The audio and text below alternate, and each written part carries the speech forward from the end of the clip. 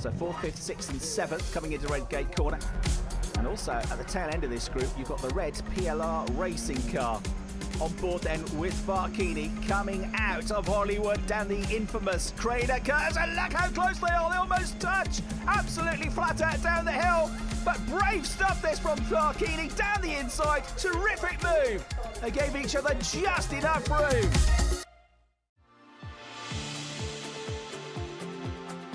I think it's the camaraderie and then also the close racing. There's some fantastic drivers out there. Very fair, you know, they'll leave enough room, but there's some really quick guys, you know. You get a lot of seat time, pound per minute, it's cheaper than pretty much any other series I've looked at. And then everyone's so helpful, you know, the top teams are giving you their data and supporting you, getting you up to speed. So the level for club racing is as good as it gets. I've got clients that described it as a 4-hour sprint race. It's fun, it's intense, it's friendly. It's just mega racing, mega close racing. Lots and lots of people taking part in it, good atmosphere, yeah, generally great fun. It is some of the closest racing I've done. But also, you know, everyone is very friendly. Just amazing atmosphere, whether it be on track or off track as well. So, yeah, can't recommend it enough.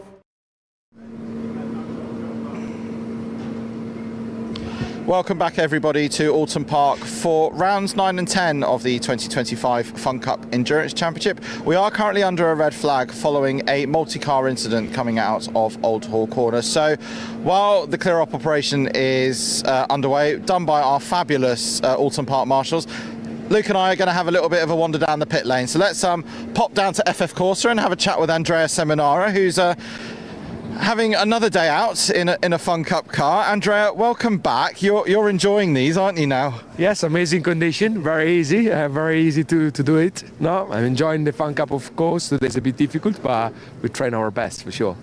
And car's got a striking new look. Yes, new car, new look, not black anymore. Yes, hopefully it's faster with this look. And you got Mikey Broadhurst with you. I mean, he's driven pretty much everything. I mean, he's a great guy to have on board with you, isn't he? Mike is very good. He's shown his talent last time around with Dean. They did it with FF Corsa, and hopefully we do well today. And thoughts for 2026? We know that the team are quite keen at potentially coming back and doing some more with more than one car. Is that going to include you? Yes, definitely. Well, this is my car, so obviously I want to do the season next year, and then be more competitive and just learning for now. Fantastic. Thanks a lot, Andrea. That's Andrea Seminar from FF Corsa. We've got GCI who have just been recovered into the pit garage. So let's pop down to Morpheus, because that's where I was heading originally, because unfortunately 2 of their 4 cars were involved. So let's see what's going on down here. Now, Morpheus are at the bottom end of the pit lane, so I'm just making my way down here. They're right down at garages 27 and 28. In fact, they had 3 of their 4 cars involved in that unfortunate incident. So let's see if there's any drivers around. Yeah, we've got Chris Weatherall just stood in the garage with Axiometric. So I'm just going to dive in and have a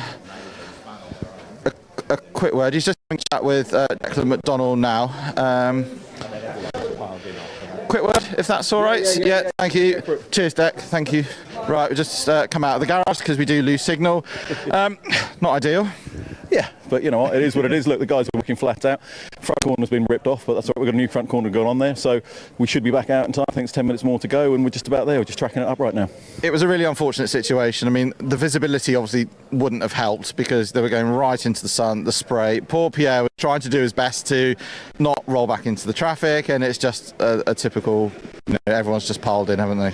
Yeah, look, I mean, we see it time and time again at Oulton in terms of, you know, the first corner is something, not just Fun Cup, in all sorts of series. So it's something that happens. I mean, I haven't really had too much time to find out what the heck happened.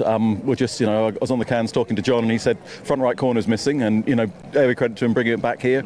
And then Morpheus as a team was swung into action. I've been running, Jamie, I've been running. Steady? Yeah, absolutely. So I've got my steps in. If my coach is watching, I've done some running, okay?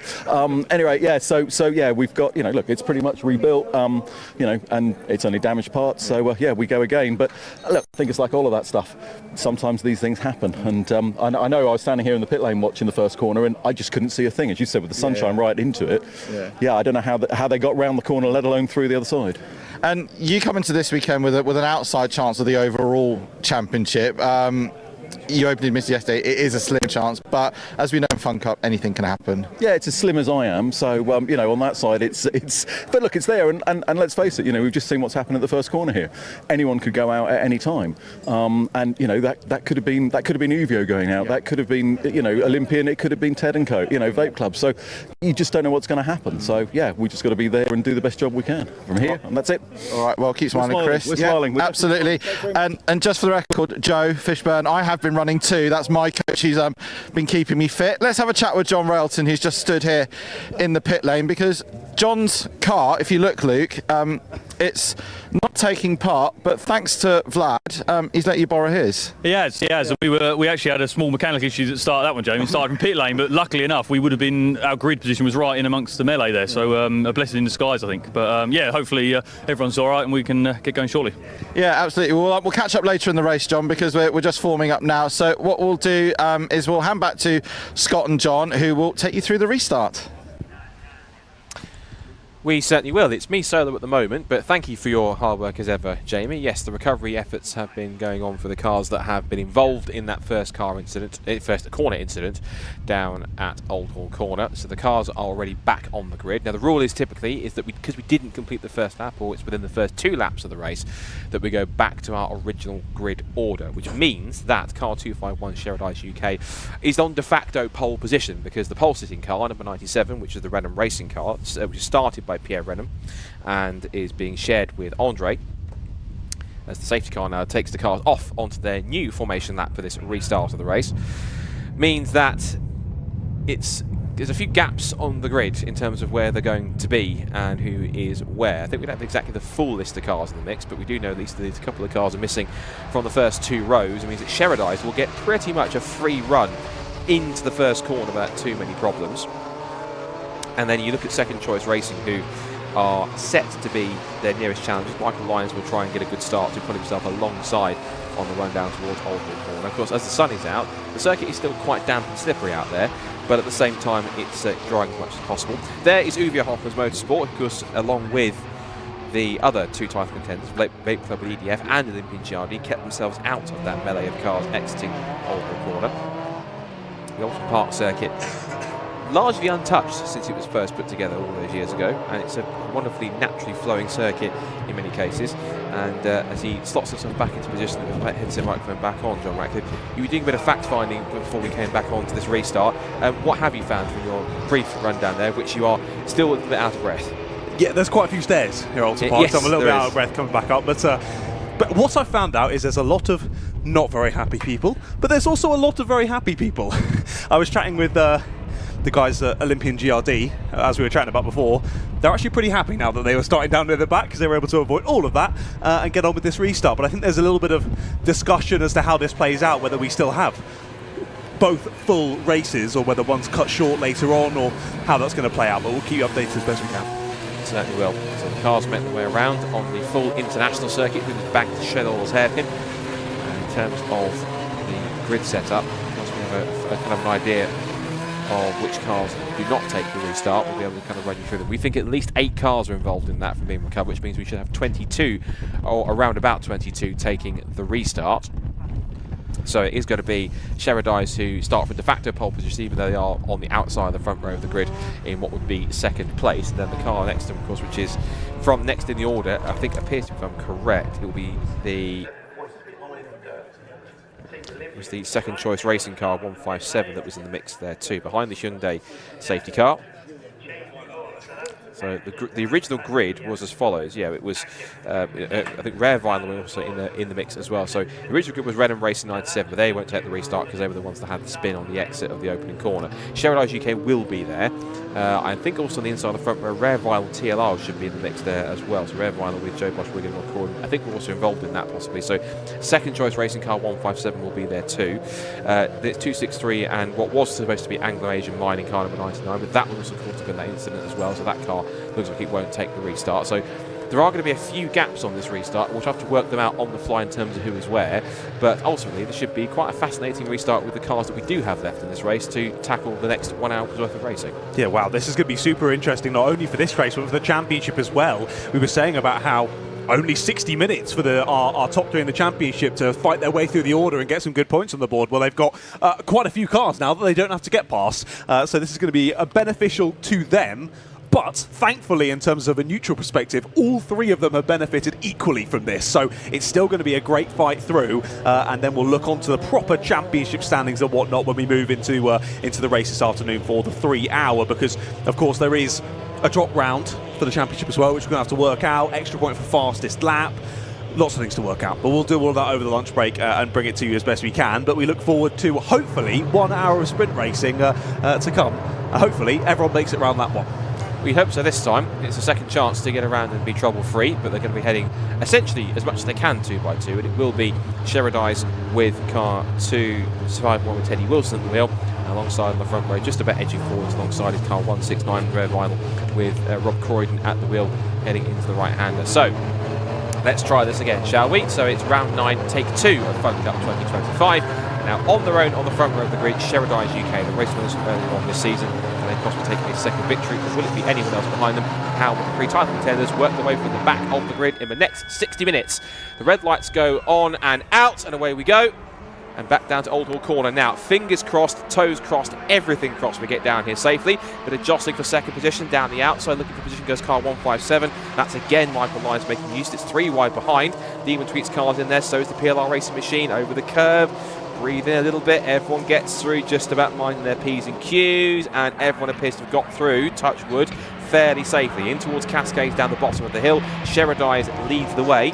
Then it's second choice racing in there too in 5th position. The car 169 just behind the Rare Vinyl. So it is Rare Vinyl second. It is second choice racing in 3rd position. And now they make their way down the left hand, the back straight of Lakeside, down towards Island Bend for the first time. So thankfully we can uncross things for the moment. Everyone got through turn 1 safely, but now it's the rest of that we need to worry about. Exactly, yeah. Well, they've already done that first corner, so they had a bit of knowledge. The rest of the circuit, they still don't know what it's going to be like in terms of grip, so we'll still hold our breath through this first lap, battling over 3rd place at the moment. That was Demon Tweaks 2, I think, on the outside of one of our other cars. Oh, sorry, of course, the 157 that is getting involved, and it's the Red Vinyl in behind that was battling over 3rd. There is Vape Club getting involved as they've already shuffled their way up the order very nicely. They're up to sort of 7th or 8th place already, and we're not even at the end of lap number 1. Trying to spot on that camera, there is Olympian GRD, and I do think it was Uvio right on their tail. Unsurprisingly, that's happened so many times before. Side by side for the lead down into Hislop for the first time at racing speeds. As they tumble down, if the sun is shining brightly, and the circuit will start to dry out a little bit quicker as they turn out through Hislops, through Knickerbrook. I think the Team Pacific cars in there quite closely. But as for Fake Club EDF Motorsport, I think it's safe to say Ted Bradbury, considering he was running down the pit lane earlier on for whatever reason, he's not hanging around here. He's on the tail of PLR Racing, which has the captain, Neil Plummer, who's probably the most experienced driver of anyone on the grid. I think he's been doing just about every single Fun Cup race since it began. So he's, if anyone's well versed enough to tell you what it's like to do well in this championship, and he's won titles before, certainly it's going to be Neil Plummer. There is Team Greenheath up in the top 5 of the championship, battling away with one of the other cars just in the mix as well, and that's the Fake Club car in the background, almost squeezed to the grass on the inside line. Plummer determined to hold on to it. Who's not holding on for the lead is in fact Sheridi's UK. They've lost it to 157, so Michael Lyons quickly to the lead, but it might be side by side over the line. Who leads the first lap? It might be a dead heat at the end of lap number 1, and it practically is by 0.06 of a second. Second choice racing were in front, so second choice no more. They'll have to be second choice in towards Old Hall Corner. Sheridi's and Teddy Wilson back up the inside. I have a feeling if these two get away, particularly in the pit stops, this might be a battle that goes all the way to the end. Indeed, yeah, over a 1 hour endurance race, I'm sure that's going to occur. If they keep swapping like this, maybe we'll get more drivers joining the fray across 1 hour of racing. Good to see there's racing up and down the pack as you see a few more drivers coming across the line to finish their first lap here at Oulton Park. Amazing, that shot up through Druids, all the leaves that were down as well. It's slippery at the best of times up through Druids, let alone when you've got lots of leaves. It's autumn time. It's a very difficult circuit out there, but drivers have all made it through this time, which is good to see. Like we mentioned, Vape Club cutting through the pack really well. Ted Bradbury,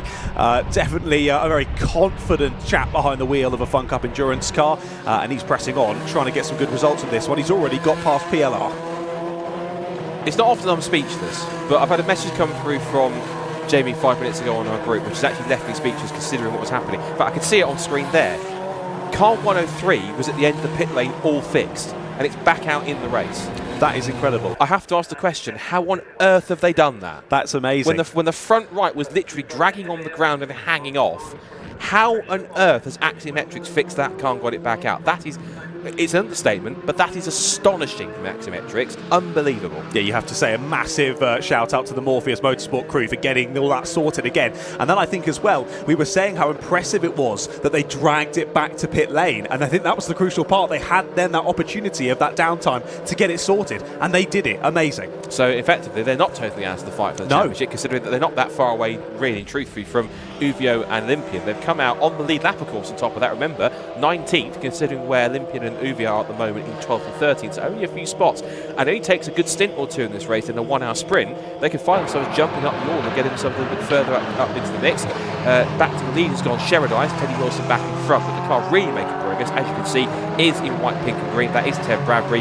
Not hanging around here, he is right on the back of Rob Croydon now to try and take third position. He's just past FF Corsa. The leaders are now going to be side by side down towards Old Hall, and as again looking up the inside goes Michael Lyons. Teddy Wilson defends down the outside. As the battle for third behind them across the line, it is now Ted Bradbury who got himself up into fourth position at the expense of a 263, so Michael Broadhurst slotting back down to what is now fifth position.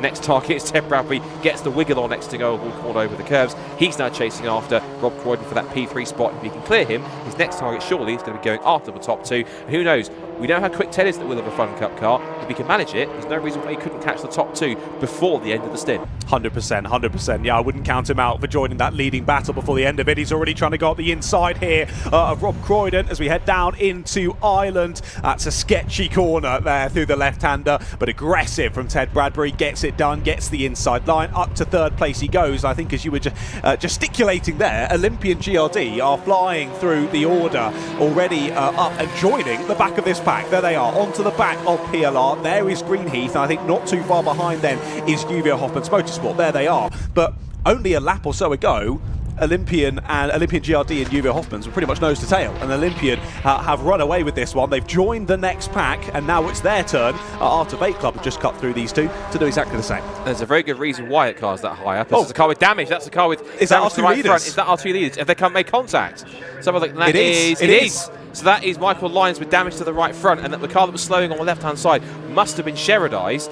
Now, whether or not our cameras were able to pick up anything at all or not, or to see exactly what happened, but the leaders have come together. This will mean that Ted Bradbury, who was fourth starting this lap, took third place from the rare vinyl machine of Rob Croydon.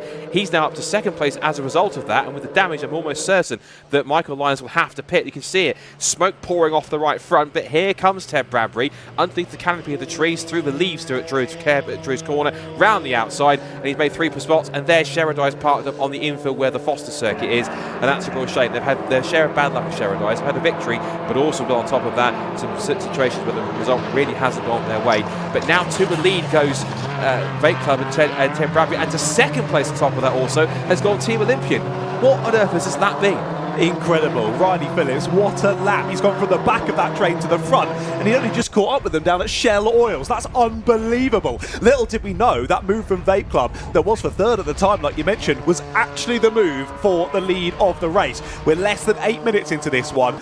2 of our championship contenders are already up to the top 2 from starting down near the back of the grid. Classic Fun Cup this is. Super, super exciting. Battles continuing down into Cascades yet again. That is, and there's a PLR car trying to go to the outside. I've just seen the yellow flag, waiting to see whether we do get a safety car here. As you mentioned, they were parked off of the actual circuit, I believe, so hopefully we can just stick to yellows and get it all sorted. But still a contentious part of the circuit, particularly as you're approaching quite quickly off of Hilltop, down after you come off this the Britain chicane here, through Island Bend, which in the best of times is tricky enough. I've seen people pass around the outside here this season, not just in this but in other championships, and it's been quite interesting to watch if they can make it happen. There goes Riley Phillips. I was going to say before that happened, there's the simple reason why that car's as high as it is, 2 words, Riley Phillips. That's the reason why, because he's that quick. And he's now pushing on to try and catch up. The gap is 3.5 seconds between himself and the leader Ted Bradbury now as they skip through the chicane, still with the 169 just behind them. So 169, as we said, is Rob Croydon. And there's battle continuing on. And that's Demon Tweaks with a problem. 249, that is Jason Minshaw with damage linked to the right rear by the looks of it. So it's all kicking off in this second to last race. And there's still, what, 50 minutes and a whole 3-hour race still to go. Calm down, boys. Oh, my goodness. So we know it's the last race of the season, but we need to get... Well, it's actually the second last race of the season. Drivers can't even make it to the last. End of term. There's Sheridan's being pushed away, but yeah, there's an end of term here, and that usually brings some good things, but also maybe some not good things. But fingers crossed it gets better from now on. Yeah, some serious calamities. Yet again, another race where Sheridan's are right up at the sharp end, have some sort of problem, and end up dropping out of proceedings. That is gutting for them. There's the 157. Had that damage to the front end. They've got the front end off and working on it at the moment, but they're at least going to lose a number of laps here.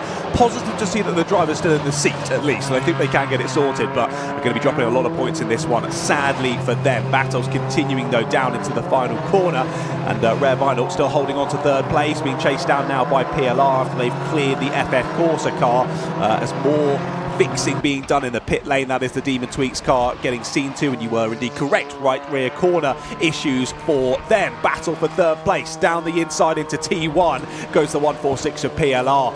Nice, respectful, cheeky move up the inside there. Gets into third place. Good exit from Rob, but I'm not sure he's quite going to have the grip out of the corner to get back alongside. He won't. Has to sit back in behind. Interestingly enough, after Riley had cleared that little pack, he has dropped a little bit more time to Ted in the Vape Club car, and really I want to see if that gap starts to drop down, because Vape Club and Olympian, two of our top teams, and of course the drivers behind the wheel, two young hot shots of the championship as well, and see if they can maybe treat us to a little battle in this first stint. We'll still wait and see, so plenty of time for that to happen. Impressive stuff, I have to say, also from FF Corsa as well. FF Corsa being up there in 5th position at the moment, of course, 263. The car looking resplendent in its kind of metallic blue and yellow livery in the field, and good to hear they're also looking to do a bit more Fun Cup, which is good to see. We always like more Fun Cup teams, and teams like FF Corsa's prowess getting involved in the championship, so good to see that they are keen on it. And Michael Broadhurst, who has done quite a lot of course in racing over the years, showing his skill. Hand over to Andrea Seminara. So there goes the top two. Here comes Riley Phillips. Now, one thing that's intriguing me is that Uwe Hoffer's Motorsport, steady, that's an old name. They were 7th, they're now 9th. They've dropped 2 spots behind Red River Sport and Race Logic, and Axiometrics are not that far away, because they're actually only in they're not that far away in 13th position. So they've made steady progress, but unless they've made a mistake, Uvio not on the pace we'd expect, particularly compared to Riley Phillips out there, who has catapulted his way up to 2nd place. Vape Club now lead, but the fact that Axiometrics are 13th and not that far away from Uvio, only 6 seconds behind them, interesting. Yeah, that is surprising. That is definitely surprising. Now, they of course they are indeed behind Race Logic and Red River Sport, as Race Logic have now got through past Red River Sport, so that's a change for 7th place. But yeah, surprising one, because of course Uvio Hoffmans were right at the back to start this race, so unlikely that they got involved with that first lap shenanigans on the first race start, as that was aggressive, wasn't it, from PLR to fire their way through, and that is past FF Corsa, so keeping them behind actually for 3rd place. So they both now got and passed Rare Vinyl TLR, but yeah, odd that one of our championship rivals maybe not quite finding the pace they'd be hoping to find at the moment anyway. And then we've got a huge gaggle that have just come past our commentary box. I believe that's the battle from 10th place downwards, if I'm not mistaken. iLockers Racing, Team FFS, Pit Happens, Axiometrics, and I think potentially Pesky getting involved as well. Yes, Team Pesky with them as well. So 4-5 cars are all battling for the bottom end of the top 10. And it looked like Axiometrics were starting to move their way through in that group, so they're trying to pit their way past. There they are. That's the iLockers car. Looks very similar to Axiometrics. They're just running a little wide on the exit of the corner, so they're pushing hard to try and gain positions. They were in the middle of that group, and they've lost one, maybe 2 spots, so a little wayward move there from John Perrott if he got back out there. He'll hand over that car to Chris Weatherall in the 2nd stint. In fact, yes, it is Axiometrics that made the mistake. He's now lost back out to the 2 cars that was in that group with him, which would have been Team Pesky and Sunoco Racing Team in that mix as well, 14th and 15th. And through the hairpin, 5 of them all together. And yeah, the Sunoco in there as well now. Out to the hairpin they go. But there's Sunoco's, they're a bit further back. So they're actually towards the back of that group now, which is now headed by the iLockers car, which has at the wheel of it for the start of this race. Ryan Slady-Smith handing over to Stuart Bliss, now outgoing City Car Cup champion.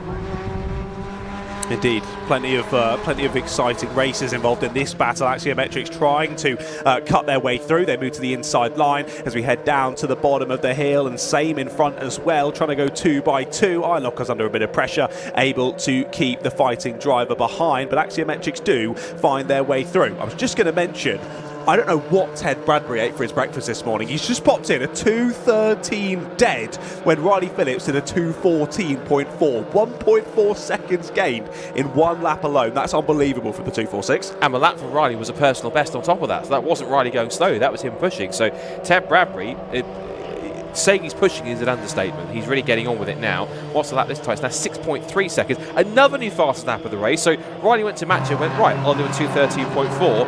And then Ted just scoffs and goes, 2:12.8. Try that one for size, Riley. Puts the gap back out to over 6 seconds, and away he goes. Back on the comeback trail to get back to these positions now has gone Axiometrics. They've passed the Team Pesky car. That puts them back into, I think, 13th position. Next target is going to be, looks like Pit happens in 4:03. Which it is. Then it'll be the Eilocker's car that's now just lost out to Team FFS into the top 10. Here comes Perrott down the inside, makes the move. Might get two for the price of one. Look at that, because Eilocker's leaves the door open. Ryan Slaney-Smith has no choice, and 2 positions gained. Good effort from John Perrott. I think it's safe to say they're not hanging around here. John wants to try and make up as much ground as possible, because he knows in this race it's crucial they have to score as well as they can to stay in contention for the title. Exactly that, yeah. What an audacious overtake that was down the inside at T1. 2 for the price of 1, like you said. Fantastic. And we've got more drivers battling on the exit. This is round the outside from Pesky on Eilockers. They'll still be side by side as they head down into Ireland. Who is going to brave it out? Will Pesky try it on that outside line? It will still be pretty slippery out there. He's going to try it anyway and gets it done. Good move from Pesky. We've seen a couple of great overtakes in this battle down at the bottom end of the top 10 already then. And I've had it come up on our screens there that the pit window board is out and the first pit window will be opening. So from when the drivers see that board, they can come in, and then don't forget you get the 10 minutes of it being open. They can see the pit lane close board once and they have to then come in. If they then go around for another lap, they'll be getting themselves a bit of a penalty. There is PLR continuing to battle for 3rd place, just about keeping FF Corsa behind. Corsa went to the outside line there, got squeezed right to the edge of the circuit and had to stay in behind. Still in 5th place, Rare Vinyl TLR, but look at this. Green Heath, Race Logic, Red River Sport and Uvio Hoffman's Lotus have all closed up to the back of this pack now. We're from 3rd all the way down to 9th, pretty much in one singular train here as we head on through to sector number 3. This is only going to get more exciting, but as we head through towards the first pit stop window, it's all going to start to get reshuffled as well, so still all to play for in this one. Yeah, but of course, as the pit stops come in, what's the better that we get at least a couple of pit callers next time by, because the pit window will be open. You have, as you rightly said, you have to pass it once before you can make the pit stops. And as again, as you correctly said, you can pass the pit window closed board once, but you must come in at the end of that lap the next time you come up to the pits. Otherwise, as you rightfully said, you will get a penalty. Here comes FF Corsa to try and reclaim the position. Michael Broadhurst trying to peek his way up the inside of Neil Plymmer. But the captain is much more wily than that and manages to hold on to the place if he can. The twitch from Broadhurst he gets back on the power. But that is slightly surprising, the fact that the Uvio car, which currently has in this stint, it has Farchini at the wheel, handing over to Fabulous Randaccio. Yes, that is his name if you're wondering for the first time. Handing over to him in the first pit stop. And that is a bit unusual, the fact that that car is not as high up as we expect it to be, because it's the top two, other two in the championship battle, Red Club and Olympian, that have the pace. It's 7 seconds between them. But they've got such a gap over Uvio Hoffman's. They're now, look at the gap currently, it is coming up to about 17 seconds off the lead and not really making that much more progress. So maybe they're hoping that when they make the pit stop, it might actually make it a little bit better fortunes. Down the outside goes FF Corsa, Michael Broadhurst all the way around the outside at Sherlaw's hairpin and makes the move stick. That means that FF Corsa is now up into the podium places and to the front of the group. And Plymouth will try and push on if he can. There goes Farchini looking down the outside of the 210. That was to try and get a squeeze past Race Logic, but it seems as though that Julian Thomas, who's another wily character in the championship from previous years and a former champion, knows exactly what to do. And he holds on to the place, but they're all scuffling around for positions here, as now you can see just behind, that looks like there's Rare Vinyl, so that's Rob Croydon trying to get past Plymouth once again. But you're absolutely right, this whole group is getting bigger and bigger. Uvio are now at the tail of it, and again, not making as much progress as we thought they would. It looked inevitable there that FF Corsa were going to find a way through at some point. They've looked like they've had a little bit more pace than PLR over the last few laps, and finally they're able to get the move done. Aggressive stuff from FF Corsa, well done to the 263, up into the overall podium like you mentioned. this is very odd from Julia Hoffman's Motorsport. There's got to be something wrong with that car. It just doesn't look like it has. It doesn't look like Varchini knows what it's doing underneath him. He can't quite find the pace of the drivers in front of him, and he's just having to sit at the back and watch what's going on in this battle. Race leaders are in, so Vate Club are literally the first pit calls of the race. Ted Bradbury now heads down to the pits. His door is open, he'll jump out, and that'll be Vlad Vasiliev, who was his teammate that took his first victory. And Olympian are the second pit calls as well, so they're straight in too. PLR also peeling off, and Uvia, so all the top front runners. But 3 of our championship contenders coming in straight away at the start of the pit window. They realise how important these pit windows are, particularly when there's points and a championship at stake. I'm trying to work out why they've come in so early. I'm not 100% sure. Often the advisory is that you stay out as long as possible in a stint, because there might be a safety car and then you can make up lots of time in that pit stop. They have come Vate Club out of the pits still ahead of the 263. So I think they're still in the lead of this race. That was a bit close in the pit lane, wasn't it? My goodness. But they've done a pit stop. They're still leading the race of Vate Club EDF Motorsports. That is unbelievable stuff from them, as here potentially looking for the move around the outside into Ireland. That is Greenheath pressing on Paul Turner behind the wheel of car number 14, looking to try and find a way through on rare vinyl TLR. Now our timing hasn't updated on the left hand side of your screen, so we'll double check in due course. But look at this, round the outside, attempting the move for the lead here at FF Corsa. Of course, they're still owing us a pit stop, so it won't matter once all is said and done, but still I think they've got it sorted. They have. Great move from FF Corsa round the outside of Vlad Vasiliev. Of course, poor Vlad, it's his first time in the car in this race, and he's already under attack from the drivers behind him. But I think, understandably so, he knows that they've got a pit stop on these guys. He's just let them go, doesn't want to get involved. We've seen enough calamities in this race already. Just crack on with the stint, Vlad, and get involved. 3 wide, down into the braking zone. Greenheath on the outside line. They just about chop back in ahead of Red River Sport. All still very exciting, as there's the 257 into the pits as well. That was Nick Adcock getting in after turning over from, I'm presuming it's Rupert Adcock, not Roper Adcock in terms of name. It must be a bit of a typo, but I'm presuming it's Rupert Adcock who just got out of the car. Pat makes its way underneath the bridge over Clay Hill back towards Druids. There you can see, having rejoined, is Simon Rudd in car number 1. He's at the back of the group now, trying to close up to him as best he can. There, just the back of the shot as he goes through. And there is the 210 car, which now has that is, I think, David Denyer at the wheel of that car. That car, that car hasn't pitted yet, but it's interesting how quick that pit stop was. Is that Simon Rudd's come back out. He's already at the back of the queue, which is this fight that's going on for potentially third place back. Is that how fast that pit stop sequence was? Yeah, we know how quick Olympian GRD are at their pit stops. They are absolutely metronomic with those stops, because they know how much time you can gain in the pit stop. You work so hard to gain a few tenths back every lap in the pit stops. You can so easily make up a few seconds. Now, really, Olympian are going to be hoping here that Rob Coyne in the red vinyl TLR and the 200 Red River Sport start getting involved here and try and get past Vate Club and push them back into their clutches. We will wait and see. Here's FF Corsa having their first driver change of the race. They've been super impressive. Hopefully the second driver can crack on just as the first stint. Indeed. Also the pits, Greenheath, Race Logic and Axiometrics. They've pitted from 8th, which is an impressive stint, of course, for John Perrott. He's going to hand that car over now in this second stint in the 103 to Chris Weatherall, so he'll see what he can do to try and rise up the order. Of course, in that sequence, that car will drop a couple more places, but to get the car into the top 10 after what happened when it had its front right corner hanging off at the start of the first stint, which I think we're still shaking our head about how on earth they've managed that, I've absolutely no idea, but fair play to Axiometrics to getting that car out after the damage it had. I guess the red flag they had gave them enough time to fix the problem, and it seems as though that obviously what the issue was either a very simple fix, it looked more serious than it actually was, or the parts were immediately available. It happened to be something they could quickly slot back in and the car's back to what it was, put a new front section on, job done, away it goes. Yeah, exactly that. It's still, even though we were on the red flag, it still wasn't a lot of time, really, was it, to get that kind of damage sorted. But like you say, I think it was something, well, as bad as it looked, relatively simple to sort in 5-10 minutes time, and they did indeed have the parts available, so able to get back out on circuit. And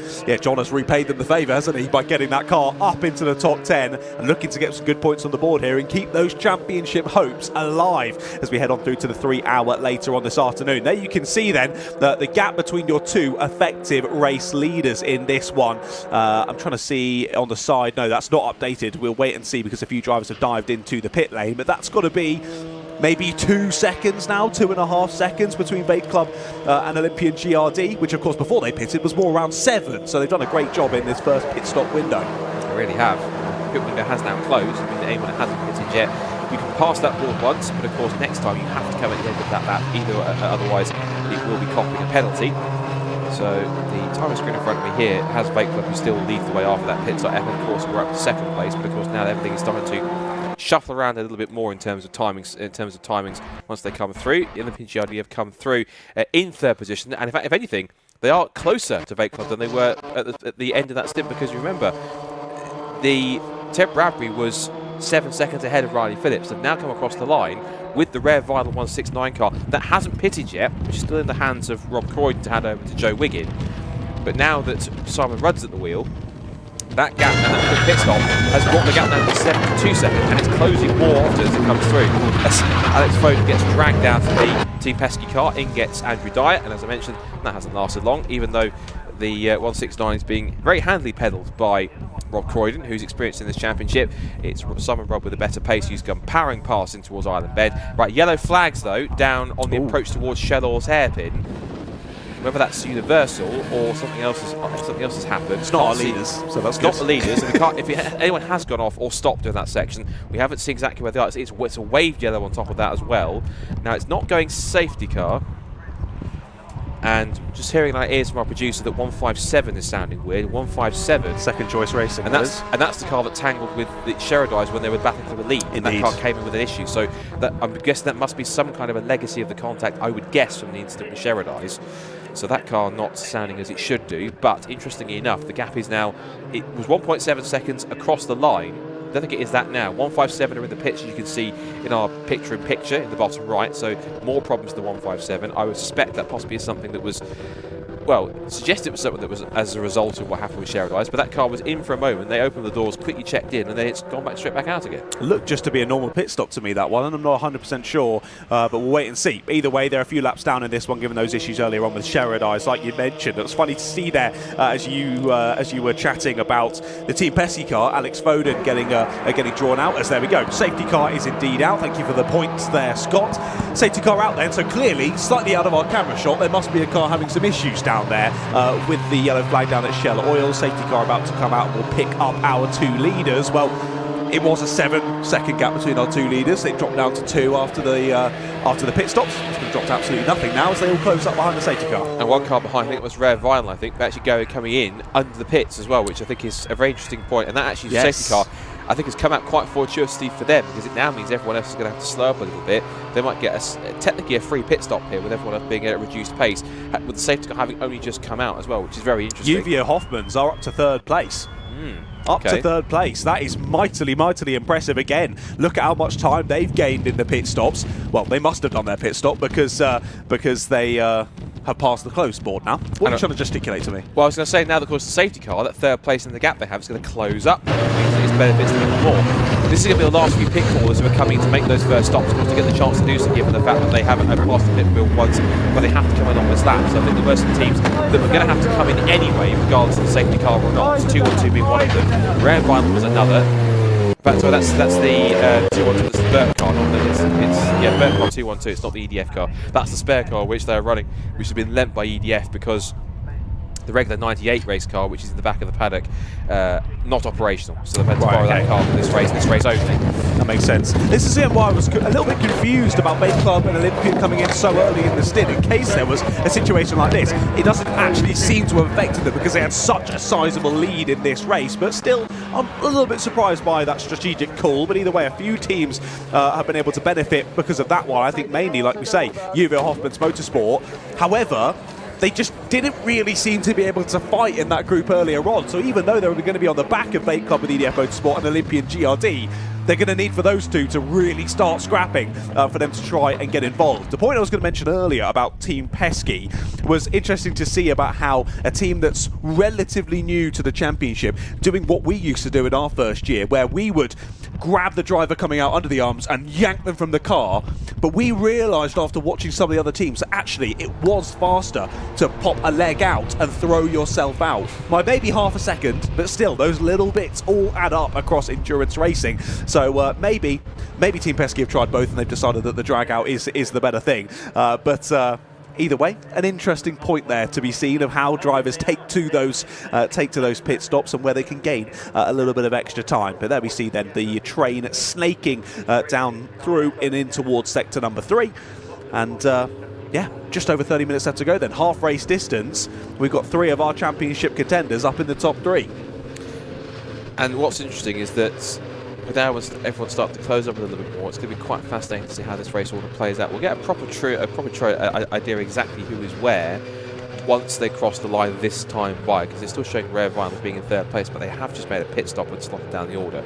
So the order should be Vape Club from Olympian from Uwe Hoffmann's Motorsport, of course 3 of our 4 main championship contenders. This also now puts essentially I think Axiometrics into 9th, because if there would have been a couple more pit calls, so whether or not they got around quick enough depends. They might even be a little bit higher up in the top 10. We'll wait and see as they come across the line to give us a bit more of a definitive order under the safety car. Of course, what it now means is that this also benefits, I think it does also benefit Axiometrics, given the fact that the safety car closes everything back up. They're on the lead lap, they can pick their way through, get the next few cars and drive well enough. Now they've got Chris Weatherall behind the wheel. So if he can simply put in a good clean stint, that will certainly help them get into a good position. And of course it means that it keeps them as the outside 4th bet for the championship, whilst the other 3 are quite literally all together at the front of the field. Not necessarily in championship order, but they are essentially in the order of the 3 of the cars that are really contending at the top of the times of the field, and should be backing it out in the next half an hour. Yeah, wow, this is not what we expected, is it? From the starting grid that we were shown about an hour or so ago now, we did not think, or so I certainly didn't think, that our top 3 in the championship from down in the back of the grid would be up in the top 3 with just over half race distance to go here in the 1 hour sprint. This is mightily exciting. And there you go, you can see your timing tower updating on the left hand side of your screen. So top 10 then, Vape Club with EDF Motorsport will lead us away when we go back to green flag racing conditions. Then they'll be followed by Olympian GRD, Uwe Hoffmann's Motorsport, Green Heath in 4th place, Rare Vinyl TLR just dropping to 5th in all of that chaos. So Green Heath jumping up a couple of places as well. They've done well in that round of pit stops. Race Logic in 6th place, Team FFS in 7th. PLR Racing at 8th, Axiometrics 9th, and Pesky there in 10th place. So some winners and some losers from the first round of pit stops, but certainly a lot of calamities in this first 30 minutes of racing, as there seems to be a little bit more this time for the 200. Bit of front splitter damage and maybe a bit more as they look underneath the car to try and work out issues for the 200. Are they going to take the front bumper off? No, they're going to leave it and send him back out. So Red River Sport, after dicing up near in the sharp end, up in the top 5, are going to drop all the way to the back of the pack, as we've just had a note, safety car in this lap. Means they have to get a move on. They won't catch the back of the Crocodile, but they will at least be able to be at racing speeds there or thereabouts when the race does get back underway. And in fact, they might even catch the back of the pack shortly, because they're only exiting out of Lakeside, or out of Cascades down Lakeside. So there's every chance they could do that pretty quickly. Now they've crossed the pit start finish line, we give you a bit more of a definitive order of exactly where everyone is in terms of race order. So Vape Club with EDF Motorsport 2, 4, 6 leads the way with Vlad Vasiliev at the wheel. Second now in Simon Rudd for Olympian GRD, and third is Fabulous Randaccio in the black and gold Uwe Hoffmann Motorsport. Then you have Green Heath 4th with Carnival 14, which is Gary Bates at the wheel, who's finally a stint in this race. Then we get to Rare Vinyl, who are P5 in car 169, that being driven by now Joe Wiggin. 6th for Race Logic in car 210, which is David Denyer at the wheel. 7th for Team FFS, car 220, which currently has now Barry Thompson at the wheel. 8th is now PLR Racing, which they have seen the captain Neil Blimmer hand over his car to... Where has Neil Blimmer got to? 146. Tim Wheeldon. 9th for Axiometrics, who are into the top 10 still, and only, as you can see, behind the safety car, at least 8 seconds off, but that's a reduced speed anyway. That's Chris Weatherall, and they're rounding up the top 10, a team who impressed on their debut in the championship when way back at, I think it was actually Silverstone they debuted, which was Team Pesky. And Team Pesky now 9.6 seconds off the lead, with Andrew Dyer at the wheel in car number 252. The other, so all 4 title contenders, despite everything that's been happening in the first half an hour or so and change, are up there in the top 10. Just it's 3 of the 4 that are right together at the front, as we're getting set now for this race to get back underway the post-safety car as we get towards the end of this final lap at reduced speed. Indeed, just to confirm your knowledge there, yes, it was indeed Silverstone where Pesky debuted. They debuted with a P7 as well, so very impressive first performance. And I believe they also got team of the event as well for making a very impressive debut too. And of course, yeah, Alex Foden and Andrew Dyer, 2 very capable drivers in slightly smaller, less powerful machinery. So they're showcasing what they can do with a bit more power and an engine behind them rather than the front, and coping well, which is yes. And of course, that will translate, I'm sure, to their form in other places that they currently race at the moment. So, stacking up now behind the safety car, the lights will come off, and anyone who knows safety car procedure means that the safety car now will pull away in front. It's now to Ted Bradbury, who is not keeping a traditional gap here because, well, he wasn't keeping a gap, and then I think Simon Rudd's realised I can't stack everyone up because Ted's not just keeping with me, he's trying to get away. We've got a gap here to Simon Rudd, who I think is maybe trying to back up Fabulous Randaccio into Greenheath and Co behind him. Interesting tactic to come over D-Leap, over the line, up to green flag conditions, and we're back to racing in round 9 of Fun Cup Endurance UK. And straight to the outside from the lead looks Simon Rudd before he even turns into the right-hander at Oulton corner. Round the outside of Vlad Vasiliev goes both Simon Rudd and Fabulous Randaccio. So the top 2 in the championship, now to the top 2 in the race. Before they even got out to the exit of Oulton corner, I say 2 words. Game on. Indeed, yeah, let's go. Let's see how this one plays out then. Greenheath looking to the inside of Vape Club and EDF Motorsports as well. I think really the chatter on the radio during that safety car period to Vlad will have just been, keep it relaxed, let's just stay in this race and get some points. It's of course going to be handing the car over to Ted for the final stint later on. So just keep it on the circuit, try and keep as close to those top 2 as possible, but just yeah, keep your nose clean through the rest of this stint. 26 minutes left to go then, and now Olympian GRD and Juve Hoffman's Motorsport start to clear off out front as we go back to green flag racing conditions, and we've had a change down into Shell Oils. Juve Hoffman's Motorsport through into the lead of this race. What was it we were chatting about 10 minutes ago, thinking they don't quite have the pace in the car underneath them today? Well, they've proven us wrong, haven't they? Through into the lead they go, and the number 1 of Olympian GRD looking to hold on to their coattails, but really Juvio already starting to clear off. Interesting then that now that Fabulous is at the wheel of the car, that car's got the pace they were hoping for, and straight away making an example of Simon Rudd on track at least. Possible change for third, as that was Greenheath up the inside of Vape Club to try and take the position, but Vlad Vasiliev gets his elbows out and almost puts Greenheath onto the grass ever so slightly to try and make the point that you're not coming through without a force. In 5th position now is Rare Vinyl, now with Joe Wiggin at the wheel. Rare Vinyl, yeah, having to hand over from Rob Croydon. 6th now is the Race Logic car, but there's a couple of lapped cars in between them, so that's now David Denyer who's competing in that car right now. Looking back at the inside again, another peeking towards Druids.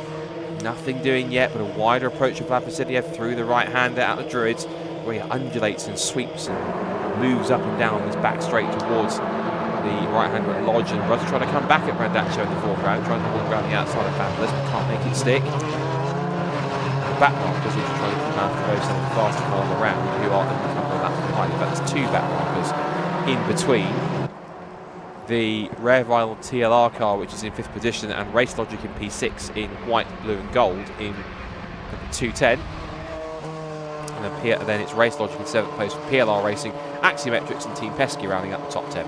Oh, you can see how wobbly it still is out there. Barely even touched the white line on the outside of the car, outside of the circuit, sorry, did Gary Bate, and the car got all sorts of slidey on the exit. Well held, Gary. He keeps it in, keeps his eyes firmly locked onto the rear bumper of that Vape Club with EDF Motorsports car. He was nipping at the heels throughout the previous lap, but not able to find a way through, and Vlad doing exactly what he needs to do here, keeping himself within the eye line of the 2 leaders out ahead of him, and hopefully he'll be hoping anyway the 2 drivers in behind will start to battle, and he can keep his nose clean through the rest of this stint. And really not too long to go. Window opens with 22 minutes left to go in this race, so a minute and a half, window will reopen, and I think we can safely assume Vape Club will be straight in the pits to give that car back to Ted Bradbury. I'd be surprised if they didn't, given that Vlad, of course, is a capable driver in himself, but I think even he would admit that Ted's the faster out of the 2 and can get more out of this car than he can. But of course, as I said, Vlad's had a pretty breakout season racing alongside Ted against some good results, and of course picked up that first victory for EDF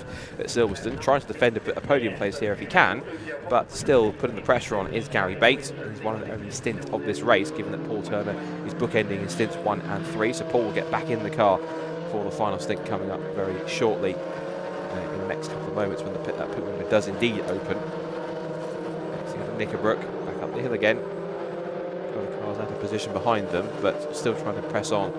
In the background is going to be Race Logic and the PLR Racing 8. Axiometrics not that far away in 9th either, so they're just keeping a watching brief towards the base of the top 10. A little wayward from Vasiliev through the right-hander at Druids, and now they come just undulating up and down towards Lodge corner.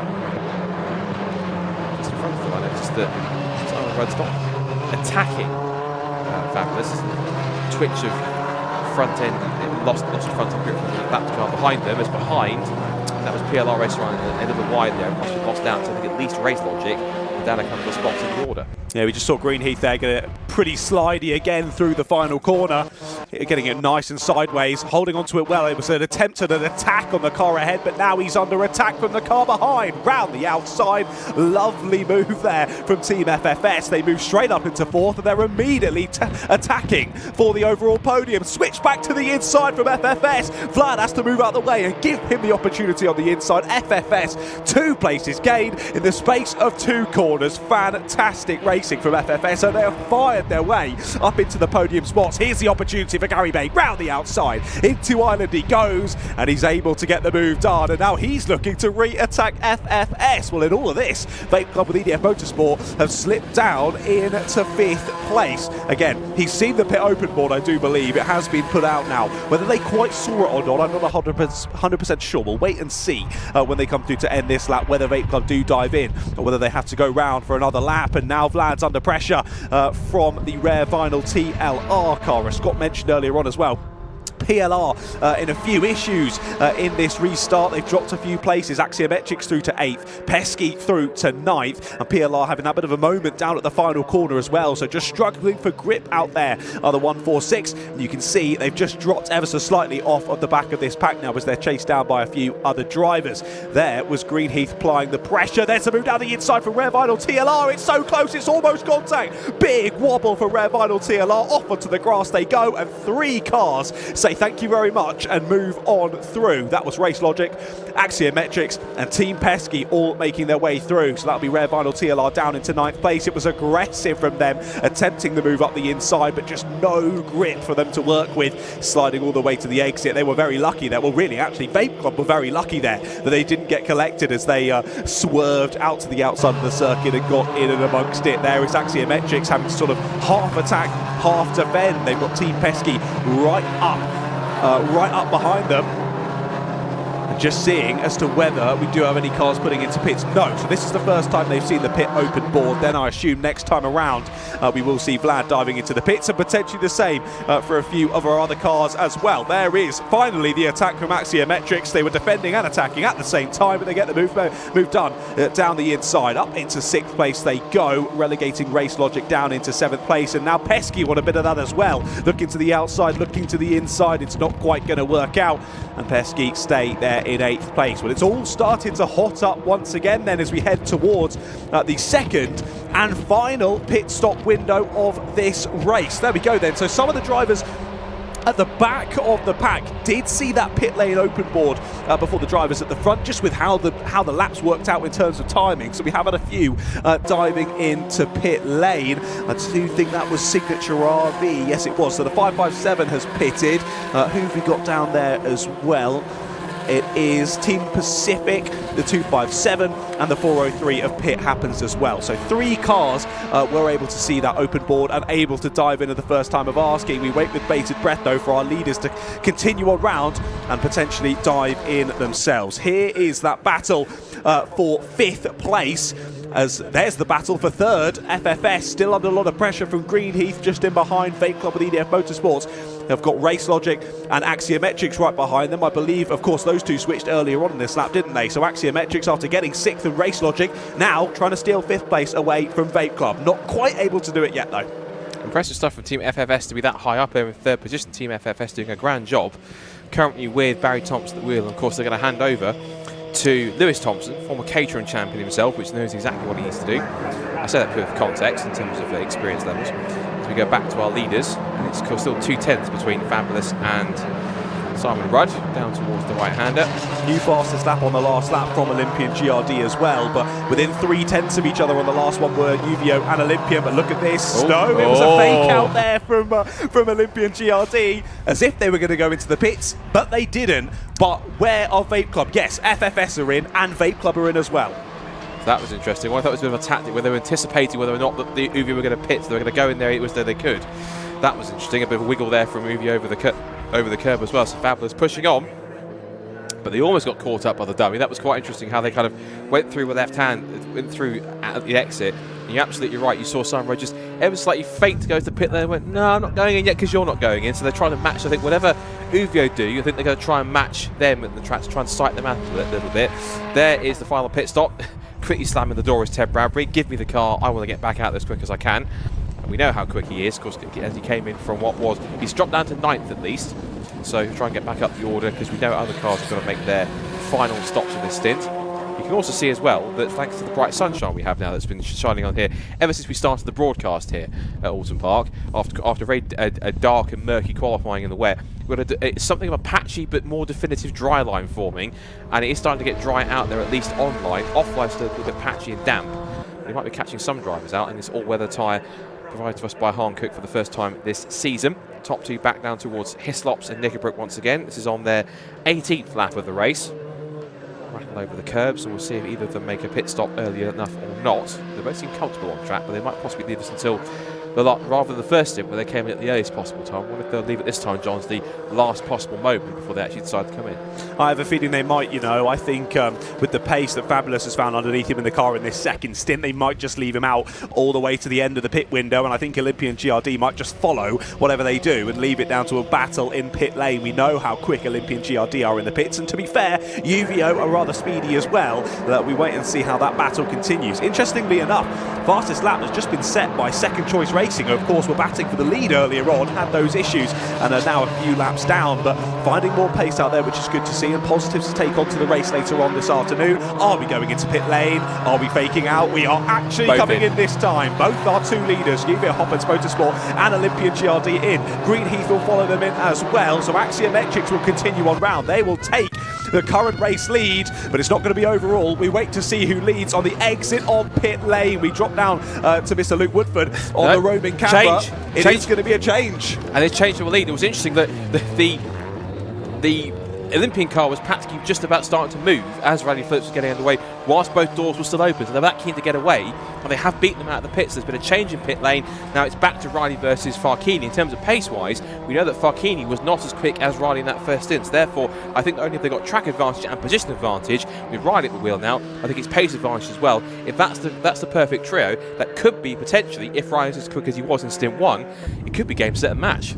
Indeed, that's exactly what we thought, exactly why we thought Olympian GRD would just copy whatever UVO Hoffmans did, because they felt that maybe they were a little bit stronger in pit lane. Well, they've proven that there as they jump ahead. And there's always shenanigans in the pit lane, and I'm sure people will be calling out different things and whatnot, but either way, Olympian have jumped them in pit lane and have got it sorted. How speedy they do it is ridiculous. I think they have a couple of times in the Fun Cup Endurance Championship seen a sub-10 pit stop from stopping to restarting again, which is ridiculous for getting one driver out and one driver back in safely. My goodness. Well, there we go then. Change at the sharp end of the order, and really now we want to watch out and see where the likes of Axiometrics and of course Vape Club fit into all of this once all is said and done as well.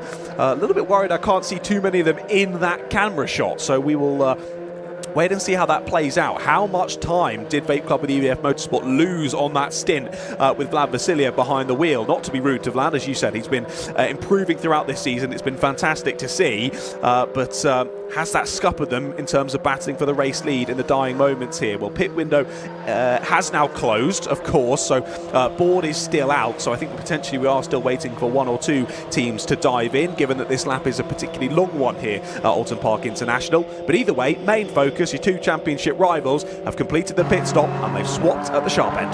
They have, and it looks as though that Riley's already trying to get away from Farkini at this early point of this final stint. In the background there you can see charging along in what is currently, yes, I think now into 5th position is Vape Club EDF. Well, the Vape Club showing 11th, they should shuffle around I think at the end of this lap, because they are ahead of Team FFS, which I think has got a tiny bit of damage to its front right splitter, I thought. I saw a little wayward through Lodge Corner on top of that as well. So they're struggling a tiny bit. Across the line they will all come. Through the pit stops also, that they haven't actually pitted yet, is into the dizzying heights of 4th is Team 212 Birds, who of course are borrowing EDF's car for this weekend after their regular car is out of action. It's here in the paddock, we're not quite there as Team FFS is pushing hard and a little too hard as it runs wide on the exit of Old Hall Corner, but still chasing after Ted Bradbury. I admire the gusto of Rivers at wheel of that car, which is as it is the FFS 220 in that stint, which is Lewis Thompson, so no wonder that car's pushing on. He's another very talented young driver in the field, so plenty of young drivers who are using Fun Cup as a good stepping stone to get up there into possibly the higher levels of maybe GT or endurance racing or something of that ilk, or prototype racing, because it is long distance racing. And the fact is, these are of course evenly matched cars in terms of they're all built from the same factory, built to the same spec. It's down to the drivers and how well the teams can run them that makes the difference. As now, that was Greeky, I think, was that them giving away position, or they're losing? They were losing or giving away? No, they were giving away position, because it's now up into 8th position, has gone Greenheath. FFS on their tail now, so this means that you can see back under pressure is Paul Turner, having taken back over from Gary Bates. And Lewis Thompson pushing on to try and make a move, and that will push the 14 car down another spot into the bottom end of the top 10. So this is actually the battle for third place, I think, once all is said and done. So Vape Club through to third, FFS into fourth, and now Greenheath down to fifth. We're still expecting Axiometrics, Rare Vinyl, TLR, Burt and iLockers into the pits. I think I've already seen iLockers, and I've definitely already seen Pesky as well in second place. So just waiting for a few updates on the timing. Is off. There goes FF Corsa. They were batting at the sharp end earlier on, but it's all gone wrong down at Druids. A wide moment, but it seems as though they've done well to keep it out of the wall.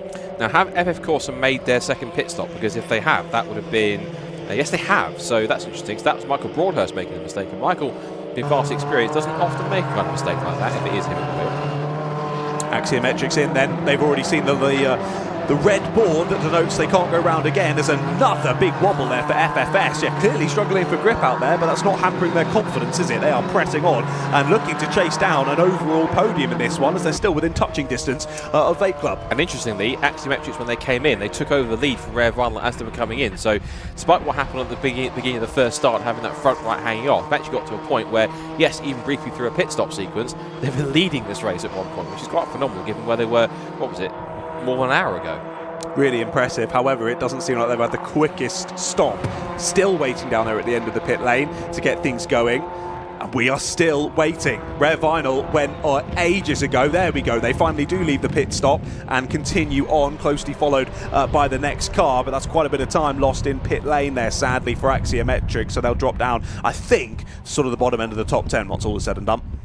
3.5 seconds is the gap between Riley Phillips and Farkini. So that's the gap between them as they come through in position. Yeah, 6.5 seconds off the lead is Team Olympian, whereas it's now another, go back to 10 seconds total, where you've got between Nuvio and Axiometrics, who will cross the line out in front. Vape Club pushing on. Of course, we'll make sure to see where Burt gets to as well with their last pit stop sequence. Team FFS up there as well. Good to see that both Barry and Lewis Thompson doing a grand job, and they are, of course, sharing with Nick Heighton, who started that car at the beginning of the race in the first stint. And of course, once this last couple of pit stop cycles through, we'll get a proper sequence and the show gets handle of where everyone is in respect position-wise, but also respectfully to each other by the time we go into these last 9 and a bit minutes for this penultimate race of the season for Fun Cup Endurance 2025. Not the title decider, that comes later on this afternoon within the last 3 hours of the season. We could still have at least as many as 4 teams still in contention, because Axiometrics done a pretty strong job. Although Ted Bradbury there was doing a pretty strong job trying to throw the car off the road and push as hard as he did, which he was exiting Drury's, but not quite sure that exit line was exactly what he was hoping for. Yeah, he white-lined that one, didn't he, on the exit? My goodness, that was a heart-stopping moment for Ted Bradbury. But, well, it was heart-stopping for me. It probably wasn't for him behind the wheel. He had it all under control. But he is seriously pressing on. I think, really, his main focus is keeping the FFS car behind, as they've just popped in the new fastest lap of the race, a 2:04.478, half a second quicker than Ted Bradbury, and Bradbury's off again down at the first corner, losing a bit of momentum, as they're really not too far behind Uvio Hoppman's Motorsport as well. And astonishing, if you look at the lap times of both Olympian and Uvio, they're miles quicker, at least 2 seconds quicker, if not 3 seconds quicker, if not more, than the 2 cars in front. So with 8 and a bit minutes to go, are we going to have here potentially a bit of a showdown here with 4 cars battling over the race lead? Wow, that is a serious margin, isn't it? My goodness, a 2:07 and a 2:08 for your 2 leaders versus 2 2:04s for Vape Club and FFS. So really, the team need to be telling them this and say, right, don't fight just work together here, and you could potentially catch the two leaders. Well, they've nearly already have caught Uvio Hoffman's Motorsport, as they've been battling with FF Corsa, who of course are now a lap down after those issues up at Druids. This is all getting rather spicy, isn't it, Scott? Now, the intriguing thing is here, they can try and negotiate the FF Corsa car as quick as they can. That's going to be quite the interesting bit, particularly with Michael Broadhurst at the wheel, who is no slouch himself, but he is a lapped car, so he'll have to try and move out of the way. They're both on the tail of Farkini here. Now, how hard does he try and defend this down towards the right hand? The answer is, oh, not that hard. He's going up the inside, lets them both through. That was a bit too easy for Uvio, I think. Either they just realised the pace isn't there and we're letting them go, or something's not quite right with that car. Yeah, Uvio don't do that, especially in a title battle. They don't just let someone through. So there's got to be some further issues for them in this race. They're just looking to consolidate the points and improve and fix whatever it is ready for the 3-hour endurance race later on this afternoon. Right, now what could be intriguing here is Vate Club EDF could be on course for their second win in Fun Cup. Team FFS, I think I'm right in saying, have never won a race in Fun Cup before, so we could get another first-time winner here if they can first get past Ted Bradbury here. And if anyone can, it seems as though Lewis Thompson has managed to find his equal with Ted Bradbury pace-wise. He's going to keep him honest all the way through. The big question is going to be here is how much can they try and close in. They might not close in if they go side by side like that, but it could be a position change here as they come across the line, and it is side by side for second. Thompson on the inside, Bradbury on the outside on the approach to Old Hall Corner. Thompson breaks that a little bit later, turns in and takes second place. Now the question's got to be, does he drag Ted Bradbury with him, and can they catch Riley Phillips out in front with a 5-second gap to close in and 6.5 minutes to go? Barry Thompson has been awesome in this stint so far. Fantastic to watch. Such great pace as well, as they still hold the fastest lap. I think they've got even quicker on that last lap around, and now they've made the overtake up into second place. Yes, my notes that I put together, their best finish so far this season was a P4 for FFS, and that was at the season opener at Brands Hatch. Since then, they've been in the top 10 twice, a P7 at Anglesey and a P7 at Croft, but this looking to be their best result of the season so far. I don't want the commentators curse them, and potential with 6 minutes to go to close that gap. They are 5 seconds off the back of Olympian GRD, and Riley Phillips, crucially, is finding a bit more pace. Down into the 206s on the last lap, but still about a second and a half slower than the two chasing cars. Evidence they're pushing. They were rattling those curves at Britain Chicane going towards Hislops. They really are pushing hard. The key thing is, though, the harder these two fight each other, the easier it is for Ryan to continue making that break and to hold on, because they've got to realise at one point, if they don't work together temporarily to try and catch them, then they won't get a chance at a victory. They'll be second, literally, they will be second best. And the fact that Ryan's definitely had the hurry up from Chris Devell over the radio saying, look, the two cars behind are doing 2 minutes 4s, you're quick, but you're going to have to put your foot down and find something else. That's the key thing. And I thought that they're probably doing something else, but I don't think they ever thought they had to tell Riley Phillips, which is push harder, because he's usually one of the quickest guys, if not the quickest guy out in the field. But now he's got two guys behind him and lapping literally a couple of seconds quicker, and thinking, oh, crikey, I can put my foot down here and go even faster if I can. Yeah, wow, there's so many talking points from this race. There's so many that I wouldn't have expected at the start of it. Is that was wobbly, wasn't it, for FFS? Might give the opportunity for attack once again from Vape Club and EDF Motorsports. Will Ted go for it, though, or will he think about that slipstream and trying to close up to the leader? That's exactly what he's doing, staying right in behind in the wheel tracks of FFS and pressing on well. Gap down to 3.7 seconds. They've gained 1.3. I'm not quite sure if that's going to be enough. We're right on that bubble as to whether they'll catch them by the end of this race. They could, and they might have enough time to do so. Given that lap times are in the 2 minute 4s, they might have enough time to do possibly this and this lap, another one, and maybe another one else. Possibly this one could be 3 laps to go. If they're closing in at about 1.4, 1.5 seconds, and the gap is 3.7, I think they will catch him. But of course, as we know, as the typical saying goes, catching is one thing in motorsport, passing is an entirely different matter altogether. So Riley Phillips, and certainly know also, he's not afraid to make a move, but also get his elbows out either. So he definitely won't be letting them through that easy, or doing a Uvio style kind of after you can let them both through. That's not going to happen with Riley. He will defend it to the teeth as much as he can, but he knows these two behind are pushing as hard. He'll be getting the info. Either he'll be getting the info, or they've been told how quick they are, and just simply responded to F1 style, shut up and let me drive. I don't want to know the gaps. Let me go, and I'll figure it out myself. Kimi Räikkönen style. Let's see how they can get past the back mark here of 257. Olympian caught them at a very difficult section there through the S's, has maybe held them up a little bit more. This might just be what FFS and Vape Club need as they both snake their way through down there as they now head up through to the top of the hill. Wow, this is proving to be very exciting at the end of this race. Can FFS potentially grab their first ever victory in the Fun Cup? How quickly can they chase them down? 3 minutes left to go.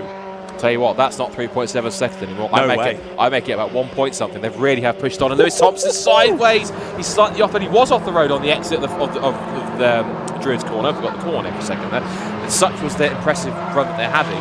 He lost the back end and pushing on. And you can tell by the body language of that car just how hard Lewis is driving it. He's got Ted Bradbury's incentive to keep on pushing him. He'd have lost a couple of car lengths after that mistake. They are going to get 2 more laps. There's another chance for him to try and catch them back up again. The gap was down to 3.7 to 1.7, so 2 seconds taken out. At least, if he hadn't made that mistake, it would have been more. Through Oulton corner they go again. 2 more laps to go then. I think there's a case of, it's not a case of if he catches him, but, and I can't believe I'm saying this about Riley Phillips, it's when they catch him and what happens when they do. Wow, this is surprising. We keep our eyes firmly glued to the screens, and yes, apologies. Of course, I had said, if I can now find it, it's not Barry Thompson behind the wheel, which is what I said. It's Lewis Thompson. My apologies. Thank you for correcting me there. Yeah, massive shout out to Lewis. What a stint this has been. He's been on the ragged edge throughout, hasn't he? Leaving nothing on the table, and it's paying off for them at the moment as they chase down Olympian GRD. I've just noticed as well, Signature RV in 5th place have just got the fastest lap, and they are only half a second behind Uvia Hoffman's Motorsport. There could be more points lost for the 225. Unsurprised when it's a certain Marcus Clutton at the wheel, who is usually one of the quickest guys out on track anyway, and he'll be throwing that car around just as much as these two trying to catch after Riley Phillips. You can see how hard Ted's going. Every time to the first part of the chicane at Britain's, that car is practically at 45-degree angle over the curb on the first apex. He's absolutely going for it, and now the top 3 are practically all together. And I wonder at what point Ted's going to think, right, if we both get past Riley, screw working together, I'm going for it. It might happen if he gets past it before the end of the last lap here. They're going to make their way through Knickerbrook. They're getting close. That is definitely not anything at all. In fact, it's nothing. Over the crest, they'll come towards Lodge Corner. It was Druids and Lodge over Clay Hill. 3 for the lead. On to the last lap of the race with a lap and a bit to go. Nail biting ain't the word in this one, John. Oh, wow, this is fantastic. Yeah, like you say, I don't think FFS or Vape Club have heard of the phrase mechanical sympathy, have they? They are absolutely flying, using every bit of circuit that they can, and FFS are on to the back of your championship leaders here as we head down into the final corner and on to the final lap of the race. I'm waiting for that last lap board to come out as we head up over Deer Leap. Here we go then, side by side, down into T1. They'll see the last lap board. Olympian squeezing FFS right to the pit wall as we head down into T1. Committed down the inside from FFS. Will they get the position? Just about. Looked as though the up and under attempt from Olympian, but it's not going to work. So there it is then. Lewis Thompson takes Team FFS into the lead on the final lap of the race. Are they about to take their first victory? Or will Riley Phillips fight back? He's looking down the inside. This is shades of what happened in the last race of the season last year. We know what happened there when it was contact between himself and Uvio. Doesn't happen this time, but now that Ted Bradbury, he's going to now put Riley Phillips under pressure. But the harder, again, those two fight each other, the easier it can be for FFS and Thompson to get a break as they come out down Lakeside towards Island Bend for the final time. They swing through as a trio, nose to tail on the approach to the Shell Oils hairpin. Is Bradbury going to attack or sit back and look at the Britain chicane as the next opportunity? Looking around the outside of the Shell Oils hairpin, gets squeezed out to the edge of the circuit by Phillips, but he might still be on the outside line by the time they come back into camera shot. He isn't. He's back in line for second place, but all this is allowing Thompson to get away here with half a lap to go. This could be pretty tense here. Our Team FFS half a lap away from their first Fun Cup victory. Awesome racing between these three, crucially in the championship as well. Uvio have lost the place for 4th to Signature RV, so more points lost for them. Attempting down the inside, a bit of a fake out there from Olympian, but it has caught out the 220. They do get it slowed down into the corner. I was going to say this is perfect for FFS because really Olympian and Vape Club are thinking about the championship more than the overall victory, but they are still thinking about it. They certainly are then. Right, last few corners to come. Up the hill they go, 3 together. It could all still change with literally 2 corners left of the race to go. The time has hit 0. Checker flag is being prepared. Is it going to be a first win for FFS, another win for Olympian, or a second win for Vape Club? Through Druids for the final time. Nose to tail, little wide. Here comes to Bradbury. Up the inside, they make contact with the one of Riley Phillips side by side. Now the approach down towards Druids for second place, for Lodge Corner for the final time. Those two will battle, but into the final corner for the last time. There goes Bradbury for second place. Olympian loses it down to third, but out over it for the final time. It's going to be for Barry Thompson, Nick Hines, and for Lewis Thompson. A first victory in Fun Cup for Team FFS at the checkered flag. They win for the first time in Fun Cup Endurance in round number 9 of the championship. It's second place on the last corner for Vape Club EDF and third place for the Team Olympian in number 1 GRD. Fourth goes to Signature, who took that place on the last lap of the race, and Uwe Hoffmann's Motorsport prop up the top 5 with a result I'm pretty certain for the championship is not what they were after at all, John Ratcliffe. Wow. Could you tell me, could you guess to me, where you think FFS started on the grid in this race? About 18th. 26th place on the grid in a 1 hour endurance race, and they've won. In a 30-car grid to start with. Yeah. Amazing. That is unbelievable. What a race from Team FFS. One of the best performances of the season. Absolutely fantastic. A fully deserved race victory there. Had to get the elbows out, and my goodness, did they do a good job of it. And there you go then. Vape Club with the aggressive move through Druids there, making a little bit of contact with Olympian GRD, a bit of trading paint, but they stole second place away in the dying moments. So there we go then. Our 3 championship contenders. Vape Club with EDF Motorsport in second, Olympian GRD in third, and Uwe Hoffmann's Motorsport in 5th. So still all to play for when we head into the 3-hour endurance race later on this afternoon. Sadly, Axiometrics, they were our outside shot to begin with anyway, and it's not quite worked out for them in that final stint of the race. They had such a good middle stint, but dropping down into P12 once all is said and done. Let's run you through the full results then from round number 9 of the Fun Cup Endurance Championship here from Oulton Park. Our 1-hour sprint is done and dusted. Team FFS take their first victory of the season here at Oulton Park. I will say as well, when we headed on to that final lap, I did notice that it had started raining outside the commentary box window as well. So not only were they battling hard, also in changing conditions. Amazing. Vape Club with EDF Motorsport, Team Olympian GRD, your overall podium. Signature RV, 4th place, and your victors in Masters. Uwe Hoffmann's Motorsport round out the top 5. They were followed by Greenheath, Race Logic, PLR Racing, Rare Vinyl TLR, and Team Pesky, your top 10. British Endurance Racing Team, they're in 11th place, followed by Axiometrics, the Sunoco Racing Team, and iLockers Racing in 14th place. 15th, just behind them, was Pit Happens. They were followed by Demon Tweaks 2, the FF Corsa car there in 17th place. Behind them was Team Pacific, then Demon Tweaks 249, Red River Sport 200, then Team Summers, Second Choice Racing in 22nd, and Sheridan UK not making it to the checkered flag in that one. So of 30 drivers that started the race, only 22 made it to the checkered flag, and only 16 finished on the lead lap. From that one we lost Sheridan UK, Renan Racing, Anglo-Asian Mining, Morpheus Motorsport 109, Morpheus Motorsport 110, the 111 of GCI Racing, the Ninky Nonk, and Seed Data. Wow, what a way to kick off the finale of the Fun Cup Endurance Championship here from Oulton Park, and what a win for Team FFS. Right then, I can't wait to hear from them. I'm sure you can't wait either. Let's head straight down to Jamie Peters-Ennis. Thanks, John. Yeah, I'm down with Team FFS now. We've got Maria and Barry Thompson, obviously Lewis's parents, and Nick Hyson here. We've had tears, we've had hugs. Maria, you've finally done it. I've done a thing, yeah. You've been amazing. You didn't have to drive either. It was brilliant, you know. It was, yeah. Yeah, I'm so made up for the team. They've worked really hard this weekend. They've all been on it, so it's about time that we've had a few near misses throughout the year. It's a bit of bad luck, loads of bad draws up the back, but oh my God, I can have a wine now. It's like... Nearly, you got another race to do yet. Drunk by the time. And Baz, that must be so proud. You must be so proud of Lewis. Anglesey last year, you stated that you're not here to make up numbers. Yeah. You're here to be at the front, and you've done that. Yeah, we have. Yeah, it's been we struggled yesterday with grip and didn't really expect much today. Obviously the restart, there's obviously a lot of cars taken out, and it's quite disappointing for them people, but it's amazing. I had a really good stint. Nick drove really well to get to 12th or 13th, and then I did quite well. I think I got to 3rd, and then Lewis has just smashed it out of the park. So made up and crying, and it'll be a late night tonight, I think.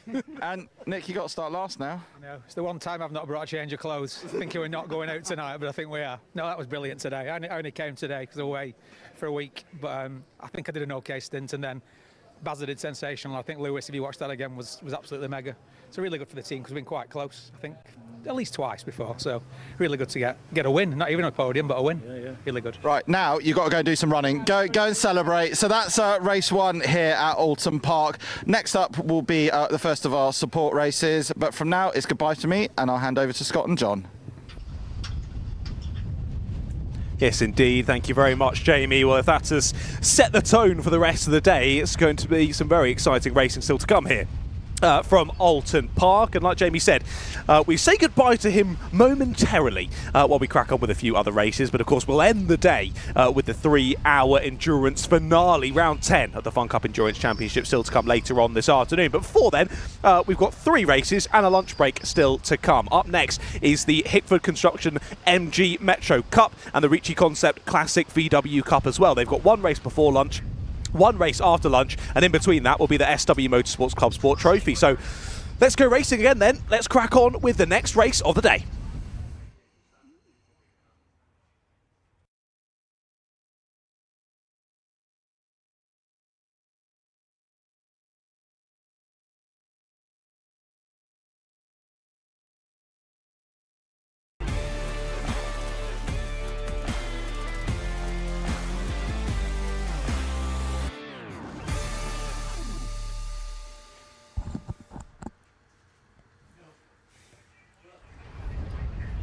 So from a 1-hour sprint to a true 15-minute sprint, because we're now getting set for our first of our non-endurance championship races of the day, and it is for the Hickford Construction MG Metro Cup and the Ricci Concept Classic VW Cup as well, sharing one grid together. They qualified together this morning in wet weather conditions. As you can see, the conditions are a lot brighter, but still quite damp and patchy out there, which means it should make it quite interesting for this excellent grid of retro tin tops and the hot hatches that are competing today. Here's the grid with the Classic VW cars starting at the front of the field. It's Tim Evans in his Audi TT Mark II that will start in pole position. Alongside him is Simon Tomlinson in his VW Cup car, VW Golf, on the front row of the grid. Donald DeVar making it all the way from Scotland in his Mark I Golf starts third, alongside Luke Shaw in his Volkswagen Golf. And then we have the last of our 6 Classic VW cars, Paul Dunningham's Audi A3 that should be quite quick in these conditions, and Nick Sanderson in his Seat Leon Super Copa.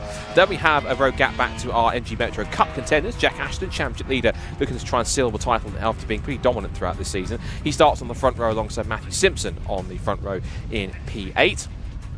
We move backwards to there's a 20-second delay between the VWs and the Metros, where we will see behind Jack Ashton and Matt Simpson, Richard Garrard and Dick Trevitt on the second row of the grid, then Mark Wilson and Tim Shooter on the third row. Fourth row is where we find John Moore and Phil Goodwin from Carl Wheaton and Paul Deacon. And right at the back of our Metro Cup cars is Jonathan McCorkin and Neil Burnett to round out the 12 Metros that we have in the field, to make up in total an 18-car grid in mix for 6 of our Classic VWs and 12 of our MG Metros. So nothing to worry about in terms of championship connotations when it comes to the VWs. Different story when it comes to the Metros, because the Metros does have a championship going on at this point. And in their battle, it is currently at the moment a 20-point advantage, if I remember correctly, if I could bring up the table in front of me here, because that would certainly help. 18, I believe. 18, you believe. Okay, an 18-point gap at this point in time between Jack Ashton and Matt Simpson at the head. So 176 to 158 points, it seems, at the top of the field, with Tim Shooter third. Those are the 3 main drivers in contention for the title. Carl Wheaton fourth, and Mike Williams fifth, and Dick Trevitt, Neil Garrett, Richard Garrett, Neil Burnett, Phil Goodwin, John McCorkin, and there's Tyler in the top 10.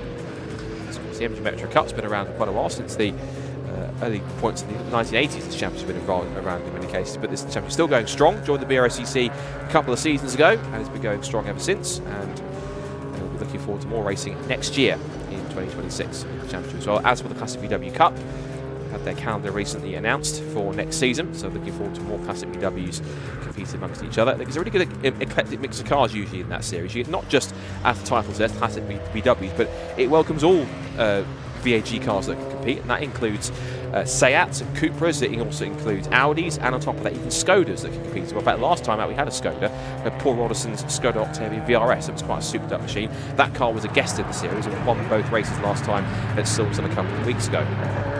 So the cars make their way around onto the formation lap. I'm not sure if they'll get a second formation lap, given that, yes, the conditions are a bit different, given there are some drier and more spottier, drier patches on the circuit, but it's still a little bit greasy out there. It's still a bit slick and a bit unpredictable in terms of how the weather is. And being a racing driver, having raced of course, a Fun Cup, I think you'll know this experience. When it comes to car setup, as I've heard with so many drivers before, you either want it fully wet or fully dry. Anything in between that is a nightmare to work out a setup. Yeah, exactly. No, I think that, to be honest, mate, I just got in the car and drove as fast as I could, so I didn't really worry about it outside. I just let them get on with it, chuck me in the car, I'll just go as fast as I can, which is usually not that fast. But either way, I'm really looking forward to this one, like you say, with the split grid as well, so we're going to have multiple sets of eyes here, really, to keep up to date with all of the action going on. But of course, Alpha Live bringing you a fantastic coverage as always, and we can have that picture-in-picture in case there's battles galore going across both championships and series. We will be able to keep an eye on that one. But yeah, like you say, let's wait and see, as there you go, picture-in-picture, so kindly shown there by our producer Kieran.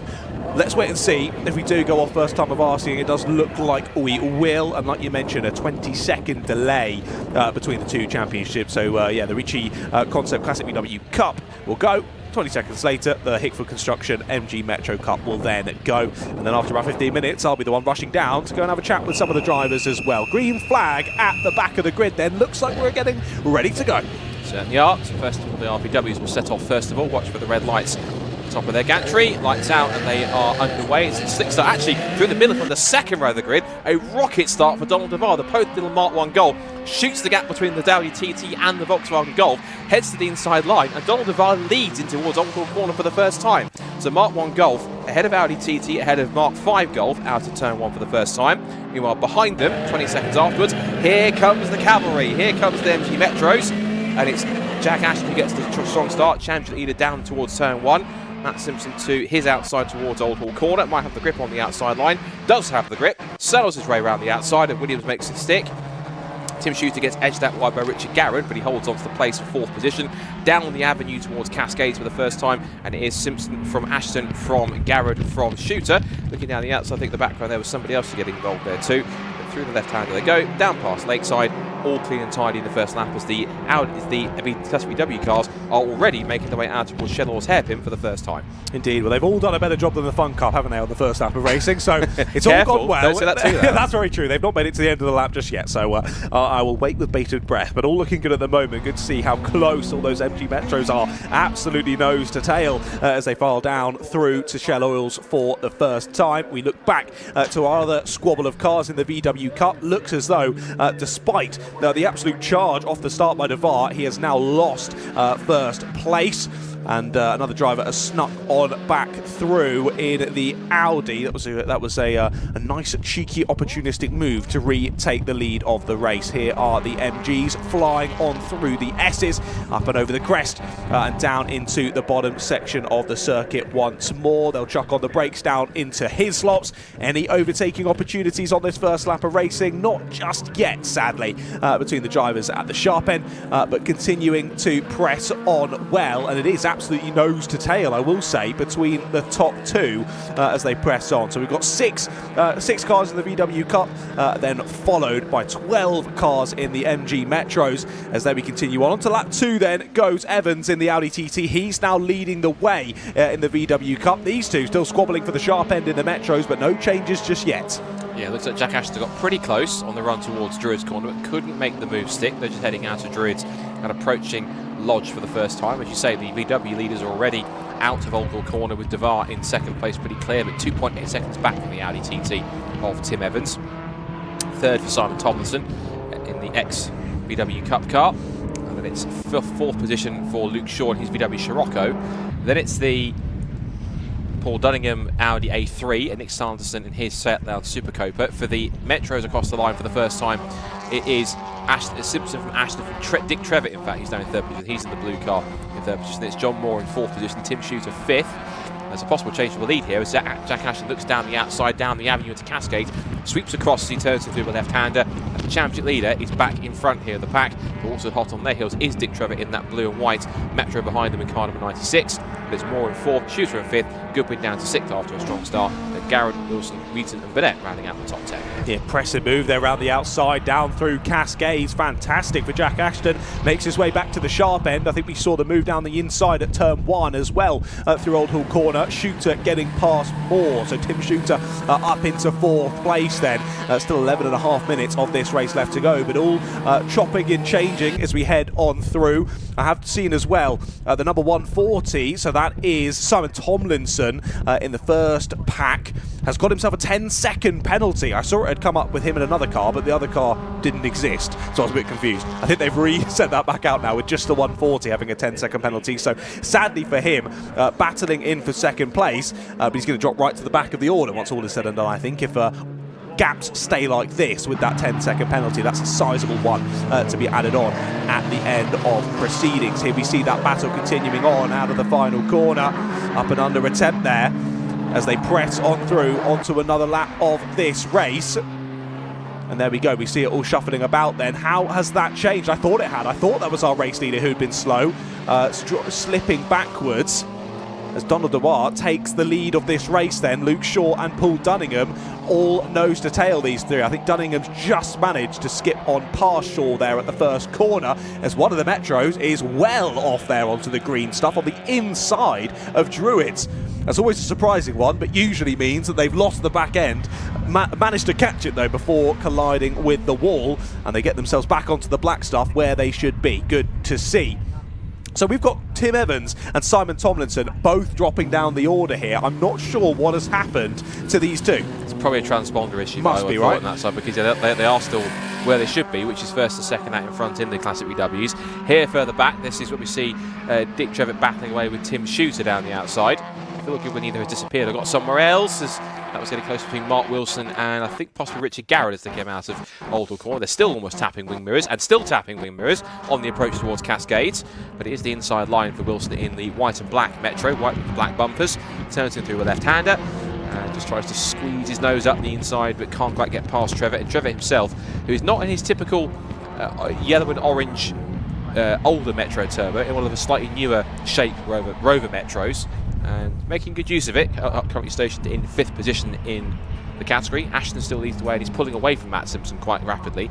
But the gap across the line was 3 seconds. That's not 3 seconds anymore. It's a lot more than that, because Jack essentially is quite a dominant force in this championship. He's won pretty much almost every single race you can win in this championship. In fact, when he even came into the championship last year and missed the first 2 rounds, he scored enough race victories that by the end of the season, even though he missed 2 or 3 the first 2 or 3 rounds, he still finished second in points, which is quite extraordinary, to behind last year's champion Robbie Kennard, who was in a car that actually won the title the previous year, because Rhys Claydon, who graduated from BMWs, while his brother Gareth stayed and won the title. Rhys jumped into Metros and won the title in his first attempt, then gave that car to Robbie Kenning, and he won the car championship in that car. So that car has had 2 championship wins in as many years it's competed, at least in different hands, which is quite fun. Robbie came out for a guest appearance last time out, but hasn't been out since. Interesting. Is that just a very good car, or is that just a good car partnered with 2 very good drivers? I'd say it's a combination of a very good car with 2 very good drivers. I'd say combination of both. Okay, interesting. Well, we'll see how they're pressing on in this one. It's been an exciting one so far here, with just over 8 minutes left to go. There we see one of our VWs pressing on down into Ireland, down through into Shell Oils they go yet again. And yeah, apologies about my mistake earlier. It clearly was just a timing issue for Tim Evans and Simon Tomlinson. They are still there in the top 2, and this battle of 3 that I had thought might be the battle for the lead is actually the battle for 3rd place overall. Donald Dewar still there in 3rd. Paul Dunningham had got through on Luke Shaw, and you see there Dunningham really riding those inside curves, just like we saw from Ted Bradbury and FFS in the Fun Cup. Copy and paste there, that one, riding the curve very nicely and trying to eke as much time out of the track as possible. But still there in 3rd place, Donald doing a very, very good job in keeping these drivers behind him for the moment. Anyway, I will say he's made the trip down from Scotland, like you mentioned, and he's making use of it now at the moment. Have got a car with an issue though there as they head down into the bottom section of corners there down the hill. Who is it going slowly? It is the number 46. That's Paul Dunningham. So just as we were saying, Dunningham had got through on Luke Shaw and was pressing on nicely. Looks as though it's issues for Paul Dunningham as he tries to get that car back to pit lane. It's not looking the easiest to do so. Something has gone wrong there for the number 46, and gutting for Paul. We'll watch them as they continue on round.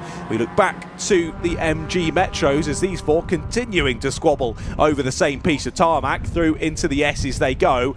It looks as though the number 3 of Phil Goodwin just about staying at the front of this train, and I do mean just about. He's under a lot of pressure from drivers in behind him.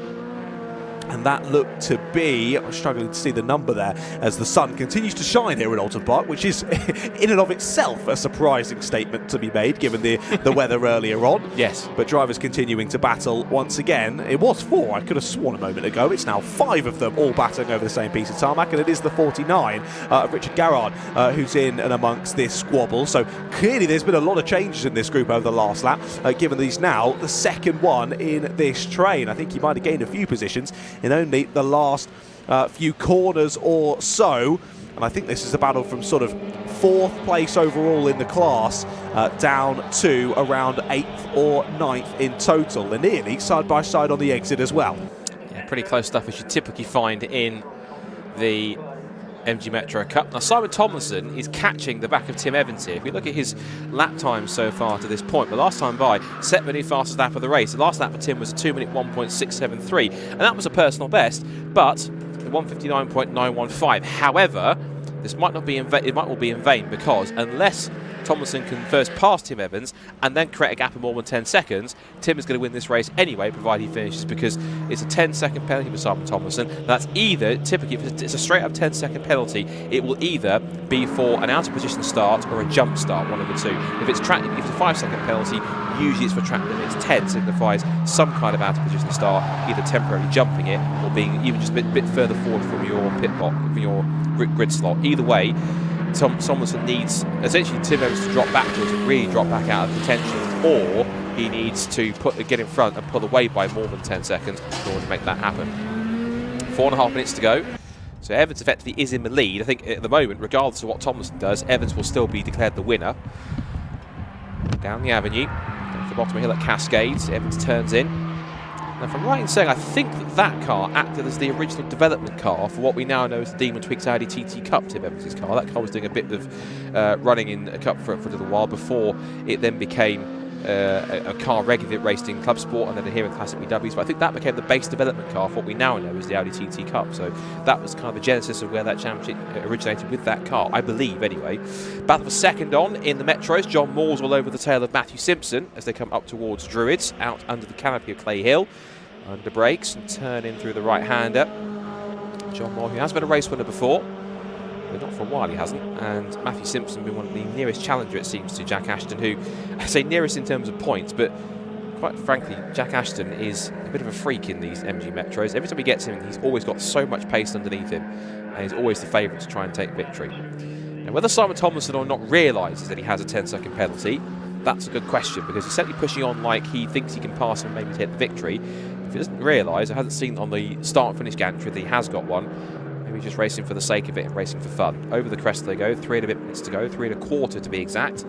Under the bridge, you see some shadowing from the trees as they come back through into Druids, with now this had a couple of laps to go. Yeah, they're lapping in the 2-minute or sub 2 minutes now, 1:59, and in the case of Tomlinson, 1:58. There's a 1:58.890, was a full 8/10 quicker. Now climbing all over the back of Tim Evans as they turn in towards the right-hander at Lodge. Now they'll hop over Dearly, taking slightly different lines. And that's like a very patchy tarmac. The sun is out, but there's certain parts of the circuit that are drying quicker than others. Over the line they go. 2 more laps to go, I make it, because it's 2 minutes 40 seconds on the clock as they came across the line. And the lap is about 1:58.59, so they're going to get 2 more laps this time and 2 more opportunities on this here for Tomlinson to at least get the track position. It won't count on the result because he will be knocked back 10 seconds. Now, a comfort for him is that he is some 17 seconds ahead of third-place man Luke Shaw in the VW Scirocco, because that's that much pace these two have in them in order to be able to pull away that much. And as they come through, they're still going to actually come a cropper on this tussling pack of Metros, which could, at least for track position, give a bit of an advantage to Tomlinson, provided that Evans doesn't get through them as easy as he'd like to. Tomlinson giving him the hurry up out of Shellaw's hairpin, practically pushing him out of the corner, saying, come on, get on with it. Whether he knows he's got a penalty or not remains to be seen. If he's just pushing for the sake of having a good race, that's at least the main thing he can do. And look, it's much better. I feel like he's a bit frustrated, didn't quite get onto the power as quick as he could have done out of Britain's. Over Hilltop they'll go. He's going to put a lap on Paul Deacon's MG Metro. He very carefully gets out of the way. It's good driving from Paul, well done. And then they make their way through towards the right-hander at Knickerbrook and back up the hill again through Clay Hill. Over the crest. Next car that they come across, I think, is going to be the number 8 of Brscc, and that's Donald Duval that's come off the road. Now, he's had a spin or pulled up with an issue. He's still going, so it looks like he's had a rotation, and that looks like it's happened. There's a crash, in fact, we're being told in my ear, so thank you for that, Kieran, our producer. A crash, and that's up at with the Scirocco of Luke Shaw being told at Hislops. So a spin for and crash between the two cars, and Duval's the one that's come off worse, but back he goes again, just shaking the car a little bit to figure out that it's all still running straight and true.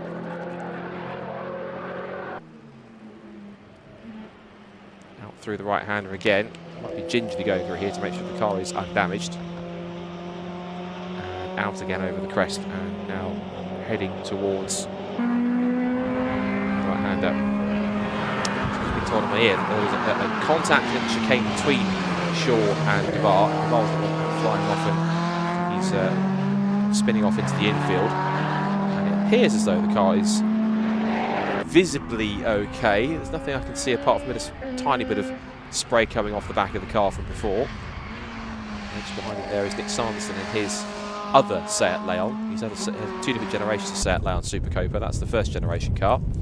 Here is the scrap going on for, that will be for 7th, 8th and 9th backwards, and you can see in amongst all these Metros you've got the top two on the final lap of the race. Tim Evans in the blue and yellow TT, in the blue and white Golf you can see Simon Tomlinson. They're all over the Metros, so they come down towards Hislops for the final time. That will be Garrett in the mix there as well. Wheaton's going to be in there. Dick Trevitz, it's going to be Mark Wilson's going to be in there. Phil Goodwin, they're all going to be all over each other. Goodwin nearly tripping each other up, and Thomas's boxed in. He's got two of the Metros side by side. He's got Goodwin and Wilson there. Tony goes to the edge, almost cuts off the avenue for Richard Garrett as well. Tries to squeeze past, and the two Metros haven't seen the faster Golf getting through. Really got his elbows at, and that could have been quite an incident if they hadn't been careful, but they all stay off each other eventually. Thomas gets around him, but even then with the penalty it wouldn't have made that much of a difference in terms of where he was going to be. And he's 20 seconds ahead of Luke Shaw in third place anyway, so second place is going to be what it is, regardless of his penalty or not.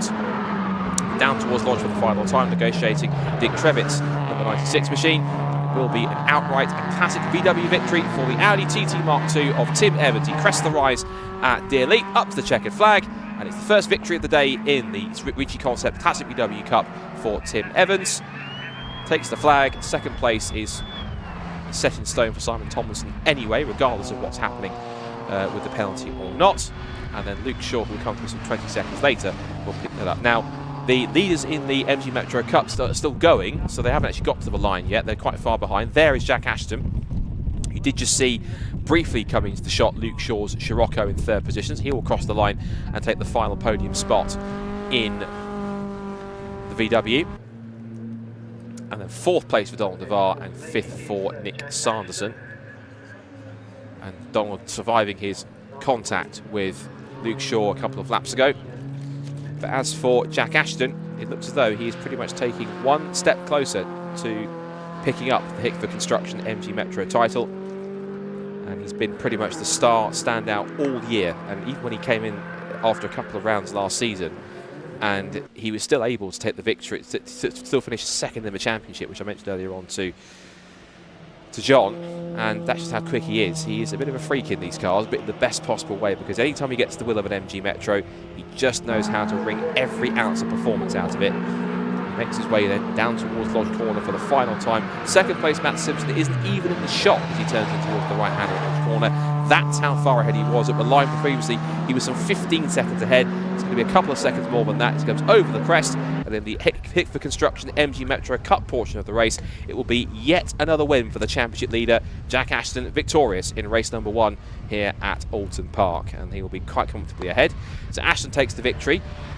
Wait for it. Wait for it. There he is. There's the leaders, in fact. I think he must have backed off on the last lap to get them a little bit closer. Across the line they come. Matt Simpson will pick up second place, and he does hold on ahead of John Moore in third. And then Tim Shooter will be the last car to take the flag in P4, because we'd already seen from fifth place backwards, it was the lapped cars that were being put down a lap by the Classic VW Cup leaders that were through. So the results of our combined grid race, the first of the day for the Hickford Construction MG Metro Cup and the Ricci Concepts Classic VW Cup. It's a win for Tim Evans in the Audi TT. In the end, by 12 seconds on the timing screen after a 10-second penalty for Simon Tomlinson in the VW Golf. Third for Luke Shaw in what's not a Golf, it's definitely Scirocco in third place, and Donald DeVar surviving after the contact with Shaw at the stop chicane. Nick Sanderson in position 5 in his Seat Super Cup. Then it's the Metros, where Jack Ashton takes another victory and one step closer to the Het Metro Cup title with 6th overall and the win in the category from Matt Simpson 15 seconds back, then John Moore 3rd, Tim Schuser 4th and Dick Trevor rounding out the top 5, followed by Phil Goodwin, Carl Wheaton, Richard Garrett and Mark Wilson, who rounded off the top 9 contenders in the Metros. In 15th place it was going forwards Neil Burnett, then Jonathan McCorkin, Paul Deacon, and the one car we lost from that race was one of our Classic VW Cup runners, which was Paul Dunningham in the Audi A3 2-litre turbo. So one more race coming up before our lunch break, and then our main event of today, which is the final race of the season for the 2025 Fun Cup Endurance Championship, and the title to be settled between our top contenders. But before we get to that, we are moving forwards into our next race. But before we get to that, we can head down to Parc Fermé, where John Ratcliffe is down with our Metro Cup and Classic VW winners down there to have a chat after race 1. You join us down here then in Parc Fermé as drivers heading back in from the circuit. An exciting sprint race there, 15 minutes done and dusted. We'll see them out again later on. Let's have a chat with some of the drivers then. We'll go straight to your winner in the Ricci Concepts Classic VW Cup, the 1, 2, 3. Tim, how was that one? You're going to grab that? You're going to grab that off? Yeah. Nice to win it. Yeah. How are you feeling after that one? Well, we went with the full wets and went on the green flag lap, and I thought it's not wets. So Simon he gave me a hard time. So anyway, we did it. But I just want to say, I've got this cap for a pal of mine. It was his funeral yesterday. Mike Smith. That's Mike. This is his cap. So, Mikey, that's for you. Yeah, great. Awesome, mate. Well done. You did it for him. Fantastic job. Well done. Thank you. Lovely. Cheers, mate. Cool. Congratulations there, winner, and doing it for a lovely cause as well. Let's go and see if we can chat to a few more drivers. We've got the MGs over there. We'll see if we can grab the rest of the top 3 in the Classic VW Cup as I make Luke run alongside me. We'll see if we can grab, who we got then? The 140 and the 82. 82 still getting his stuff off, so we'll go and try and have a chat with Simon Tomlinson. Simon, it's all right if I have a quick chat with you. Yeah. Second place. How are you feeling after that one? Yeah, good. It was a good race.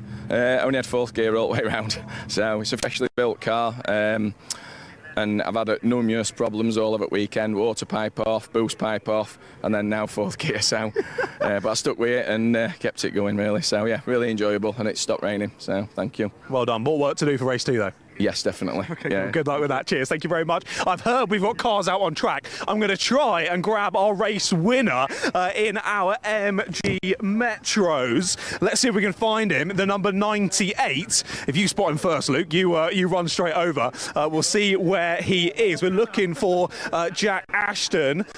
No, there's the 96. We're looking for the 98. Oh, thank you, Luke. He's much better than I am at finding where people are. Jack, I'm going to very quickly grab you for a chat because I've heard cars are already out on circuit, but what a dominant victory from yourself. Thank you, yeah. I mean, I'm feeling absolutely rubbish at the moment, so steer clear of me. But, yeah, I mean, from moments before getting into the car, almost throwing up and feeling horrible, so getting in the car and just trying to get a win and did it, yeah. So, yeah, it was good. It was good fun. It didn't look like you were struggling out there. Well done, mate. Thank you. Lovely. Look forward to seeing him out in race number 2 later on. But like we say, there's cars out on circuit, so I'll send it straight back up to Scott.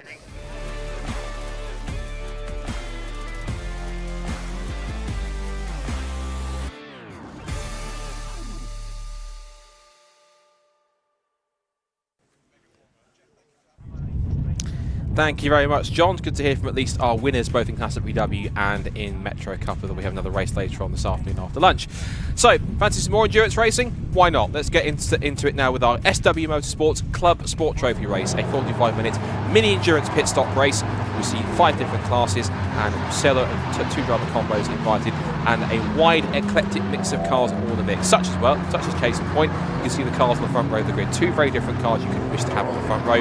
A Volkswagen Golf, at a Morgan +4. And here is the grid and how they're going to line up. So Chris Cooper, fastest in qualifying this morning in the wet, takes pole in the VW Golf. Alongside him is Shane Kelly in the University of Wolverhampton run.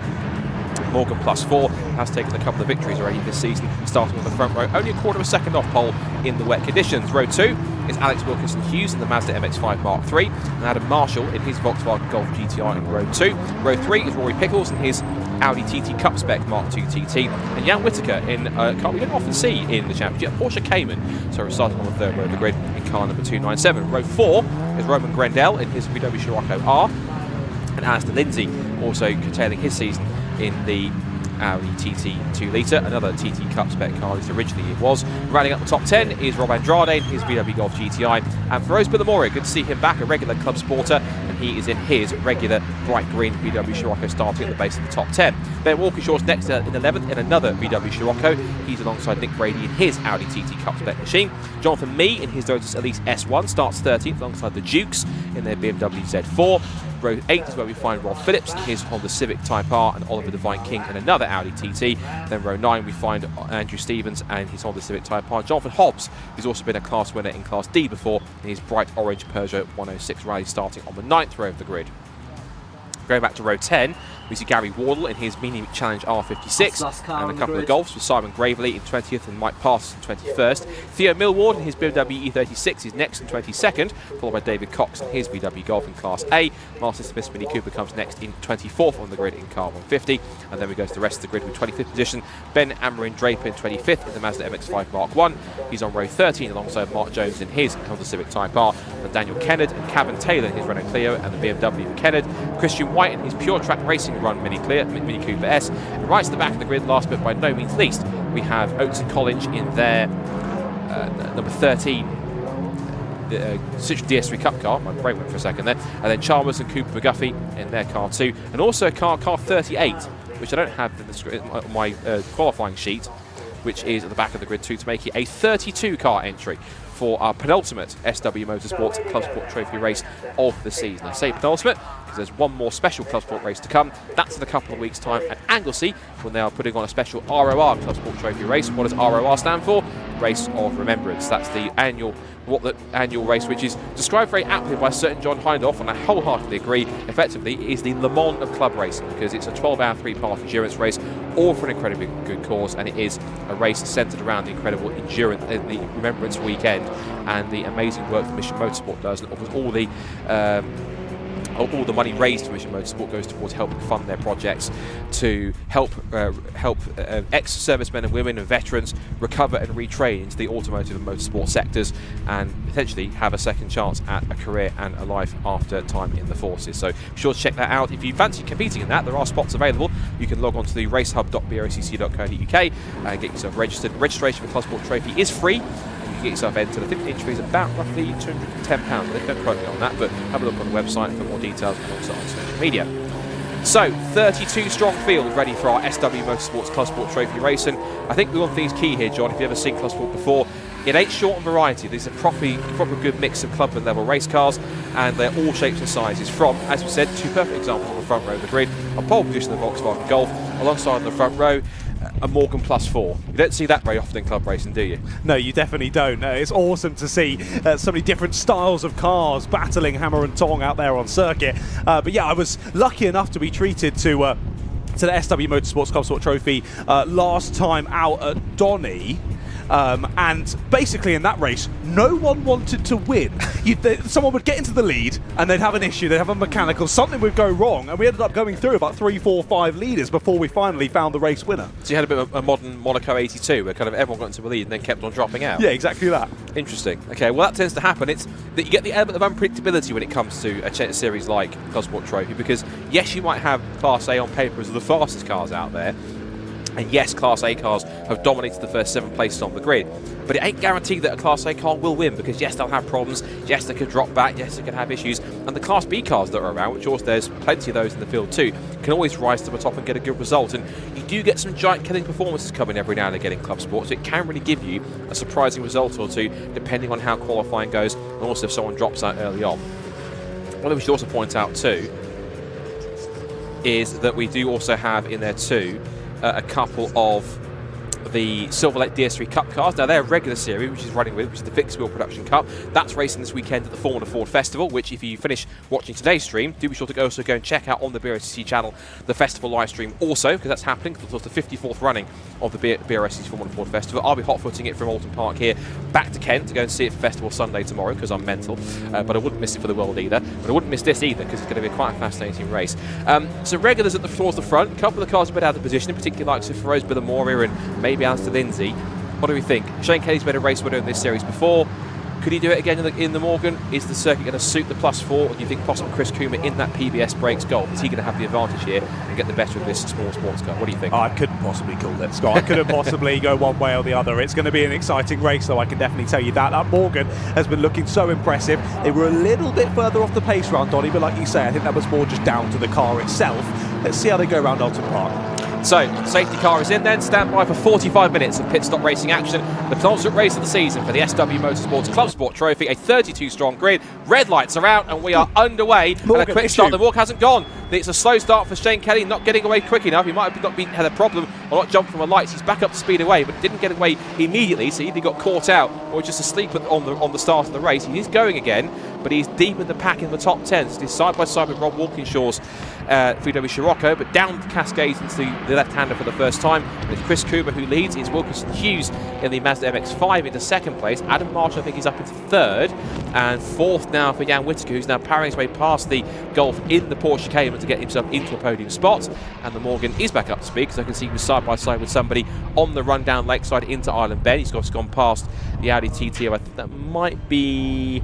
Who's that possibly? Maybe Rory Pickles or Nick Brady, one of the two. Who's Shell Oils. Topley trying to pull away here. There goes Rory Pickles, then Marshall, then it goes Feroz Billamoria. Good start for the Scirocco. He's usually a front runner and regular race winner in ClubSport Trophy. He started outside the top 10, just inside the top 10 in P10, up to P6 already. Very, very impressive. Yeah, I wonder what happened off the start there for the Morgan. That was an odd one. Looked maybe like a missed gear off of the start and just bogged massively, but then was just struggling to get it going at all. Took a good 4 or 5 seconds, and by that point that been absolutely swamped by the rest of the pack. I think they've dropped down to the bottom end of the top 10, but like you mentioned already, battling well to try and find their way back to the sharp end. I was also going to mention as well, Brady in the Audi TT, he's on a bit of a redemption from that Donington Park. He inherited the race lead with 2.5 minutes to go at Donny, made a mistake at the bottom of Craners and chucked it off into the gravel and handed the win then to Huggins and Huggins in the Lotus Elise, who aren't here today. So Brady will be looking for a more positive one here today after that sadly didn't go his way last time out. But there's the Morgan then. What's that? 3, 6, 7th place for the Morgan. So not a catastrophic first lap, but still a lot to do with 45 minutes of this race. And one car's really motoring at the end of lap number 1 here is that Porsche Cayman Jan Whittaker, up to second place already, chasing after Chris Coomer.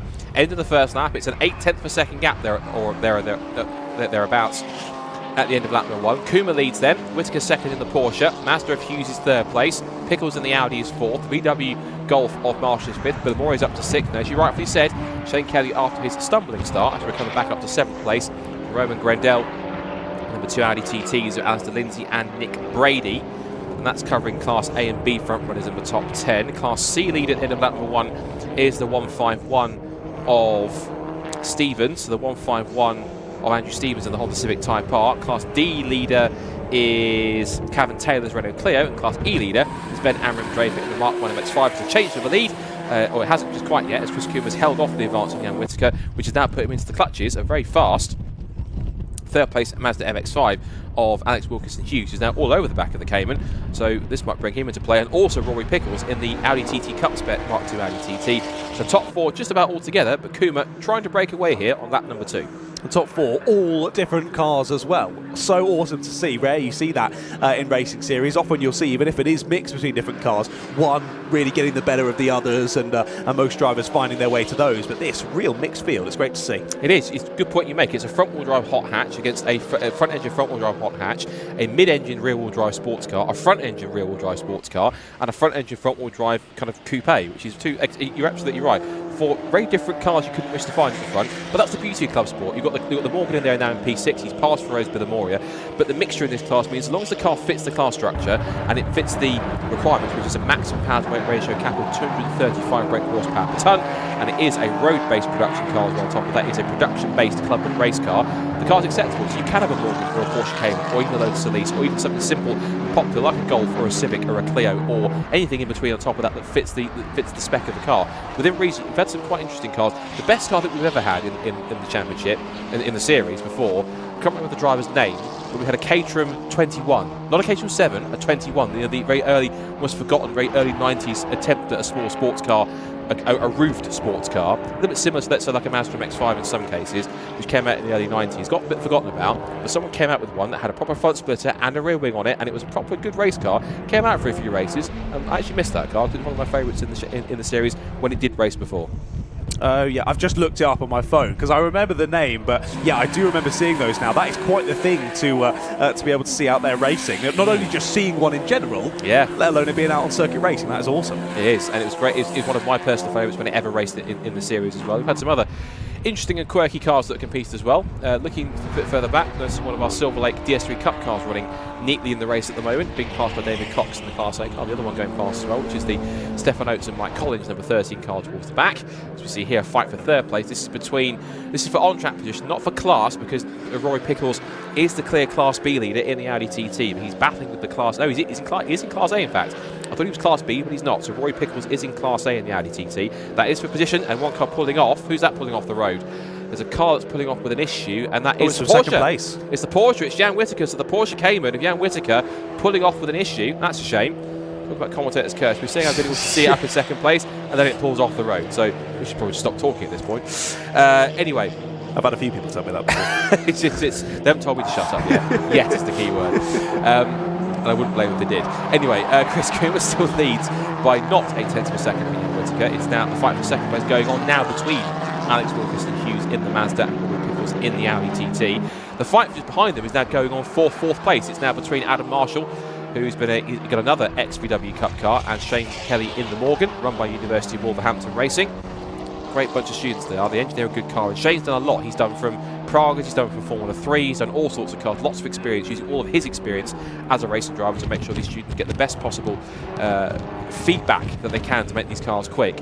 And it's a credit to them, as to the performance of the car they've been able to engineer and operate in this series, that gives them the opportunity to really develop their skills and really to go forwards and have make sure that there's plenty of talent coming through the ranks of the engineer and mechanic ranks of motorsport going forwards in whatever level it might be. So good effort from the University of Wolverhampton squad to be up there in the mix. Of course, it has taken victories a couple of times.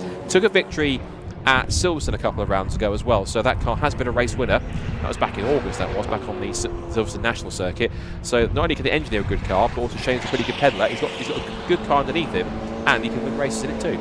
Yeah, clearly been showing that, hasn't he? Especially after the difficult start in this one. He's been cutting through the pack well, applying a lot of pressure onto the rear bumper of Adam Marshall at the moment, but not able to find a way through. And really, those two not too far behind either. So he's got pressure on both sides at the moment. Yellow flags. That might be for Jan Whittaker's stranded Porsche, which there is just the Marshall's trying to push it out of the way, but there's a lot of smoke billowing from the back of that car. I wonder if that's possibly maybe some extinguisher fluid, or extinguisher smoke, because it looks like whatever happens to the Porsche, it's cooking a bit too much than it should do.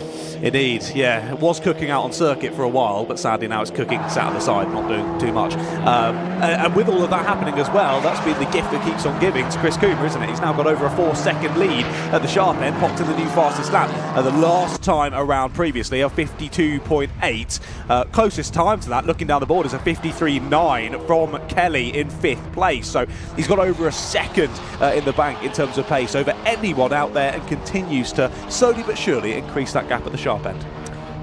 Now, reminder for those who haven't watched this series for a while and watching for the first time, there is a pit window. It opens with 15 minutes gone and closes with half an hour gone. So in the next roughly just under 7 minutes, we should see the pit window open. As we see the BMW powering around the outside of the Golf. That was Theo Millward, who in the BMW E36, that was him battling with Rob Andrade over 9th place overall. Two different classes, so that's Theo Millward, who is second in Class B, chasing after the Audi just in front. So that's the Class B battle. He's got a rather pesky Class A car, so also trying to power past him, which he should do on the inside line. And Andrade puts his foot down and should get the place done, which means if he can also pick off the Audi TT of Nick Brady quick enough, he should be able to continue that battle. A few more Class A cars stacking up. There's been a change because it looks like there's been a position lost for Shane Kelly. He's lost out now to Feroz Billamoria, and is also in the clutches of Roman Grandel in the other Scirocco in this field.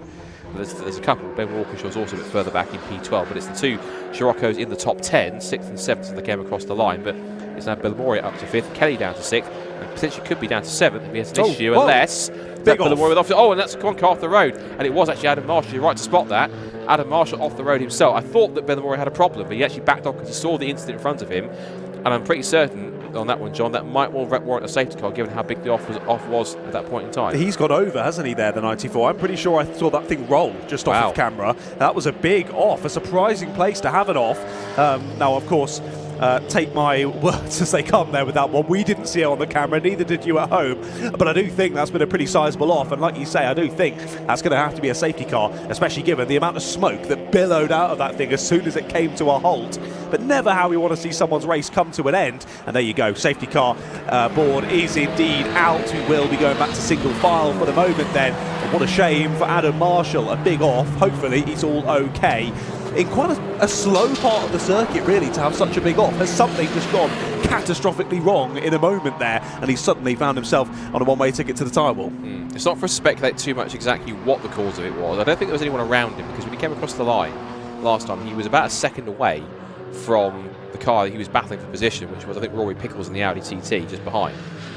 Now, whether something... Now, the only thing I can suggest is that he's possibly got onto the wet grass somewhere, and because of that has lost the back end and gone careering off the road into the barrier. The only other thing you can suggest is something mechanical has broken, or something like, is it a brake issue of some kind? But we don't know. All we know is that the car is off the road, and unfortunately he's still smiling, so he looks as though he's still in relatively good spirits, but obviously frustrated that the car is off the road and out of the race. Now bear in mind that the pit window opens in about 4¼ minutes time, which means that when it does, we're going to get quite a flurry of pit stops here. Practically everyone's going to get a free pit stop here to make it. And I'd be surprised if everyone doesn't come in straight away. That will mean that it's going to be a very, very busy pit lane down there. The medical car is going out as well, purely as a precaution. I think you're absolutely right there, John. If you look at that shot there from that camera, the top left corner of the windscreen has got a rather large, not just a crack, it has been smashed on that one. And a couple of the course cars going out to go and check out the incident, and that'll be purely for a precaution, because as you can see that Adam Marshall is out of the car, but in any scenario they'll check him over, and as a very initial baseline precaution, he will go to the medical centre to be checked over by the chief medical officer, purely to make sure that on the surface and what they can see, he is A-OK, he's absolutely fine. He's got out the car himself, his own power, but you just need to be absolutely sure to make sure that he's 100% all right. Yeah, good to see that he seems all okay stood by the side, but like you say, you can never be too careful, so just get that little check over, make sure he's all good to go. I just had a little look back on the stream, and I could see on the left-hand side, he rolled multiple times there. Wow. At least 2, if not 3 times he rolled over there, so that's maybe why the roof is caved in somewhat, but really good to see that he is all okay. We're just getting some news through our ears at the moment. It seems as though he's just gone a little bit wide, wheels dug in, and he's gone straight over. That is such a surprising incident at that corner. Yeah, thanks to one of our camera ops who's given us that description, to our producer Kieran. So thank you for that, for giving us the info on seeing that one. So, safety car is out on our ClubSport Trophy race with about 2 3/4 minutes to go until the pit window opens. And we're going to see a hive of activity that's going to mimic the M25 at rush hour, I think, in pit lane in a couple of minutes' time. Chris Coomer, if we look down our running order, leads the way by 1.3 seconds. Alex Wilkinson-Hughes in second place in the Mazda MX-5. Rory Pickles third in the Audi TT. Fourth for Feroz Billamoria in the VW Scirocco. Fifth for Shane Kelly in the Morgan after he started from the front row of the grid. Sixth for Roman Grandel in his Scirocco. Seventh for Nick Brady in the TT. Eighth for Rob Andrade in the 777 Golf. Ninth for Theo Millward in the BMW E36 3 Series. And Alistair Lindsay in the top 10 in the Audi TT in P10.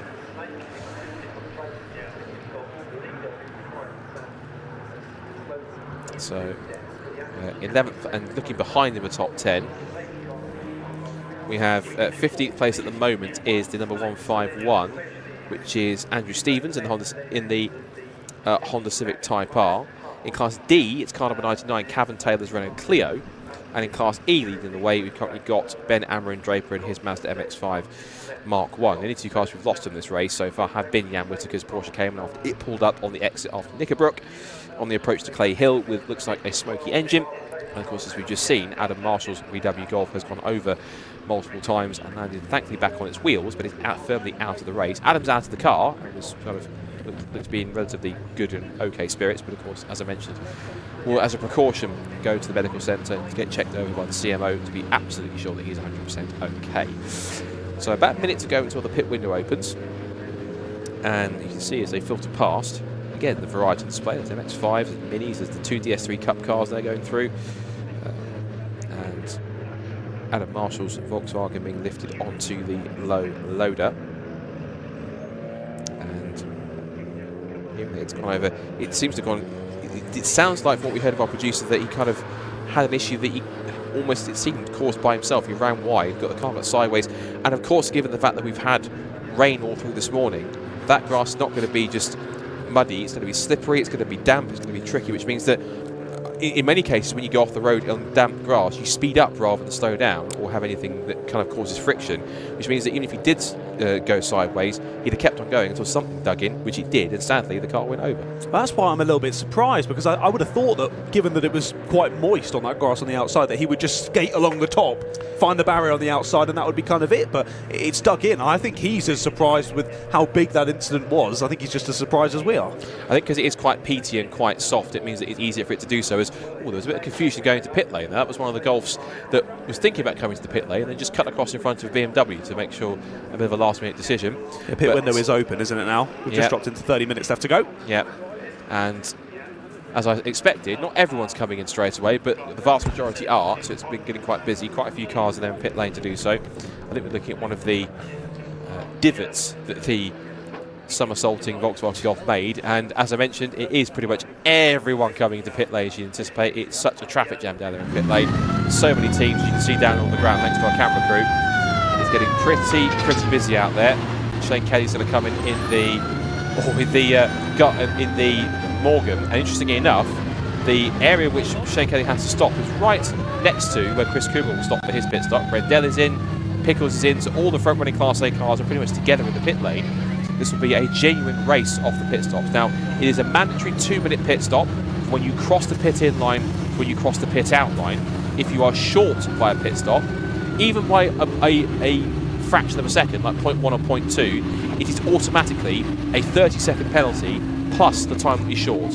So even if you're short by 0.2 of a second, it will still be a 30.2-second penalty. That is how clean-cut the penalty is and how clean-cut the rule is. So you can try and game the system, but no one really does, because no one tries to, at least, thankfully, because they don't seem to be. They get caught out pretty quickly if they do so. Sometimes you can catch out newbies to the series, but the veterans who run it for quite a while know exactly what the rule is. Just having a look at the car park down in the pit lane at the moment, I thought the 55 of Kuma got stuck there, but I think they were just repositioning him so that he doesn't get stuck when the time is up and he can get down to the end of pit lane. So a lot of tactics going on down there as they all try and find the right position in pit lane. I did spot as well, only one car has continued on round with the safety car. I do believe that was the Dukes and Dukes BMW Z4 that's carried on round. 2 DS3s also carried on as well. Did they? Okay. 2 more coming past also, you can see here, there's a couple more that have done so. One is the 99 Clio, the 73 Golf, and also the 150 Mini Cooper have also carried on. I think they're realising that if they come in now, there'll be too much of a traffic jam, and they're quite further down the pack anyway, so they're probably not bothered too much about the pack. I think it was Cavan Taylor that also didn't come in. Neither did Mike Parsons, and also as well 150, which was the Martin Smith Mini Cooper. The other Mini Cooper here, Christian White, which is being run this weekend by Pure Track Racing, who usually run Clios, are in there. Now the race off pit lane, because you can see everyone's trying to get backwards to get out there in time. Grendel gets out first, as does then, looks like that's another one of the Audis. 2 more than trying to get going. Jonathan Mee stuck in as well. Everyone trying to get away here, but it's as I said, it's like the M25, only much worse. It is. Chris Cooper there was not the first to leave the pit lane. He was 4th to leave the pit lane. Not sure who's in and amongst him there, how that has worked itself out. We'll wait for them to do a full lap and come across the timing beam again, and we'll get a bit of a better idea as to how it's all settled for the last 30 minutes. And the funny thing is, the DS3s are coming once everyone's starting to leave, so it's actually cleaner pit stops for them. It'll help them in Class E at least, but they're not getting tucked in amongst other cars around them. But it's going to be quite a busy pit exit as everyone's rushing out to get through. There's the 987. That car was competing in the DS3 Cup last time at Silverstone when it was the Production Cup. The pit stops seem so leisurely, don't they, compared to the Fun Cup pit stops? Yes. Fun Cup don't have a minimum time, so it's literally just chuck one out, get the other in and go, go, go. Whereas this one, you can be a bit more relaxed, get yourself sailed into the seat, get it all feeling as you'd like it before you head back out on circuit. I will say it was one of the more frantic pit lanes I've seen in ClubSport Trophy history, given everyone's together. But it's not the first time we've had mass pit stops under a safety car, which has been in there too. Safety car, in fact, is in. Safety car coming in, and the race is going to continue on. So it looks like whatever the issue was, and it looks like Adam Marshall's car has been cleared away. Green flag. So by the time they get back around again, they're going to be doing so. The car that came through and has taken the restart is the Duke's BMW. So that car's got quite a lead, shall we say, amongst everyone else, and it's carried on. That's a Class B car, in fact, leading Class B by quite a canter.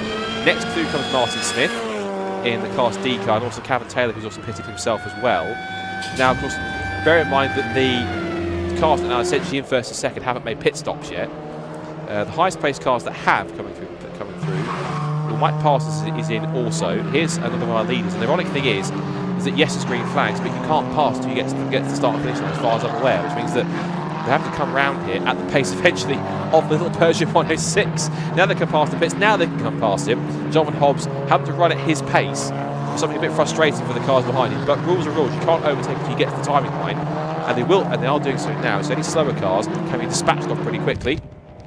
It's just going to take a lap or two whilst other straggling pit callers make their stops also. There's the 987 AMR Motorsport liveried Silver Lake DS3 Cup car, the Citroen DS3.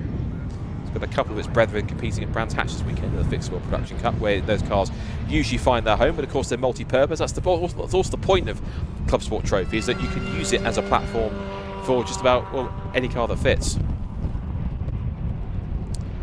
So we've got just under 10 minutes until the pit window closes. So the vast majority of people have made those pit stops, which is handy for them. And like I said, the last couple of cars will come in. They've got time to do so to make those stops. So we'll get a proper shakeout of where everyone is, kind of behind those top 3 or 4 cars. But the order, it looks as though we've got Kuba who leads the way. Billamore is up to second now in the Scirocco. Third is now Shane Kelly in the Morgan. There he goes, past David Cox's VW Golf, and fourth in the background somewhere coming into shot is going to be Nick Brady, followed by Roman Grendel in the top 5. Yeah, so Shane Kelly's had a good pit stop window, hasn't he? Then he's getting at least 1, if not 2, in the pit stops. It was good to see as well. Chris Coomer, as soon as they went back to green flag, sent it up the inside of a couple of cars down into Old Hall, as sadly one of our Audi TTs is off the road. Looks as though driver's out of the car. Rory Pickles, I think, and that car was up there with top 5. It was indeed, and Rory had issues, I remember, at Donington as well. So sadly, it's gone from bad to worse at the end of the season for Rory. Looks as though he's out of this one with 23 minutes left to go. Yeah, into the pits has come the erstwhile leading BMW Z4, so the Dukes are going to switch over drivers. And that gives, I think at least initially, it gives Martin Smith the lead, if not Kevin Taylor. Kevin Taylor has pitted, so Martin Smith will move forwards into the lead, though he's also pitted as well. So Chris Coomer will resume the lead in the VW Golf, and so everything should change through. And Kevin Taylor has also made a pit stop as well, as has Mike Parsons, so Nick Brady will be up to 4th. And then Roman Grendel into, well, he was into 4th, but Grendel has passed the Audi, so Grendel's into 4th position on the road. And then it's in the result, technically. 5th is then going to be Nick Brady, 6th is Wilkinson Hughes, 7th now should be Theo Millward, 8th should be Aston Lindsay. And the other 2 cars in 1st and 2nd place are going to be there pretty close too. The other of our DS3 Cup cars also making its mandatory pit stop. And then when we get closer towards the end of the race, anyone that's been shorter on pit stop time, we will see penalties start to come through, typically within the last 5-10 minutes or so, usually, when we get pit stops, when pit stop times are figured out. And if we see any miscreants, shall we say, there's a yellow flag on the approach towards Shellmore's hairpin, and a yellow flag board out too, so someone's gone off and had an issue or pulled up at the hairpin. Can't see anything immediately, not at least on the corner exit, maybe corner entry, yes. So we've just been heard in our ears that might be part of the yellow flag. The Rory Pickles Audi TT has been dropping coolant from Cascades all the way down to where that is at Shellmore's hairpin. So I wonder that's the reason why. There is the Audi. Then we can see some of the coolant has been left and dropped by said TT. I'm trying to figure out exactly where that is because it's behind the fence somewhere. Yeah, I can't work it out either. I was doing exactly the same. I was a bit surprised that we were told in our ears it's from Cascades, because to me that looked like it was down at the final corner. So whether he's either done the entirety of the circuit dropping coolant, or whether it is down by sort of Shell Oil's way, we'll have to wait and update you. Either way, Rory not making it to the checkered flag in this one, and making it even more treacherous for the rest of the drivers out there trying to find their way to the checkered flag.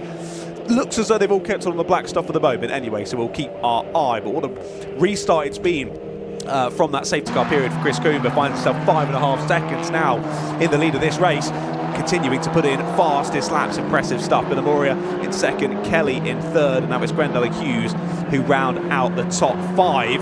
And then your leader in Class B in 6th place is Theo Millwood. Only a couple of seconds between him and Nick Brady. Oh, another driver off. That's the 15 of Cox there, off into the gravel. And our cameraman doing a great job getting that all in. Can they get it back off the gravel? You see it hopping back onto the black stuff. They just about do. So I think David Cox there maybe just outbraking himself a tad, heading straight on. But he's managed to get it back on, and he continues on in this race. He survived in the right way. Usually, an instinct for a racing driver, you get off into the gravel to try and get out as quick as possible. So you boot the throttle, and it just digs the car in even more. So in that situation, be delicate with the throttle, and also the fact that given that it's been raining, the gravel's a little more hard packed. It means that you can actually get out, if you're very soft and gentle on the throttle, and it allows you to get through. Because if you're soft and gentle on the throttle in a gravel trap like that, you've got a much better chance, not guaranteed, but a better chance of getting out, because you're not going to be spraying gravel everywhere and therefore spinning your wheels and digging deeper and deeper until you're essentially stuck and can't get out. So that was a good drive for David Cox to recover after the mishap down at Lodge Corner. And now the positions are starting to shake out a little bit. It is Chris Coomber who leads the way by 5.5 seconds from Ferro's Villamoria, second place. There he is. And then we've got Shane Kelly in the Morgan just coming up behind another one of the Golfs. That's Mike Parsons' Golf, and the Martin Smith number 150 Mini. So that's a lap put on both of them. Here comes Kelly. Just a few car lengths to Villamoria in that sequence, but still running in P3 in class and overall. Roman Grendel 4th ahead of Alex Wilkinson Hughes in P5. And then it's Theo Millward in the Class B BMW 3 Series E36 that leads the class. The red machine number 81. Oliver Divine King second in his Audi TT. In fact, it's Audi TT second, third, and 4th in Class B. It's second in class for Oliver Divine King, third for Nick Brady, 4th for Alistair Lindsay. And then rounding out the top 10 overall is Rob Andrade. And the quick run through the rest of the class runners. Andrew Stevens still leads in Class C in the Honda Civic Type R. Class D still being led now by Kevin Taylor and Cleo. And now into the leader. Class E now has got Stefan Oates and Mike Collins in the Citroen DS3 Cup car. Impressive stuff. Yeah, they've done a good job there to get to the sharp end. Great to see battles going on throughout all of the classes as we head towards the end of the pit stop window then. 3.5 minutes left to go until we get to the end of that one, as there's got quite a few big tyre marks there in the dirt on the inside of the circuit. So a few drivers having a few off-track excursions in this one, to say the least. However, the sun has been shining now for a good hour or so, so we're really starting to see the circuit dry out, aren't we? Time's continuing to tumble here at Oulton Park, and battles continuing on as well. That gap between Coomber and Villamoria now at the sharp end, up to 7.5 seconds between those two. Impressive stuff from Coomber, cutting his way through the traffic very well and putting some good times down on the board also to extend that gap at the sharp end. Of course, they've all pretty much given us the pit stop needed in this race.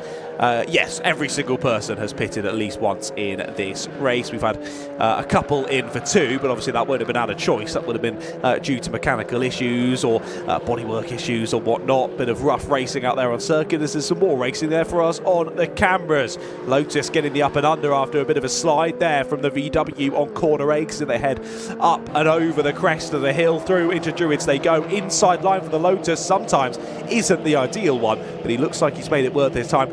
Keeps it on that little sliver of dry circuit and gets the move done. But now we'll have to be a little bit defensive down into the final corner. We've got a few slightly slower cars ahead of them as well. But Lotus just about holds on there. Some impressive racing between these two as they now chase down a pack of back markers. They've got the work cut out for them to try and squeeze their way through. across the line they go to start a new lap of this race. So that was into 9th place then. Was it 9th place? Has it just updated? It's changed on my screen in front of me, but not on the timing tower on the left-hand side of your screen. Jonathan Mee, it was into 10th place. There we go. It's now updated through on Walkingshaw in the VW Sirocco R. Some good racing there as they swap places for the bottom end of the top 10, and they find themselves just over 30 seconds, 34 seconds off the back of the leaders at the moment. There wasn't a change for class though, as the Lotus Elise that got through is in Class B, overtaking the Class A of the VW Sirocco. So not only battles in and amongst the classes, but also inter-class battling as well here in the SW Motorsports ClubSport Trophy.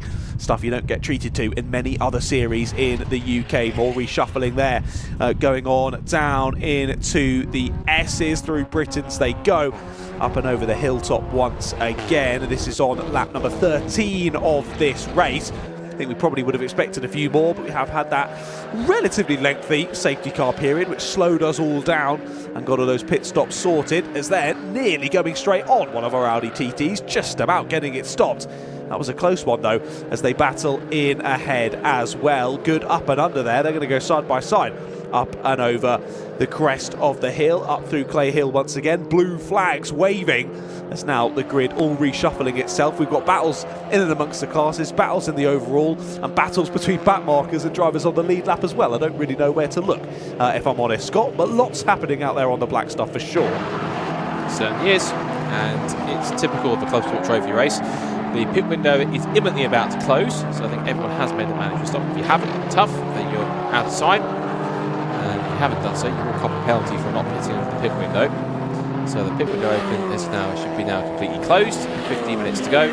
So now it is a straight out fight for victory, both overall and in class out front. And it is Chris Coomer with that 10-second lead. There's confirmation. Pit window is now closed. So Coomer leads, Billamore second, Kelly third, Brendel fourth, and Alex Wilkerson Hughes in the Mazda MX-5 fifth. You've got Shane Kelly's Morgan that is now sandwiched in a pair, or was sandwiched in a pair of DS3 Cup cars, but has now negotiated both of them and still chasing second place man Feroz Billamore through the traffic. Next, one of the Misty Racing Mazda MX-5s field. That comes fresh from competing in its season in the Mazda MX-5 Clubman Championship, or MX-5 Championship, whichever one it's been competing in. One of the MX-5 Mark 1 championships that the Brscc does, which there are two. You might think there's 4 million, but there's only 2 of them. As they come through, Britons and Nickerbrook once again. And there's might be a bit of back and forth between these two. More lap traffic. There's the Christian White Mini Cooper, run by Pure Track Racing. Over the crest. And back towards Druids once again. In terms of how many laps they've completed in this race, they have completed 13 laps in this race so far. So 13 laps completed, on to lap 14 for our leaders. And in fact, it won't be 14. In fact, look at the cars that are off a bit further back.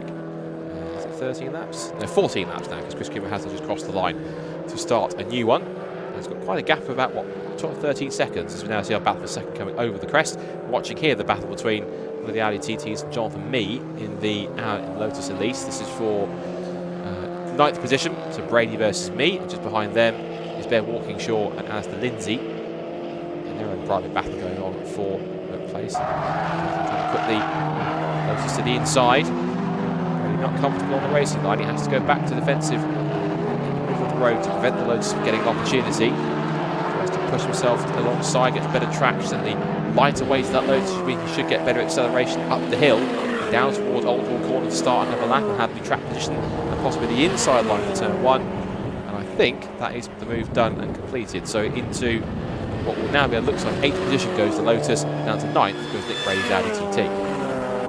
It was impressive from Jonathan Mee. They'd already dispatched Walkingshaw a lap or so ago and now does very similar to Nick Brady there. It was an aggressive move to the inside. It was a real late dive to the apex there from Jonathan Mee.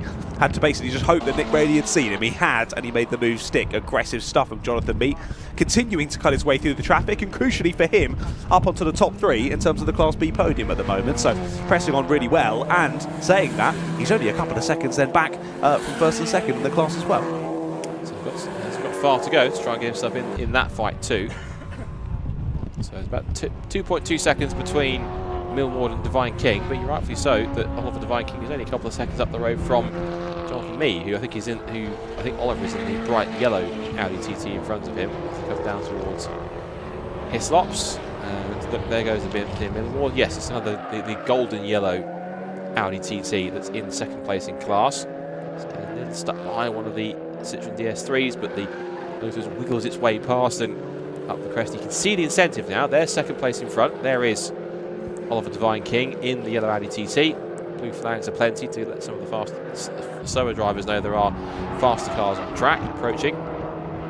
Chris Coomer, meanwhile, looking pretty comfortable on this Saturday afternoon in the bright, almost sunny conditions here at Oulton Park in this SW Motorsports ClubSport Trophy 45-minute race. And Chris certainly having quite an enjoyable time in the Golf. Oh, that's Jonathan Mee. So we spoke too soon about Jonathan. That's what you don't call a commentator's curse once again. Now he's rotated it. And is he either waiting for a gap in the traffic, or has he possibly stalled the engine? Which, if he has, if you're a hot race engine, is not easy to get refired. And we heard in the rear, he actually lost it by himself. So because of I usually like to ask the question: did he jump or was he pushed? He jumped. He's getting himself out, getting out. In fact, so possibly looks like it might well have been a spin that could have been induced by an issue, which has caused him to go around, pull the car up, and there is a little bit of smoke coming from the back of the car as well. So it looks as though it's something engine related, something that's seized in the engine or locked up that's caused him to spin. He had enough power underneath it, enough momentum to pull the car off the road without too many issues. Yeah, no, he's done a good job there to get out of harm's way in terms of the rest of the competitors out on circuit. But yeah, gutting. We've got quite a few commentators' curses today, haven't we, Scott? Yes. A few drivers we've spoken about that then have had immediate issues. That is so gutting for me there. He was running a fantastic race, cutting his way through the traffic up onto the class podium already, and looked pretty certain with 10 minutes to go to at least get one more, if not maybe challenge for the victory in class. Well, sadly, he's going to be dropping all the way to the bottom of the order now that all is said and done, and he's helping the marshals push the car off circuit at the moment. Great to see the 29 offering assistance to the marshals to get it back out of harm's way as yellow flags continue there down at the final corner for now anyway through Lodge. As soon as they get it behind that barrier, we'll be back to full green flag conditions around the entirety of the circuit. We'll say, I don't know if Kuma's just maybe had a few issues through some lap traffic, but he's lost a little bit of time to Billamoria and Kelly. That gap was well and truly over 10 seconds. It's now dropped back down to 8.8 as we head on to lap number 17. So just one to keep your eye on, but still only just less than 10 minutes left to go in this race. So I think it'll have to be some pretty impressive driving from Billamoria and Kelly to close that gap. I think really now they're more focused on each other as we head towards the checkered flag. Shane Kelly has been nipping at Billamoria's heels for the last few laps or so, just ever so surely closing in on that gap, and now they don't find themselves with any back markers around them at the moment anyway. So Kelly with straight vision to the rear bumper of Billamoria, and he does look to have at least visually closed up yet again on this lap. Well, it was 6/10 as we started it. Maybe looks more like 3 or 4 now as we head down into the heavy braking zone right-hander. Where will Kelly think about the move? Whatever the gap is, it's close. In nose to tail through Hislops into Knickerbrook once again. This is on their 17th lap of asking. Out to the right-hander, back up the hill through Clayhill once more. Billamoria and Kelly, who've been quite perennial winners in recent times in ClubSport Trophy. Usually these two are at the front battling amongst each other or getting into a fight somewhere with somebody in Class A and getting a victory. And I thought Kelly for a second was going to do the up and under to make a little switchback move through Druids. Can't make that stick, so he's now going to try and hand back. I think I've got 8 minutes to go. So we'll do another one. Just darts out, puts himself into Billamoria's mirrors, just thinking about a move as they turn into the right-hander. Climbing up again. Black and white flag going out for, I guess, for track limits for car number 6 as the Lindsay. That's the Audi TT. One fact that's also interesting, it's not just, I'll get to a point back for a second, that was side by side between Shane Kelly and Feroz Billamoria, and Kelly backed out of it and almost went off into the gravel. He locked up and actually had to really stand on the ankles. I think he got to go down the inside by the look of it, because I looked across and saw that Kelly's car was going towards the edge of the circuit, Billamoria was in front. So I think that Kelly went to the inside, tried to make a dive down the inside, couldn't make it stick, and had to kind of be very, I think Billamoria might have had to kind of avoid not making contact. So I think maybe Shane Kelly might have been locked up or gone offline and missed out on making the apex of the corner properly. So he's now dropped a couple of car lengths. But given the fact that Bilimoria is now busy lapping David Cox's Golf on the approach towards Shellor's hairpin, I think he might be on his tail sooner than Bilimoria might think he was. Indeed, indeed. I think it'll only be a few more moments until that battle re-establishes itself yet again. I do believe we're having a couple of issues with the camera down at T1, so that's why we couldn't bring you that battle. Apologies. We picked it back up, though, through the rest of the lap, and Alpha Live doing a fantastic job with the production here from today from Oulton Park, but as you're gesturing to me, pressing up already to the back of Bilimoria again. So after one attempt, let's see if he goes attempt number 2. Thinks about the outside, back to the inside. Bilimoria sort of moving one way then the other, trying his best to cover him off. He's done it for the moment, but with just over 6 minutes left to go, seems only a matter of time here that Shane Kelly will steal away this second place. How wide can Bilimoria make that Volkswagen Scirocco? He's definitely putting himself into his mirrors, trying to distract him. You see the way he was darting around from left to right to try and just make Feroz lose a bit of concentration in front. Of course, the eyes are on, the headlights are blazing to the back of the Scirocco, as is also the Scirocco has his headlights on to warn any traffic to come through. It is 6 1/4 minutes left to go in this ClubSport Trophy race, and again you can see Shane being a little bit unpredictable. I think he's doing that to try and distract him. And off the road, he's got Martin Smith has clattered into the tyres. That's on the exit of the left-hander Cascade on the approach towards Lakeside, and the Mini's going quite heavily into the tyres, it seems. Tyres bundles scattered everywhere. Drivers clambering out, thankfully. That's a good sign at least. I mean, a little bit shaken, but he seems to be just quickly trudging away rather frustratedly.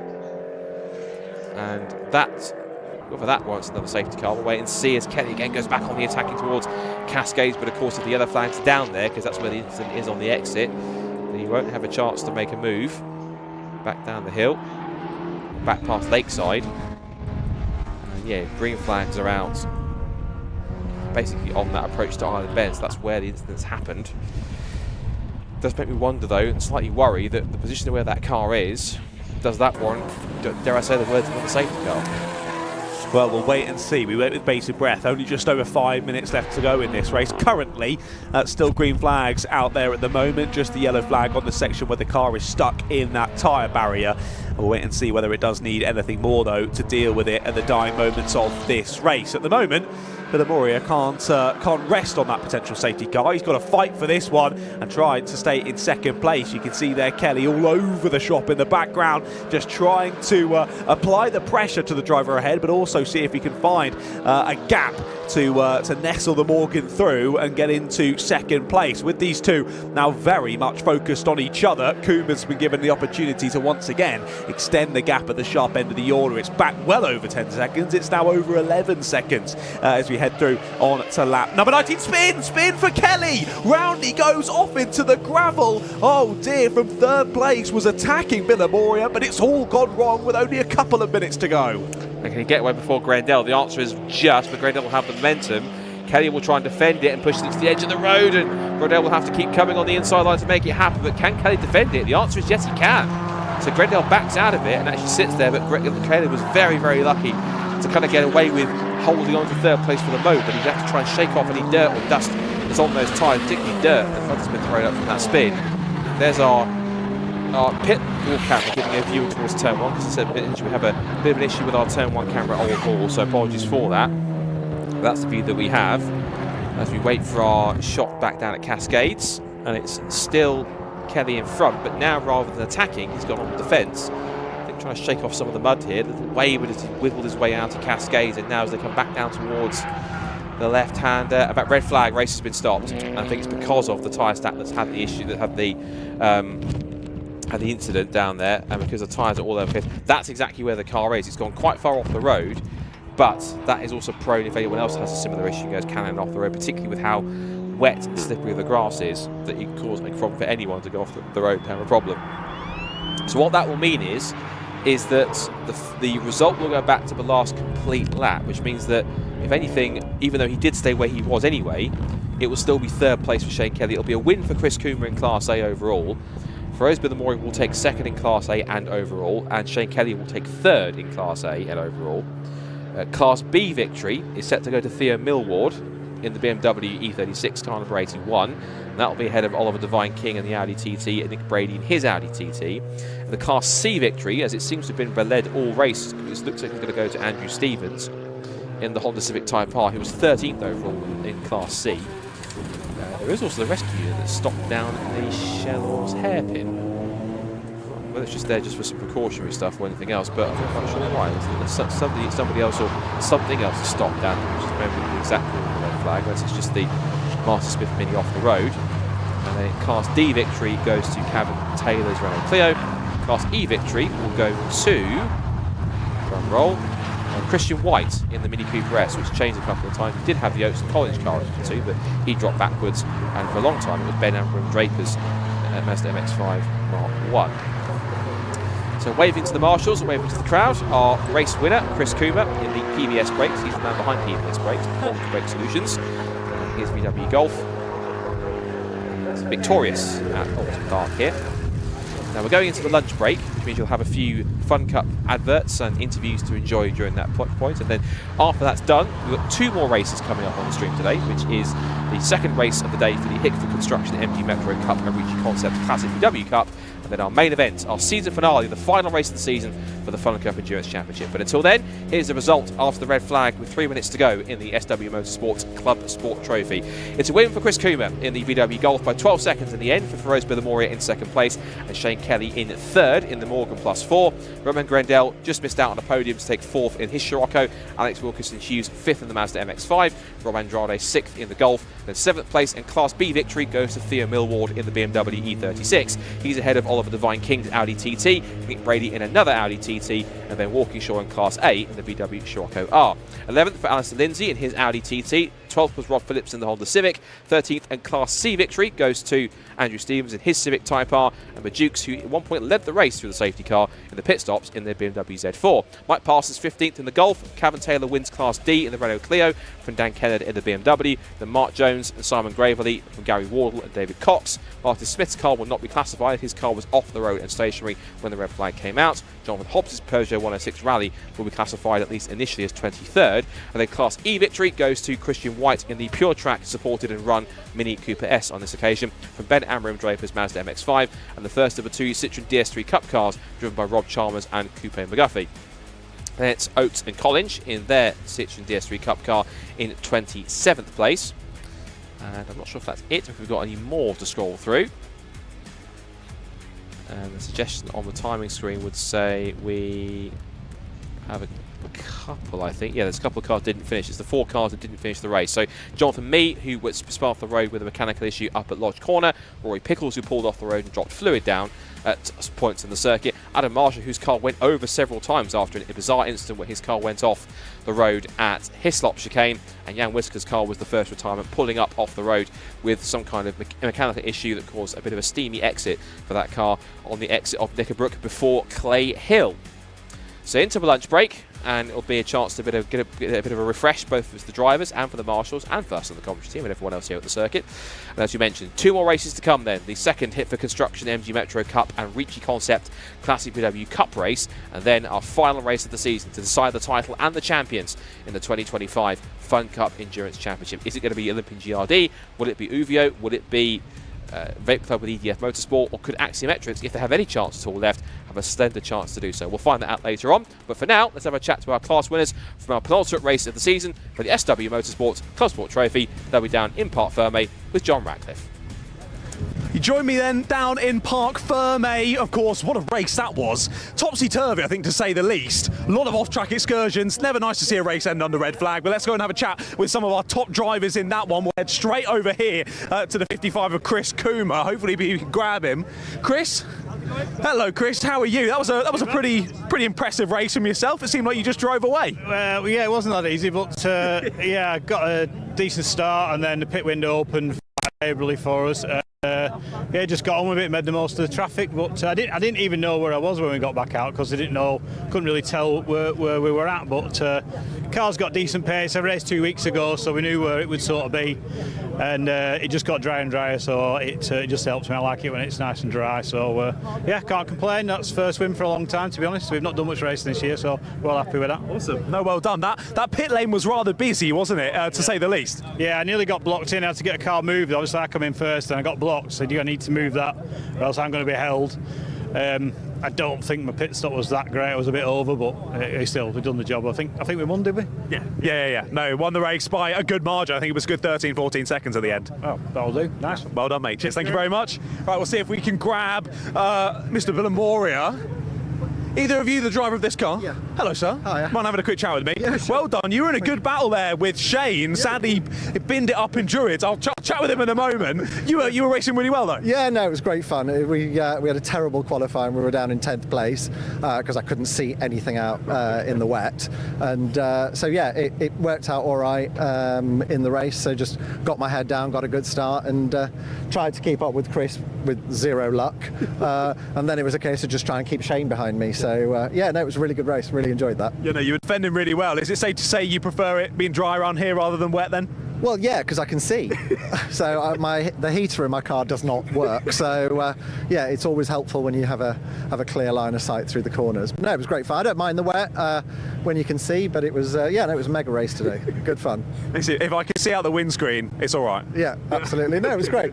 So from 10th to 2nd, I'm happy with that. Well done, mate. Great performance. Cheers. Thank you very much. And I will dive over to Mr. Kelly. Hello. So, you were flying as Luke nearly falls over the car. You were flying out there, but your race certainly wasn't without issues, was it? No. You had that issue on the race start and then up at Druids. Can you talk us through both of those? Yeah, I can't understand the cut out at the start. It happened at Silverstone earlier in the year, and we obviously dropped back to, and it's something to do with the start, the weaving maybe fuel or something. So it did cut.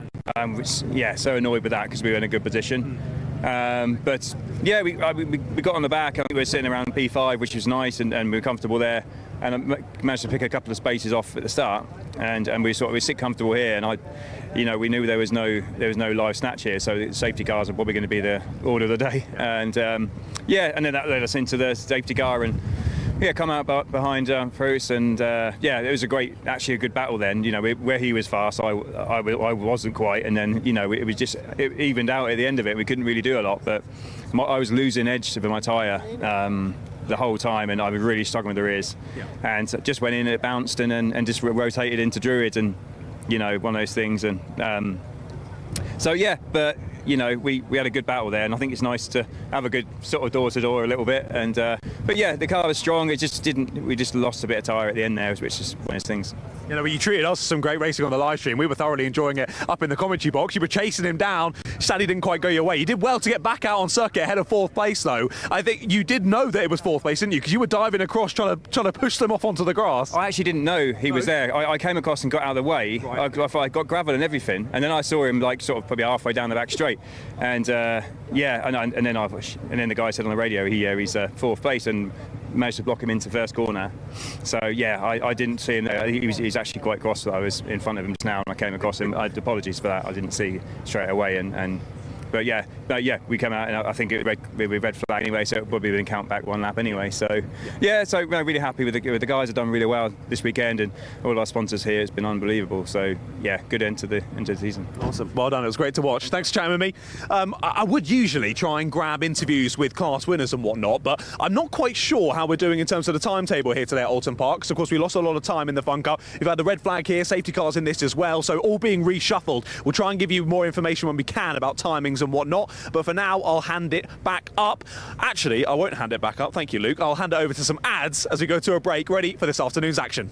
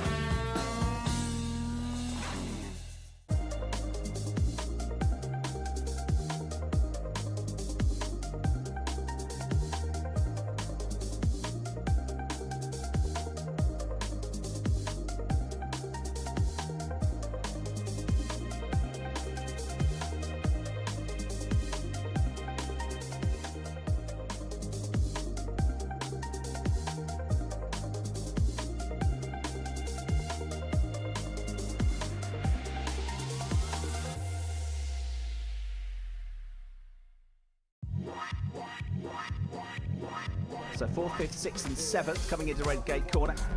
And also at the tail end of this group, you've got the red PLR racing car. On board then with Barkini coming out of Hollywood down the infamous Crater Curves. And look how close they are, they almost touch. Absolutely flat out down the hill. But brave stuff this from Barkini down the inside. Terrific move. They gave each other just enough room.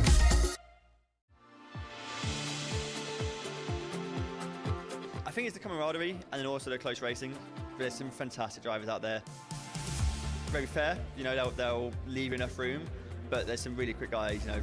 You get a lot of seat time, pound per minute, it's cheaper than pretty much any other series I've looked at. And then everyone's so helpful, you know, the top teams are giving you their data and supporting you, getting you up to speed. So the level for club racing is as good as it gets.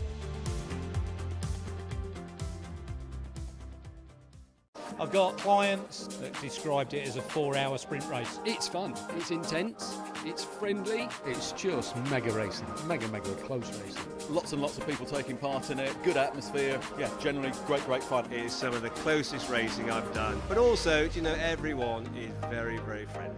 Just amazing atmosphere, whether it be on track or off track as well. So yeah, can't recommend it enough.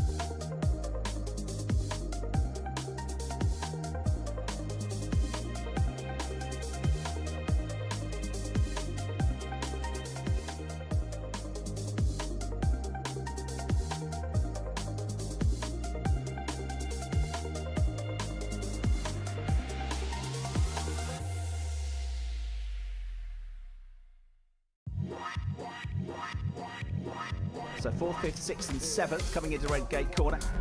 And also at the tail end of this group, you've got the red PLR racing car. On board then with Barkini coming out of Hollywood down the infamous Crater Curves. And look how close they are, they almost touch. Absolutely flat out down the hill. But brave stuff this from Barkini down the inside. Terrific move. They gave each other just enough room.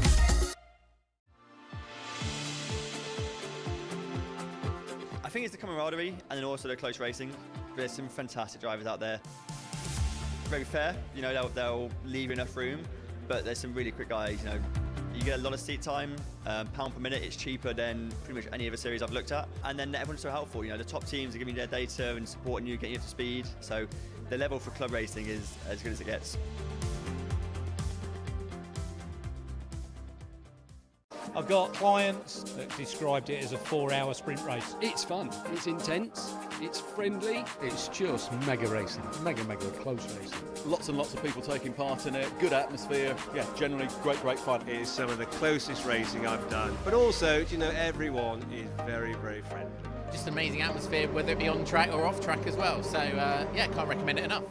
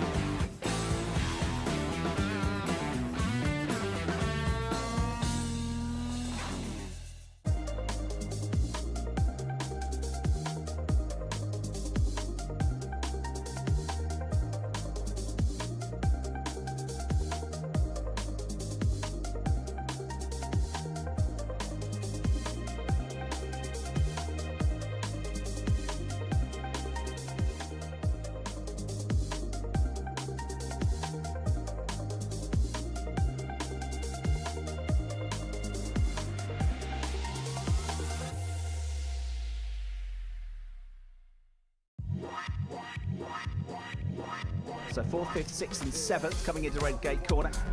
And also at the tail end of this group, you've got the red PLR racing car. On board then with Brscc coming out of Hollywood down the infamous Crater Curves. And look how close they are, they almost touch. Absolutely flat out down the hill.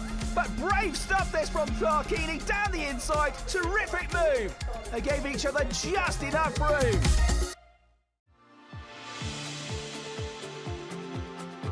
I think it's the camaraderie and then also the close racing. There's some fantastic drivers out there. Very fair, you know, they'll leave enough room, but there's some really quick guys, you know. You get a lot of seat time, pound per minute. It's cheaper than pretty much any other series I've looked at. And then everyone's so helpful, you know, the top teams are giving you their data and supporting you, getting you up to speed. So the level for club racing is as good as it gets. I've got clients that described it as a 4-hour sprint race. It's fun, it's intense, it's friendly, it's just mega racing, mega close racing. Lots and lots of people taking part in it, good atmosphere, yeah, generally great fun. It is some of the closest racing I've done. But also, you know, everyone is very friendly. Just amazing atmosphere, whether it be on track or off track as well. So yeah, can't recommend it enough.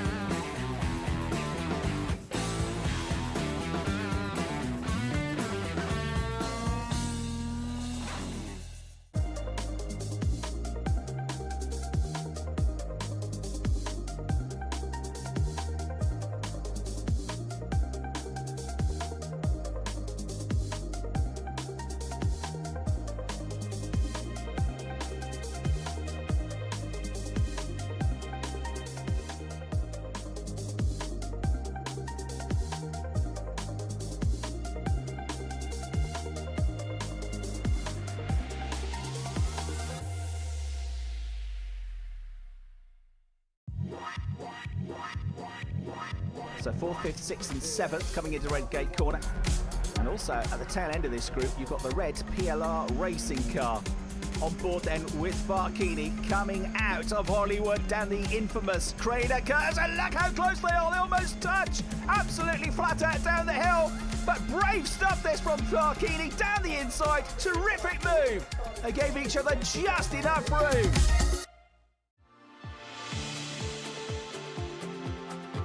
I think it's the camaraderie and then also the close racing. There's some fantastic drivers out there. Very fair, you know, they'll leave enough room, but there's some really quick guys, you know. You get a lot of seat time, pound per minute, it's cheaper than pretty much any other series I've looked at. And then everyone's so helpful, you know, the top teams are giving you their data and supporting you, getting you up to speed. So the level for club racing is as good as it gets. I've got clients that described it as a 4-hour sprint race. It's fun, it's intense, it's friendly, it's just mega racing, mega close racing. Lots and lots of people taking part in it, good atmosphere, yeah, generally great fun. It is some of the closest racing I've done. But also, you know, everyone is very friendly. Just amazing atmosphere, whether it be on track or off track as well. So yeah, can't recommend it enough.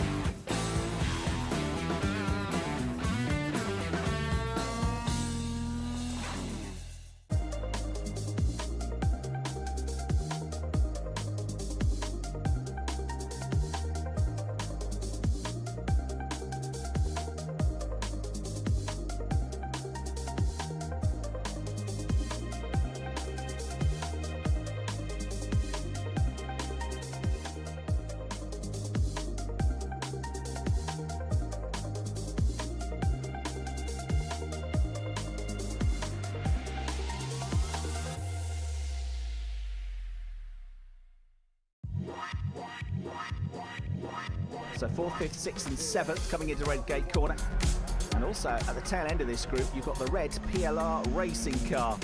On board then with Brscc coming out of Hollywood down the infamous Crater Curves. And look how close they are, they almost touch. Absolutely flat out down the hill. But brave stuff this from Brscc down the inside. Terrific move. They gave each other just enough room.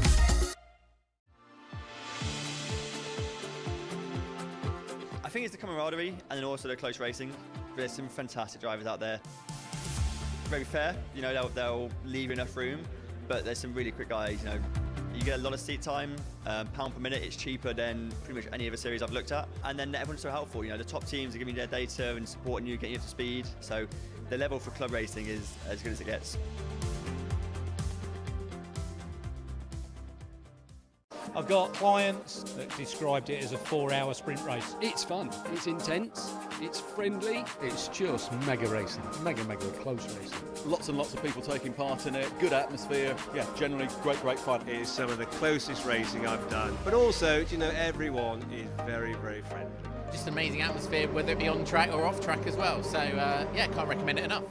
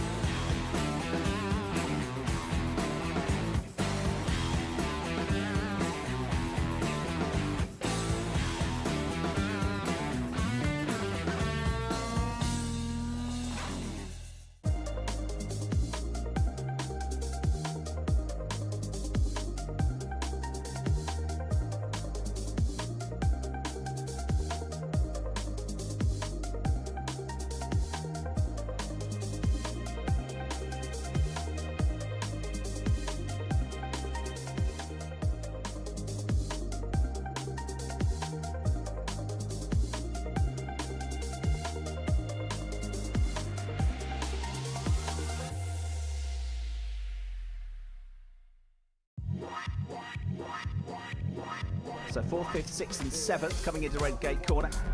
And also at the tail end of this group, you've got the red PLR racing car. On board then with Brscc coming out of Hollywood down the infamous Crater Curves. And look how close they are, they almost touch. Absolutely flat out down the hill. But brave stuff this from Brscc down the inside. Terrific move.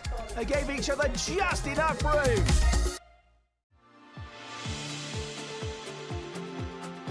I think it's the camaraderie and then also the close racing.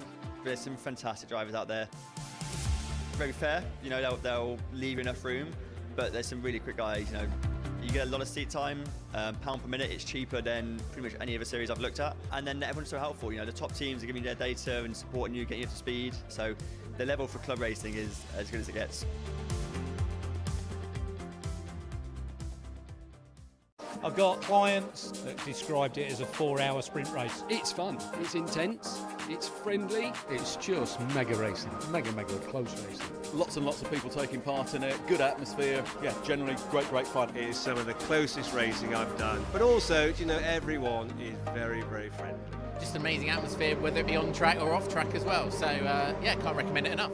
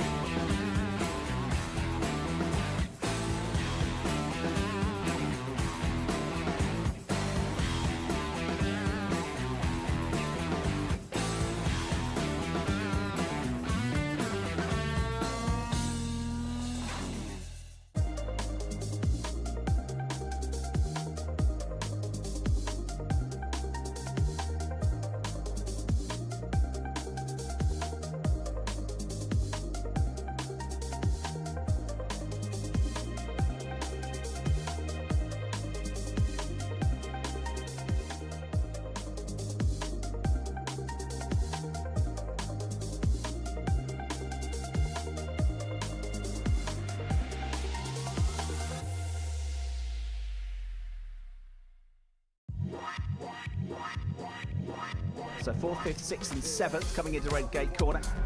And also at the tail end of this group, you've got the red PLR racing car. On board then with Brscc coming out of Hollywood down the infamous Crater Curves. And look how close they are, they almost touch. Absolutely flat out down the hill. But brave stuff this from Brscc down the inside. Terrific move. They gave each other just enough room.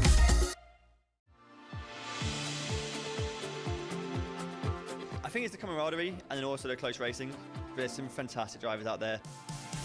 Very fair, you know, they'll leave enough room, but there's some really quick guys, you know. You get a lot of seat time, pound per minute, it's cheaper than pretty much any other series I've looked at. And then everyone's so helpful, you know, the top teams are giving you their data and supporting you, getting you up to speed. So the level for club racing is as good as it gets. I've got clients that described it as a 4-hour sprint race. It's fun, it's intense, it's friendly, it's just mega racing, mega close racing. Lots and lots of people taking part in it, good atmosphere, yeah, generally great fun. It is some of the closest racing I've done. But also, you know, everyone is very friendly. Just amazing atmosphere, whether it be on track or off track as well. So yeah, can't recommend it enough.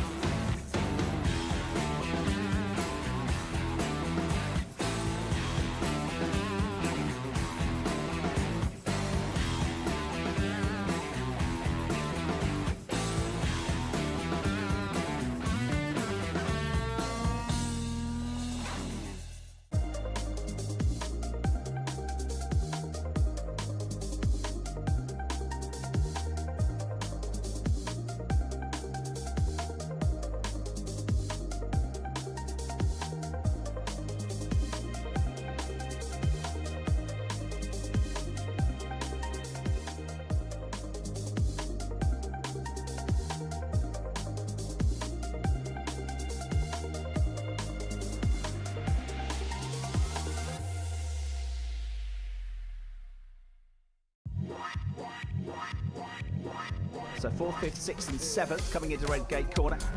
And also at the tail end of this group, you've got the red PLR racing car.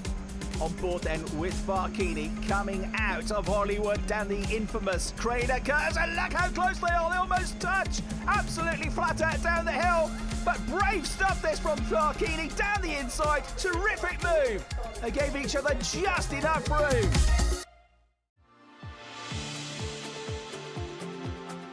I think it's the camaraderie and then also the close racing. There's some fantastic drivers out there. Very fair, you know, they'll leave enough room, but there's some really quick guys, you know. You get a lot of seat time, pound per minute. It's cheaper than pretty much any other series I've looked at. And then everyone's so helpful. You know, the top teams are giving you their data and supporting you, getting you up to speed. So the level for club racing is as good as it gets. I've got clients that described it as a 4-hour sprint race. It's fun, it's intense, it's friendly, it's just mega racing, mega close racing. Lots and lots of people taking part in it, good atmosphere, yeah, generally great fun. It is some of the closest racing I've done. But also, you know, everyone is very friendly. Just amazing atmosphere, whether it be on track or off track as well. So yeah, can't recommend it enough.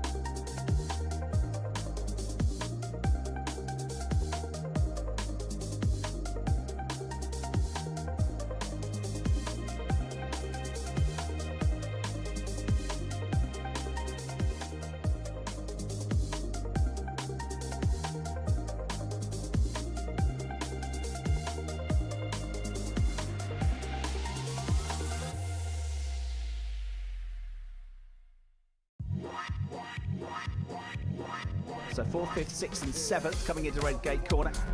And also at the tail end of this group, you've got the red PLR racing car. On board then with Brscc coming out of Hollywood down the infamous Crater Curves. And look how close they are, they almost touch. Absolutely flat out down the hill. But brave stuff this from Brscc down the inside. Terrific move. They gave each other just enough room.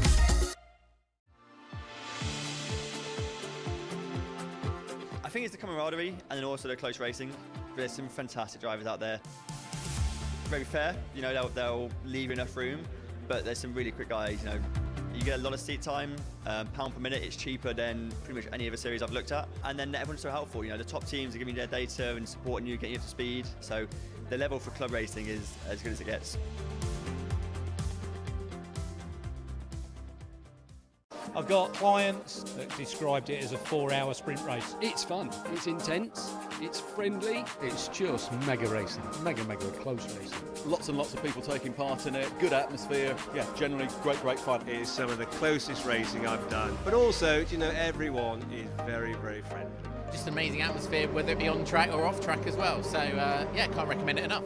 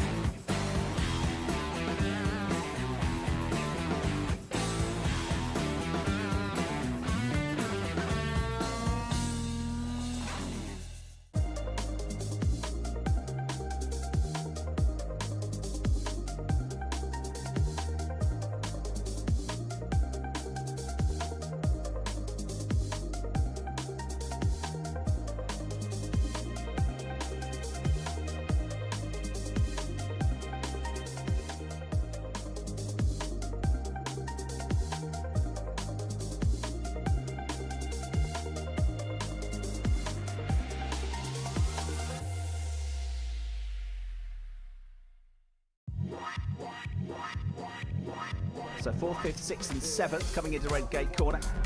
And also at the tail end of this group, you've got the red PLR racing car. On board then with Barkini coming out of Hollywood down the infamous Crater Curves. And look how close they are, they almost touch. Absolutely flat out down the hill. But brave stuff this from Barkini down the inside. Terrific move. They gave each other just enough room.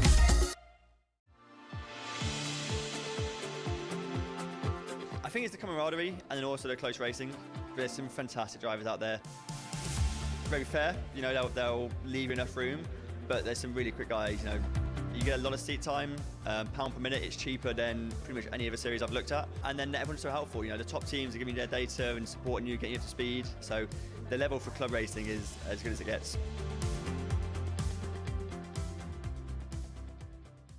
I've got clients that described it as a 4-hour sprint race. It's fun, it's intense, it's friendly, it's just mega racing, mega close racing. Lots and lots of people taking part in it, good atmosphere, yeah, generally great fun. It is some of the closest racing I've done. But also, you know, everyone is very friendly.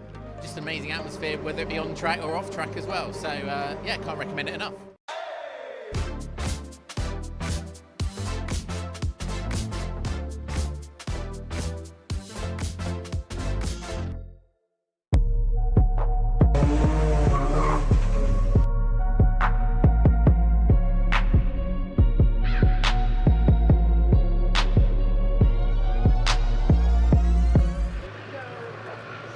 Hello everyone and welcome back to Oulton Park. We continue on with racing action post lunch break, hopefully in only a few moments time. As you can see there, a few vehicles exiting the circuit. I think there are a couple of things to sort out after earlier shenanigans from racing action so far here at Oulton Park, but my goodness, has it been exciting. Of course, you join us here once again for the Brscc Finals Day here from Oulton Park, and what we thought was going to be a bit of a cloudy and depressing day in terms of weather here at Oulton Park has actually turned out to be nice and sunny. So drivers being treated to some sunshine up here in the north of England, as you can see there from the lovely camera shots provided by our Alpha Live team.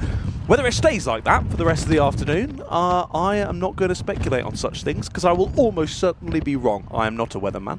I will stick to my job of shouting at cars going fast. And we're going to be doing a lot more of that this afternoon. We've got 2 races to come this afternoon, which doesn't sound like much, but one of those is a 3-hour Fun Cup endurance race. But before that, it's race number 2 of the day for both our Hickford Construction MG Metro Cup and the Ricci Concept Classic VW Cup. That's coming up next.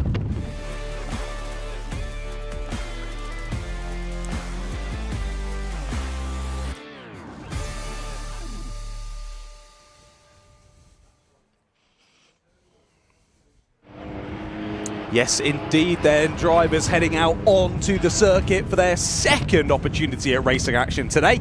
And we shall bring you through the grid for this one. Let's have a look at it then. On the front of the grid is, of course, our... if I can get myself sorted, the Ricci Concept Classic VW Cup. Our 6 drivers in that. That is Tim Evans on pole position with Simon Tomlinson alongside him. They'll be followed by Luke Shaw and Donald DeVar on row number 2, then Nick Sanderson and Paul Dunningham on row number 3. Then we look immediately to the Hickford Construction MG Metro Cup. That'll be headed up by Jack Ashton with Matthew Simpson alongside him on the front row of their grid. Row number 2 for them is John Moore and Tim Shooter. Row 3, Dick Trevitt and Phil Goodwin. Then row 4 is Carl Wheaton and Richard Garrard. Row 5, Mark Wilson and Neil Burnett. And row 6, rounding out the grid, Jonathan McCocken and Paul Deacon. Let's see how they go through this second race of the day. First one was certainly not without issue. We had a couple of drivers going off-piste somewhat, but we were still treated to some awesome racing action. Just to give you a little lowdown of what happened in that first race earlier on. In the Classic VW Cup, it was Tim Evans who took the win ahead of Simon Tomlinson and Luke Shaw. Donald Dewar winning in the Classic class, 4th place overall in that one. He got an absolutely awesome start, slipping through right up the middle of the 2 drivers on the front row. Couldn't quite hold it there though, across the racing distance, was reeled back in and dropped down to 4th place overall once all was said and done. Then in the MG Metros, what a race from Jack Ashton. It was lovely to chat with him after the race, but a shame to see he wasn't really feeling at his best. Very, very much bunged up with a cold, not feeling fantastic. But you wouldn't have been able to tell that if you were just looking at his on-track action. He was flying, won the race by quite a sizable margin, and was looking relatively relaxed out there, as relaxed as you can be in a 15-minute sprint race in an MG Metro. It was awesome. Following him onto the podium was Matthew Simpson and John Moore. Awesome racing for race number 1. Hopefully we see more as we head into race number 2 then. We'll be guiding you through all of the action from this one. I'll be heading down to chat with the drivers post-race and say a big well done to all of them. And then we'll be back up in the box for 3 hours of endurance racing. Myself, John Ratcliffe, Scott Wilbus alongside me to guide you through all of this one from this afternoon. That'll be the finale of the Fun Cup Endurance Championship to finalise the day and finalise the event here from Oulton Park. You can see our drivers heading down through the final couple of corners now, getting themselves gridded up, and then we will press on towards racing action. Let's see how this one plays out. Of course, like we say, there's 2 different, well, there's a championship and a series both on the grid. I have to make sure I get my words right there. Sadly, it looks like one of the MG Metros pulling off to pit lane already, sadly for them. Let's see who that is as they enter pit lane. We have got a Metro in the pits already. Oh no, it's the 98. It is Jack Ashton, your pole sitter in the MG Metros, is back into pit lane. That is not what he would be hoping for from this second race of the day. As I said in race 1, he was pretty dominant to say the least out there on circuit. Drove away with that one, but he's getting shown down all the way to the end of pit lane. Now, is he having to start this one from pit lane? Is he continuing on? I'm trying to work out whether he is coming to a full-on stop. Yes, he is at the end of pit lane. I'm not 100% sure what's happening there for Jack, but it was supposed to be pole position for him. At the moment, it's looking like at best a pit lane start, at worst no start at all. Well, a few more drivers just coming into the background of your shot there, just filling up the grid here in the MG Metros. And once we get them all sorted, we'll be about ready to get racing in this one. Drivers will look to the lights and we'll go green for 15 minutes of sprint racing action here across both the championship and the series on the grid. So final race of the year to be sorted out in the championship in terms of the MG Metros. And of course the classic VWs just racing race on race in this one. One to watch though was Jack Ashton leading the championship, another win in that one. Even with him not starting on this one, it might be a challenge for anyone to beat him. Let's see how we go though. We're green and racing, and yet again it's a fantastic start from Donald DeVar. He's got it sorted off of row 2, straight into the lead. Can he chop across down at T1? Not quite able to do so. Got one of the Audis trying to run side by side with him through turn 1. But he might just get swamped through the rest of this first lap. He doesn't have the grunt down the straight. Here go the MG Metros then. They begin, and again, row 2 and 3 get off the line fantastically well. Phil Goodwin threading the needle round the outside as they head down into turn 1. They're going 4 abreast down into turn 1 in the Metros. Could this end in calamities? It doesn't. They all just about give each other enough racing room down through turn 1. Thought I'd give you the update there from T1. Sadly, still having issues with that T1 camber, but we pick them up as they head down into Cascades for the first time in this one. Through the left-hander, side by side for second place. The blue and white car just getting shuffled onto the exit curb there. Keeps all 4 wheels onto the black stuff though, and they press on down to Island and Shell Oils for the first time in this one. Side by side for the race lead there, side by side through Ireland. That was a close one. They just about give each other enough room. Oh, that's a big off into the barriers for one of our drivers. That is going to be at least a safety car in this one. And I'm being told Luke Shaw, thank you very much, Scott. Luke Shaw, the driver who is off in the barriers. That was a big one. It looked as though, well, it was in the median between the 2 sections of the circuit. It looked as though it was on the side that we're currently on with the camera on the exit of Shell Oils, but that was a sizable off. If not, it's been an even bigger off because he ended up on that side of the barrier. A sizable one to start the race though. That is such a shame, and yet red flag is out on the gantry. Race has been brought to a stop already. We have not had a lot of luck here at Oulton Park today. We've had lots of red flags and safety cars and whatnot, lots of stoppages to racing action. That is such a shame to have this one stop already with only about a minute or so done.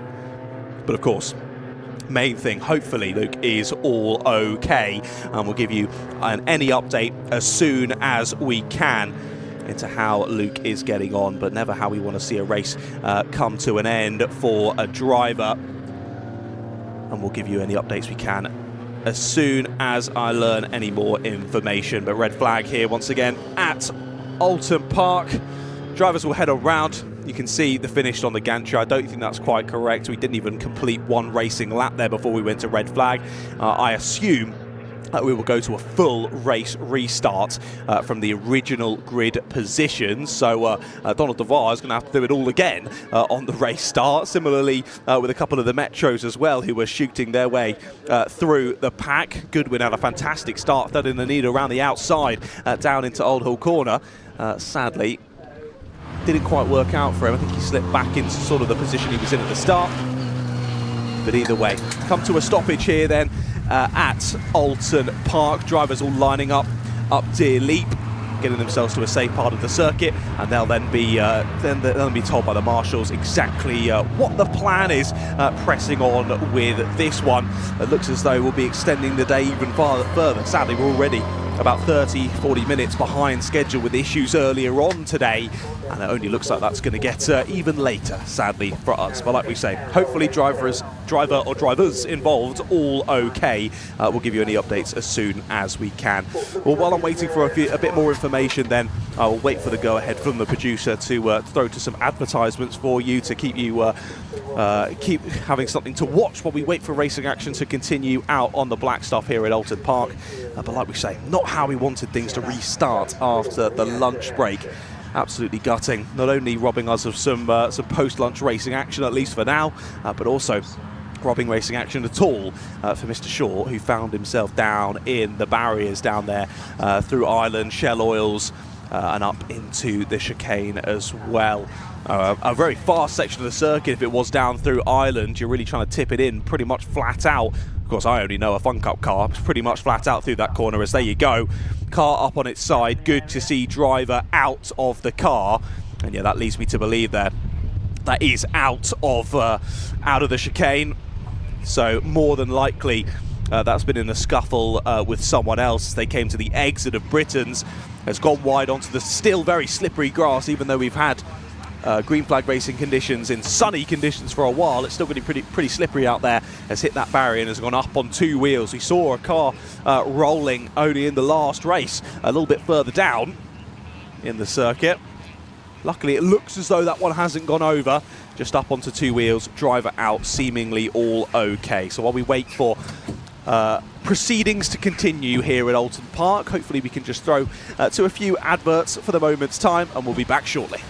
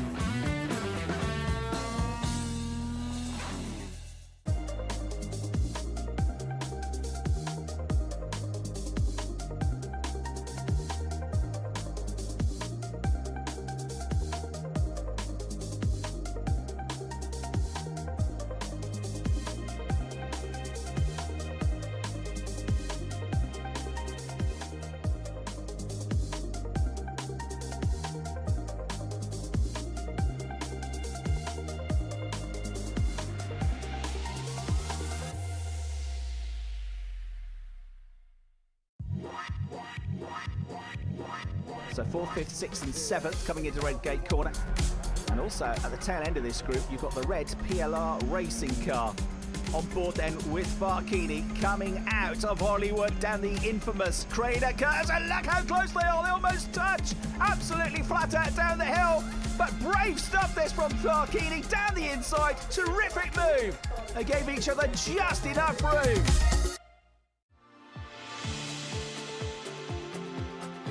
I think it's the camaraderie and then also the close racing. There's some fantastic drivers out there. Very fair, you know, they'll leave enough room, but there's some really quick guys, you know. You get a lot of seat time, pound per minute, it's cheaper than pretty much any other series I've looked at. And then everyone's so helpful, you know, the top teams are giving you their data and supporting you, getting you up to speed. So the level for club racing is as good as it gets. I've got clients that described it as a 4-hour sprint race. It's fun, it's intense, it's friendly, it's just mega racing, mega close racing. Lots and lots of people taking part in it, good atmosphere, yeah, generally great fun. It is some of the closest racing I've done. But also, you know, everyone is very friendly. Just amazing atmosphere, whether it be on track or off track as well. So yeah, can't recommend it enough.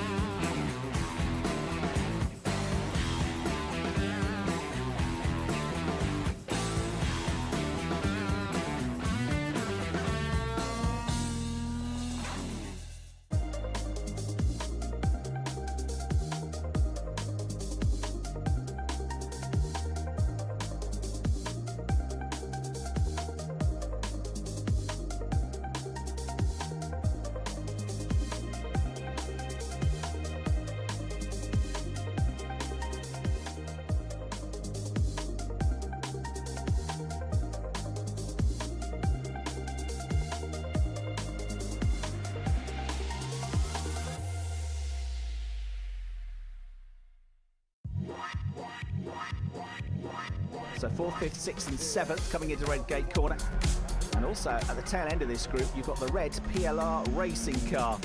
On board then with Barkini coming out of Hollywood down the infamous Crater Curves. And look how close they are, they almost touch. Absolutely flat out down the hill. But brave stuff this from Barkini down the inside. Terrific move. They gave each other just enough room.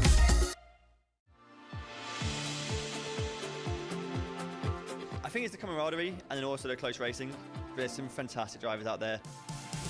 Very fair, you know, they'll leave enough room, but there's some really quick guys, you know.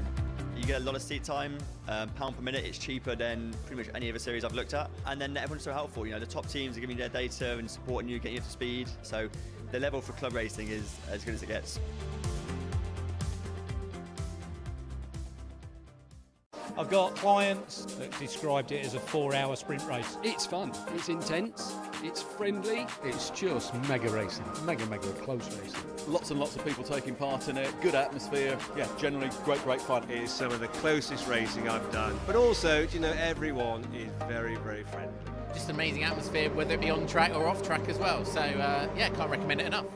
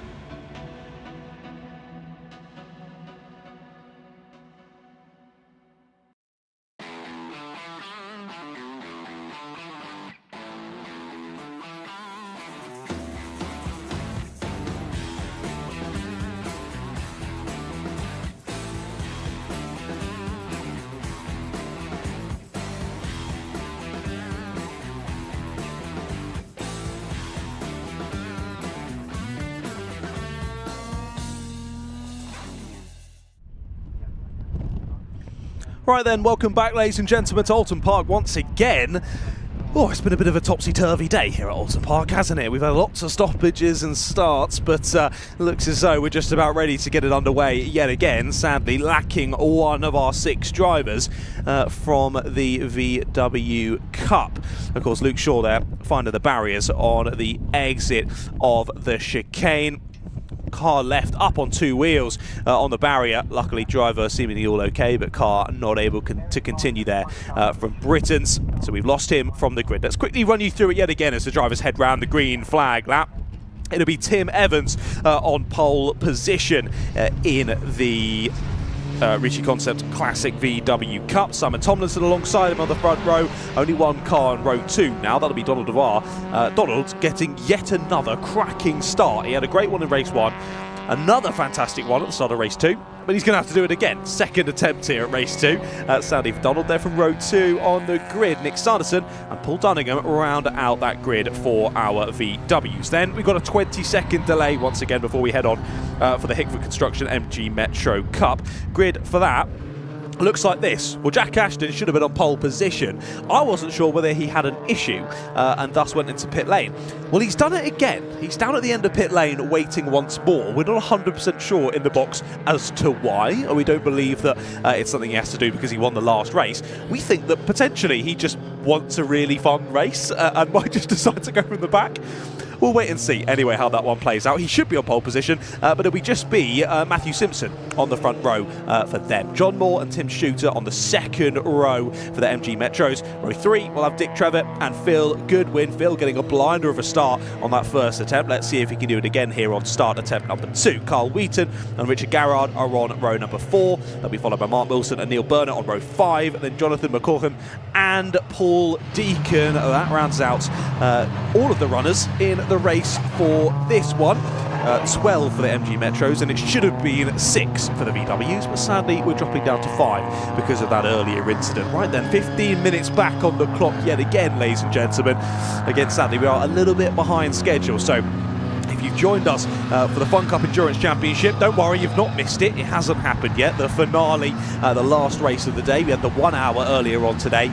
It'll be this race, and then immediately after, we'll move into the 3-hour endurance race to finalise the season in Fun Cup. But at the moment, we look at our screens, and it looks as though our T1 camera is back, which is lovely to see. So we should get a good view down through the first couple of corners then. Let's see who's able to get to it first, though. Of course, like we say, the VWs, 5 of them will kick it off. I say 5, I can only see 4 out my window. Well, they're underway nonetheless. Green flag racing begins here yet again at Oulton Park, and it's a race down to the first couple of corners. Looks as though the Audi might have just about got the jump there at the start of this one, and does indeed lead through T1. Hello, Scott. Hello. Yes, I've finished everything I need to do to make sure I get back on microphone, because right on time, because the Metros are just about to set off. And one car didn't get going. That was Dick Trevitt in the 96 that wasn't able to make it. They have 3 abreast, 4 abreast down the pit straight, and there's contact. John Moore's been tagged. They've all survived just about. 1 car straight off the road again as well. 2 across the barriers. John Moore's involved. I think also so was car number 3. And 3, I think, was Tim Shooter involved in that. And just simply 4 into 1, despite there being diminutive little Metros, 4 into 1 was not going to go. And sadly, 2 cars have come to blows, one of which was John Moore, who was starting right towards the front of the field. So it looks like Matthew Simpson's got away with that from the lead. It's second place, it looks like. I think from McCaugham, I think he's come quite far up the order from where he was on the grid. And I can't quite make out 3rd place, but looks like they've all managed to carry on, which is great. They have, although 2 of them with a little more damage than they would have liked. Yes. Leaders making their way in the Metros down through Island Bend. The classic VW cars are already out of Britain's and now over Hilltop towards Hislop for the first time. But fast and frantic even with the Metros in the mix. And they might be small, but they can cause plenty of shenanigans when they get together. And I had a feeling something was going to possibly kick off when they went 4 abreast down the pit straight off the start. That was never going to work out, and I was proven right in the end. So through the chicane they go. Well, they were at least 3, if not 4 wide on the first attempt at the start. Second attempt didn't quite go as well, but yeah, as you say, 2 cars parked up at the side now. They are very much out of this race. Luckily for us, though, I think they're parked well enough out of harm's way that we will be able to continue on with this race. Here are the MGs heading down into this tricky section. Right, left, right, carry that speed, then up the hill. But there we go then, we're just seeing out of our comms box window, the 1-2-3 of Tim Evans does come across the line in the lead of the VWs. Tomlinson in 2nd place. Then it's the 73 and the 46. Sanderson now ahead of Dunningham, and those are the 4 that we have left in terms of our VWs. They head down through turn 1 now, and now we wait with bated breath to see when the MGs head on through. And who has managed to get to the sharp end of that one? It was all calamities down into T1 at that time of asking. Who's made it to the sharp end of the field? Then they come up and over Deer Leap. And we've got one driver with a sizable lead in this one. It's the number 16 of Simpson who's made it to the front. So a great start then for Matthew Simpson. Was second on the front row of the grid, second on the grid for this one, but has scampered off on the first lap of proceedings. And as for Jack Ashton, he came across the line in, what was that? It was in 6th position, despite starting from the pit lane. So that just shows how dominant he is in the championship and how quick he can be. He's already onto the tail of what looks like Richard Garrett. Up the inside he goes. That was a pretty textbook pass into Cascades for Jack Ashton, who essentially is champion-elect because he came into the weekend with a handy enough lead in the points. He was able to take a very commanding victory in race number 1, and my guess is, rather than a problem, he decided, you know what, I'm going to make this fun for the last race. I'm going to start from the pit lane this time, make it a bit more action-packed so I can do some overtaking. He's done 1 car in the Cascades, he's doing another one just about onto the inside line in Shellaw's hairpin. This will be on the inside of Carl Wheaton, I think. That'll put him up to 4th place. His next target is going to be Jonathan McCaugham. in car number 8 and see how quickly he can pick him off as they come back down towards Britain's now for the second time. They hop over the chicane. You might pick another one off here if he plays it carefully. Tim Shooter's in the pit lane in car number 4, so issues for him. What would have been 9th or 10th. He's going back out there again, but currently crossed the line in P10, and that's a third car picked off for Jack Ashton. Corkin now dispatched with. Next car will be Mark Wilson in the white and black number 17. And dare I even ask the question, can he catch him before the end of a lap? This is ridiculous, isn't it? Ridiculous. If he has just done that, where he's gone, fancy a bit of a laugh, let's start from the pit lane. That's that's crazy. I know he's in the lead of the championship, but the points gap wasn't insurmountable. You get some drivers who decide, I'm not going to do the final race because I'm that far ahead. In his eyes, I still want to race, but I want to make it a little bit more interesting, so I'm going to start from the back on purpose. And some of them are just that sadistic and just want to have that much fun. So Jack Ashton is one of those. He wants to pass his rivals, all of them one more time, just to make it clear, I am the championship leader. This is happening. And he's thinking about it, and he's gone for it down the inside. So that is 4 Metros picked off in 1 lap for Jack Ashton. He's gone from 6th to 2nd in 1 tour of the Oulton Park International Circuit. That's how you do it. That is utterly ridiculous. That is utterly ridiculous. Fair play to Jack, cutting his way through the traffic really speedily. But Simpson's had such a good start to this one. He kept out of all the troubles of everyone behind him, but that now means he's got nearly 10 seconds to the good ahead of Jack Ashton. But let's see, just less than 10 minutes left to go. A second a lap. Yeah, but that won't stop Jack. I'm pretty sure he's got enough pace in him to try and catch. He's already trying to create a couple of car lengths gap to Mark Wilson, who's one of several cars whose front wheel is full of leaves, which has now been deposited themselves on the circuit, because as it is autumn and it is that time of the year, the leaves are leaving the trees at this point. There's Dick Trevitt, who is not in his typical orange and yellow Metro Turbo. He's in a more of a newer Rover Metro shaped cars, and he's in the blue and white machine just behind the black and gold of a Metro. No, that is one of the Rover Metros in front of him. That is Carl Wheaton in car number 23. We shouldn't forget our Classic VW contingent. There is still Tim Evans leading by 6 seconds at this point from Simon Tomlinson and Nick Sanderson up to 3rd place ahead of Paul Dunningham. So we don't have Don Devar, because we lost Luke Shaw at being the first start because of his incident exiting Britain's chicane. How his car ended up in that position is beyond me, but hopefully he's okay and that car is repairable. Scrap on for 3rd between Nick Sanderson. He's got 2 of these Seat Loud Super Copas, but they're different generations. This is his first gen car, and there's the more common second gen car, which typically tend to race a lot more. There's the series over them over in Ireland, Seat Super Cup Ireland, that keeps those cars running, which is quite fun to see. They came actually here at Oulton Park, one of our meetings a few months ago, and were made quite. I think they had a start line incident too, but on top of that, they're still quite fun. What I saw a bit from covering it remotely. Been challenged by the Audi A3, which again just proving that, like with the Tim Evans' TT, it doesn't have to be a VW. It can be a VAG family car, and of course, as well, Nick Sanderson's Seat being part of that group too. So you can have those cars, and as I mentioned earlier on, we did have at the last Classic VW Cup race a Skoda Octavia VRS in the hands of Paul Roderson, which has done racing elsewhere, but he came in as a guest and seemed to enjoy himself, so proving even Skodas can do well in this championship. Indeed, it's great to see, just like we saw in the endurance race earlier on, so many different types of cars all battling on the same piece of tarmac. It's lovely to see, but similarly in the MG Metros, all pretty much identical and giving us cracking racing as well, so whichever you like. We've got an offer here at Oulton Park. This battle continues. For 3rd place, it is. Nick Sanderson still just ahead of Paul Dunningham at the moment. What's that gap looking like between Simpson and Ashton in the MGs? It's down to 6 seconds, isn't it now? 6.5 seconds. So what was just over 10, it's only been 2.5 minutes. It's now only just over 6. I have a sneaking suspicion that Jack Ashton might be on the back of Matthew Simpson before he knows it. I think Matthew might be checking his mirrors every corner going, is he there yet? Is he there yet? Suddenly he'll appear into the rearview mirror, and then he's got to get a move on. He will eventually. It's not a case of if, it's when it will happen. Because it will happen. He will catch him and he will pass him. It's like Taken. I will find you, and I won't finish that sentence, but I will find you and I will pass you at, I don't know, Druids. Let's bet that prediction. Anyway, it's like the Metro version of Taken. Anyway, back with the Classic VWs. I don't know what I'm on about, it's the season. Anyway, back to our battle for 3rd place. Still Nick Sanderson in the Seat versus Paul Dunningham in the Audi. Paul didn't finish race 1, but he's back out there with a healthier. No, Stephen Watson, that is Paul Dunningham. I think it's Stephen Watson's car. No, it is his car. So they have a trio of 3 of these cars that are run by the Pinnacle team. So sometimes they get a bit confusing with the colour schemes and what they have. So for some reason I thought that he was Stephen Watson's car, but he's not. He's in his own car. I'll stop talking about that and carry on what's important, which is what's going on in the race. I'll stop rambling. So Sanderson and Dunningham down towards the left-hander at Cascades. The gap has come down slightly in the lead in the NWW ranks. It's now Evans to Tomlinson, 5.3 seconds. Now it's 14 seconds back or so to this script battle, although that's a little bit of, is that exhaust smoke or something that's rubbing on the rear wheel? There was something, a puff of something that came off the rear of Nick Sanderson's car. Hasn't affected his performance that much. I don't know if Dunningham's seen that either and backed off ever so slightly, but that's interesting. Meanwhile, our Metro's come across the line as we keep on watching the Class W's. The gap has visibly come down. It was 6 seconds. It's now, I make that about 4.3 seconds now. So that gap's come down by another 2 seconds in one lap.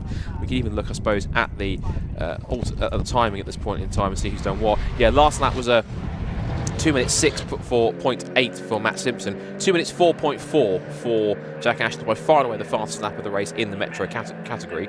And again, took the gap down by another 2.4 seconds to get them down to 4.2 at this point. So we are getting a little bit closer, and it's working pretty well at this point for them. So it looks as though that while it's relatively settled in Classic VWs, I think it's not settled by a long shot in the Metros, particularly for this last race of the season. No, it certainly isn't settled, to say the least. I can't believe that difference in pace across the field there. Ashton on the 204 and Simpson on the 206, like you mentioned. Rest of the drivers, 210s, 211s, 212s. That is a huge difference in pace, and Ashton is quickly reeling Simpson in to try and get 2 wins from 2 here on the final day of the season, and well and truly clinch the championship. I think he's pretty much got 1.5 hands on it at the moment, with just under 5 minutes left to go in this one. He'll be looking to finish the season off with yet another victory. There he is, heading down into Knickerbrook once more then, as they head then through and up the hill once again. That rear view mirror of Matthew Simpson, Jack Ashton will be getting larger and larger in it, lap on lap. And again, even visibly, you can see how much that gap has reduced, even on this lap alone. Through they go into Druids once again.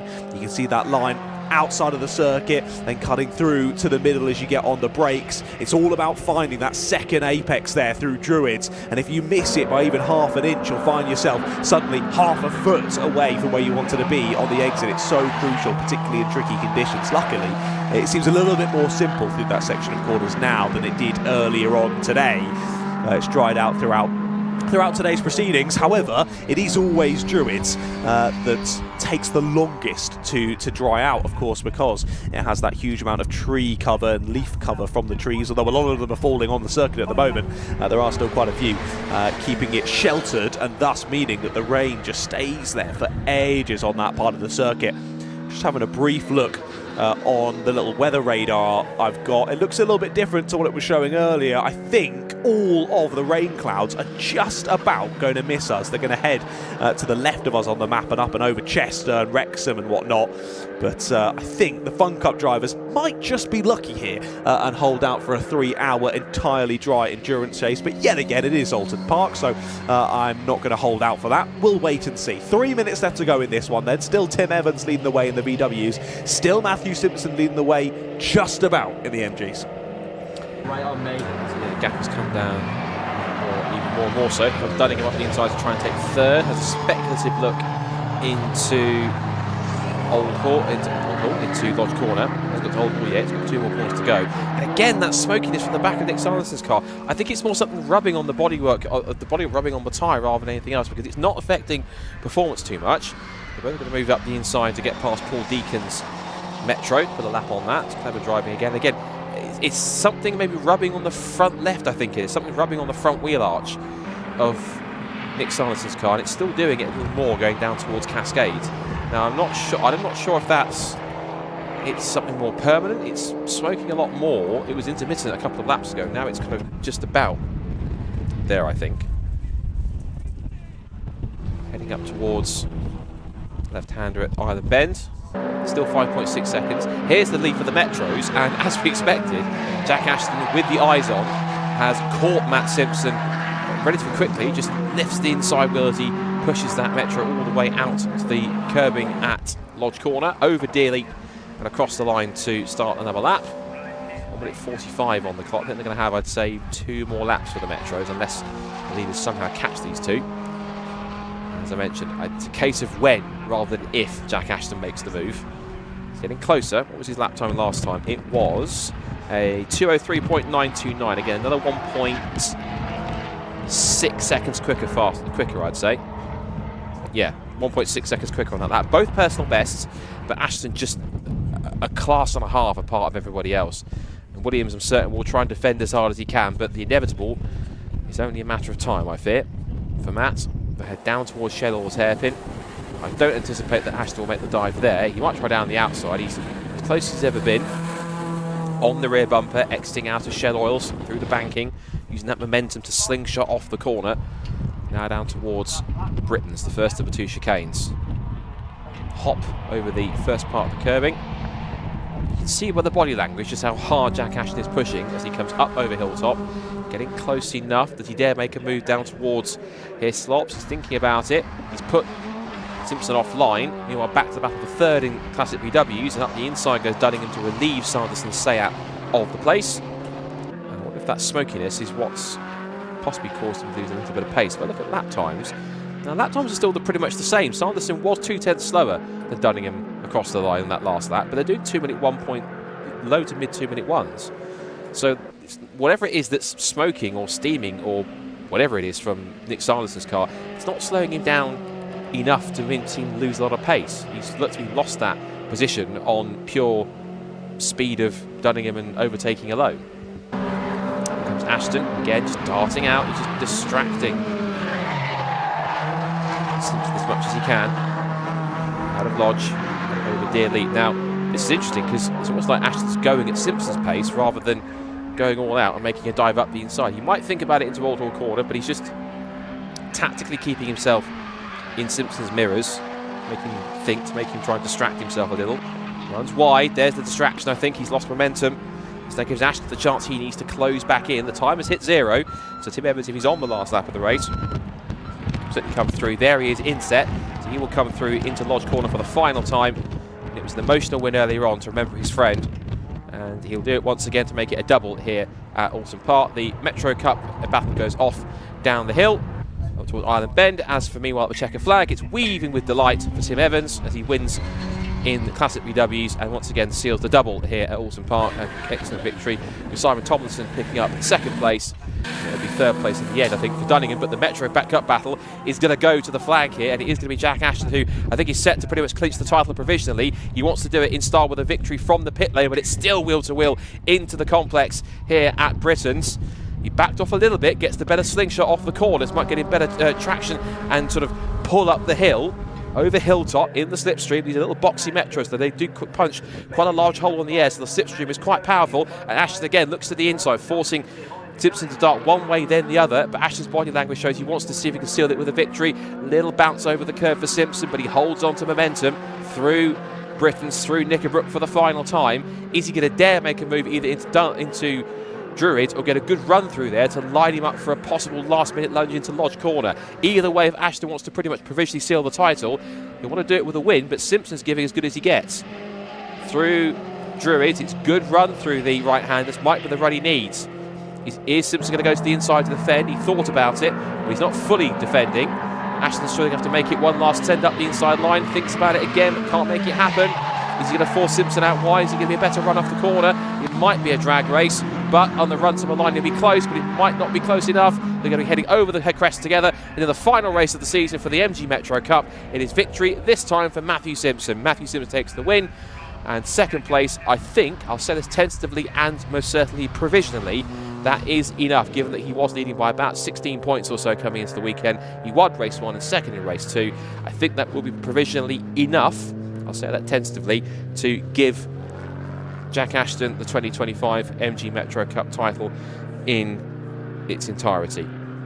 So congratulations, I will say provisionally and tentatively, to Jack Ashton for that one, and we'll let the powers that be in the championship to fully work that one out to decide if he has done that, but he was ahead of the championship by enough, I think, to seal that up. So a double for Tim Evans in the Audi TT. He wins the Classic VW segment of that share grid race from Simon Tomlinson's Golf in second and Paul Dunningham's Audi to A3 in third, who had a race-long battle with Nick Sanderson in his Seat Super Cup in fourth position.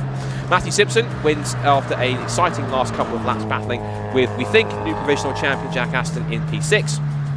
And Dick Trevitt getting onto the podium in 3rd place in his Metro 100.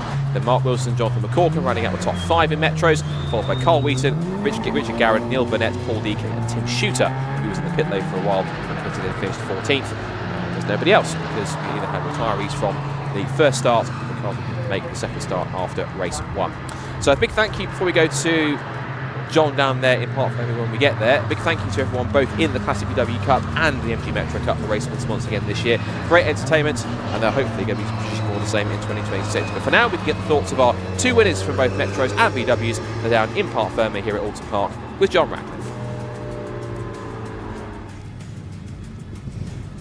Hello, welcome back to Park Ferme then. Let's have a chat with a couple of people from that race. Watch out you don't get hit by the recovery truck, Luke. We'll head back over this way and get out of the way of the drivers. What a way to end the season for both of these. Well, I was going to say championships. I've nearly got that wrong a couple of times today. Championship and series. We'll see who we can chat to. We'll go straight over here to begin with. Hello, sir. Hello. Do you want to take your helmet off before you chat with me? I'll take my hat off. Okay. Yet again, another win for yourself. I've had a good day, haven't I? 2 from 2 today. It's been a good day. It's been a good day.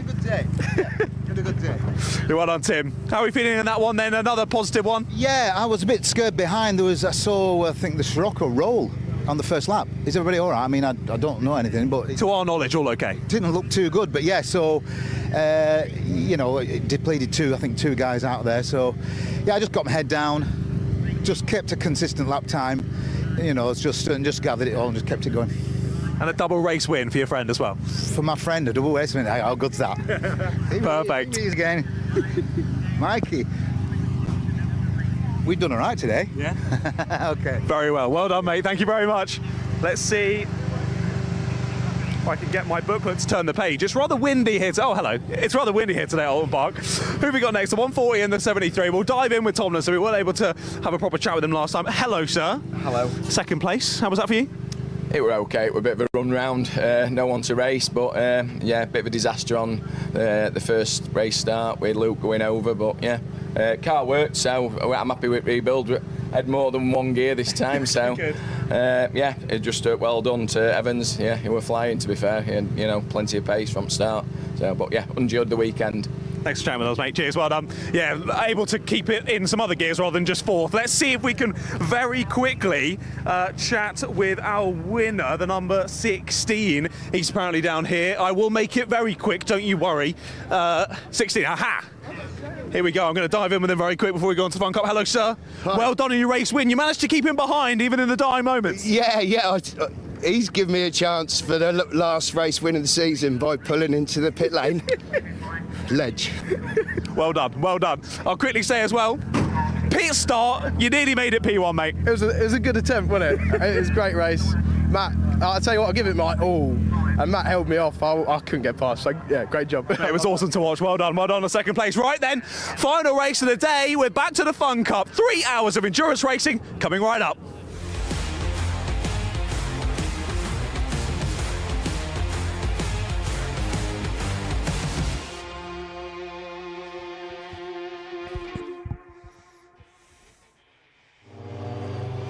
Strap yourselves in, ladies and gents. This is it. This is the final 3 hours of competition to decide who wins the title of the 2025 Fun Cup Endurance Championship. It's an incredible year, and we've got another 30, well, not quite a 30-car grid. We've got a good entry once again with a random grid draw, and of course one position already sealed up, knowing exactly who won for race number 1. So the grid for the final race of the season after random draw is as follows. It's Green Heath will start on pole position, with Gary Bates starting that car. Alongside him, 248 Lockers Racing, and that's going to be with Ryan Slaney-Smith starting that car from the front row. Demon Tweaks 249 then comes next. That starts by Jason Minshaw and Anglo-Asian Mining if their car does get out after the incident at turn 1 in race number 1. That's going to be started by Jamie Good. Row 3, Axiometrics, still, we think, possibly loosely in the title fight after they miraculously got that car going after they were involved in the race 1 start line incident. That car being started first of all by John Perrott once again, alongside them 251 Sherrod Eyes UK, who are hoping they can have a better start this time. That car is set to start with Peter Belshaw at the wheel, and then row 4 sees Sunoco Racing Team at car number 22, which is started by Axel Hildebrand, and PLR Racing car 146, once again this time started by Tim Wilden, before he hands over to the captain Neil Plimmer. It's BERT in the spare EDF car, 212 starting in P9, that car being started by John Railton, and the top 10 completed by the blue and yellow machine of FF Corsa 263, that car being started by Michael Broadhurst again. And row 6, it's second choice racing, car 157 being started by Joe Phelps to hand over to Michael Lyons, and then Team Pacific JPR hire in car 257, that car being started by Nick Adcock before handing over to Rupert. Row 7 is where we find our championship leaders and potential champions, one of our main championship contenders. P13 is where Team Olympian, the defending winners, will start in that one, and that car being started by Chris Devell, getting his first run of the day after he sat out the sprint race earlier on. He starts alongside car 169, which is Rare Vinyl Limited. Rob Croydon again starts that car ahead of Joe Bosch-Wiggin. Then Maninki Nonk, if that car is back out, I think it's had a bit of a... because it's apparently been renamed to Frankenstein rather than Maninki Nonk, with some other different parts being put together to get that car back out. So 195 being started by Matt Hyde this time on the 8th row of the grid. That's alongside Pitt Happens, 403. That's being started by Chris Hayes. Row 9 sees the other championship contenders. We've got Uwe Hoffman's Motorsport, car 225 back in 17th place. They start with Fabulous Randaccio at the wheel, making some possible setup changes to balance the car for both drivers. Race Logic will start car 210 in 18th position. That car being started by David Denyer this time. And then on to the 10th row of the grid, where we find two very quick cars. Signature RV in car 557 being started by Steve Ruston, and another of our championship contenders, Vape Club with EDF Motorsports back in 20th. They start car 246 with Ted Bradbury once again at the wheel. Cars heading off onto the formation lap, so we'll reel through the rest of the cars. It's then 207 Demon Tweaks 2 being started by Graham Pattle, and Red River Sport 200 being started by Gareth Williams this time. Row 12 is Morpheus Motorsport, car 109. If that car is out, which we believe it is, that's going to be Steve Walton and Harry Mellistit sharing that car. We don't know exactly. I think Harry's going to start first in that car. And Team Summers 158, which will start with Gary Summers at the wheel, and that will be in 24th position. And then the last two cars that will start, we lost four cars, which we'll detail in a second. Team Pesky in P25 is going to be started in 252 by Andrew Dyer. And Team FFS, after they won their first race earlier on today, by default, as the rules, they have to start at the back of the grid. So car 220 will have Barry Thompson at the wheel before he hands over then to Nick Hyton, and then Lewis Thompson. They'll repeat that sequence for the second part. Now, one car that hasn't gone away, you might see on the pit straight if we cut to the camera, is the BERT car. That's the 212 car that's being borrowed by BERT from EDF. That car stranded on the grid and able to start properly. You can just see towards the top of the shot in the centre on the pit straight. There it is, in fact, being pushed away after having some kind of issue getting away. But 26 cars taking the start, 4 cars that will not take the start, sadly. We think our Morpheus Motorsport car 110, the 111 car of CGI Craig Butterworth, and at least the 214 car of C Data. I think also possibly, yes, the 97 car, which had the spin at the exit of turn 1 in the first lap. That's the Redham Racing car. Andre and Pierre Redham. As you can see, 212 has got going with a bit of a push start for assistance. So then, John Ratcliffe, 3 hours ahead to decide who wins the 2025 Fun Cup Endurance title.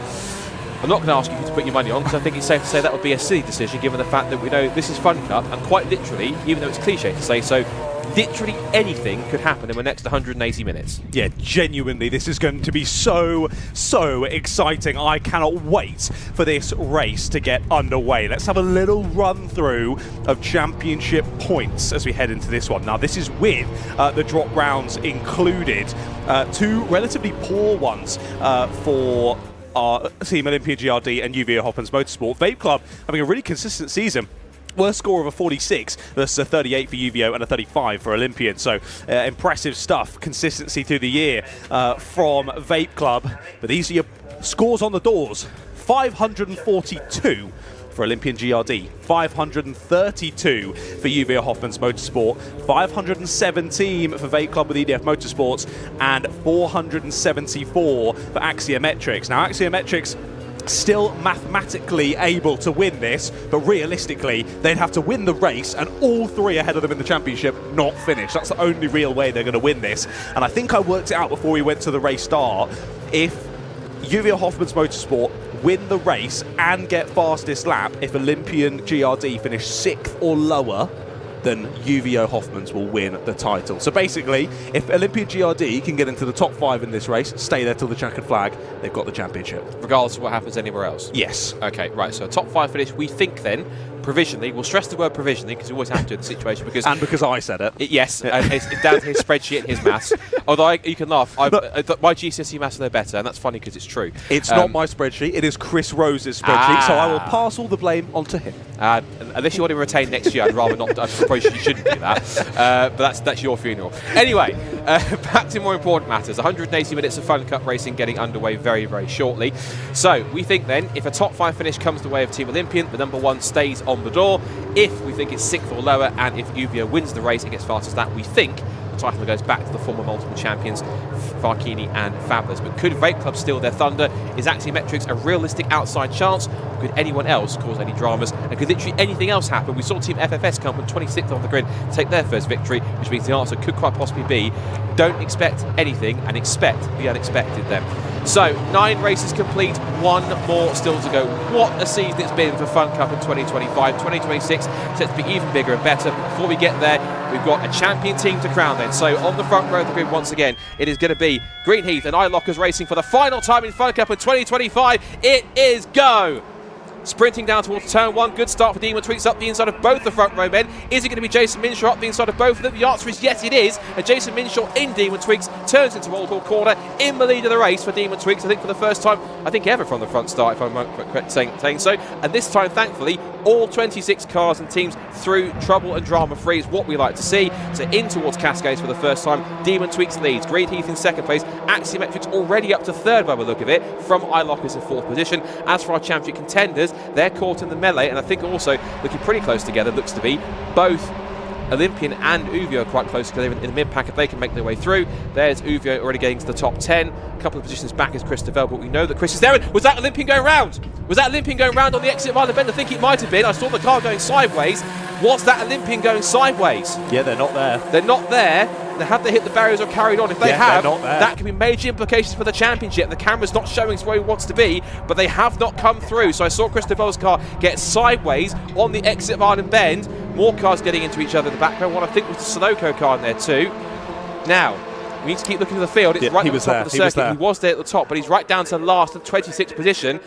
We said that watch for anything and everything to happen. Talk about drama. The championship leaders, and there that the leaders are off the road. Demon Tweaks locks up round the out, so goes Axiometrics of all teams. What was it they said to happen? All 3 of them not finish and they win the race. Yes. At this rate, it might well happen. Oh my goodness, what a first lap then in this 3-hour endurance race. What a start from Mr. Minshaw in the Demon Tweaks car, but just as quickly as that happened, a mistake. Off the road he goes, Axiometric slip on through. Looked like a bit of bodywork getting torn off there as they headed up the hill. There goes Uvio Hoffman's making moves as well. Vape Club going through too, but it is a significant margin now back to Olympian GRD at the back of the pack. We'll keep an eye on how their first stint continues on. There is Vape Club with EDF Motorsports down the inside of the Sheridan's car. Good to see them continuing on in this one, battling well. There's more battles ahead. iLockers forcing their way through up into 6th place. So now then, we've got 2 of our contenders in the top 5. Vape Club not too far away from the top 5 as well. 1 lap completed and chaos already ensuing here in the Fun Cup Endurance Championship. Uvio up to 4th. They've gone past PLR Racing, and actually in terms of the number 1 car, which is Olympian GRD, they went down to last and 26th position. There's 2 of the championship contenders they're also battling against, making moves. That was up the inside of PLR for Vape Club PDF. Meanwhile, up the inside of Greenheath went Uvio, and Vape Club chasing after them. Team Ted Bradbury going for the move up the inside of Gary Bates to pick up what will be 4th position. Into 3rd has gone Uvio, already on the tail of our erstwhile leaders, Demon Tweaks with Jason Minshaw. Axiometrics, 4th in the championship, getting away out here in front. In car number 103, John Perrott making the most of it. They're 3 abreast almost on the exit as we see Demon Tweaks being swamped by both Vape Club EDF and also by Uvio, and they're both almost in tandem making their way through. Minshaw stands his ground, slots in between the pair of them through the first chicane at Hislops, Brisson's. Over the hill, thumping over the curb, and in fact, actually, there goes Vape Club with a better exit as Bradbury powers his way past, and Greenheath might follow them through. Then you've got in that gaggle PLR, then it's iLockers, then FF Corsa, and then Sheridan and Race Logic are in there as well. But as you mentioned, the championship leaders and defending champions down to 26th and last on the first lap of the race.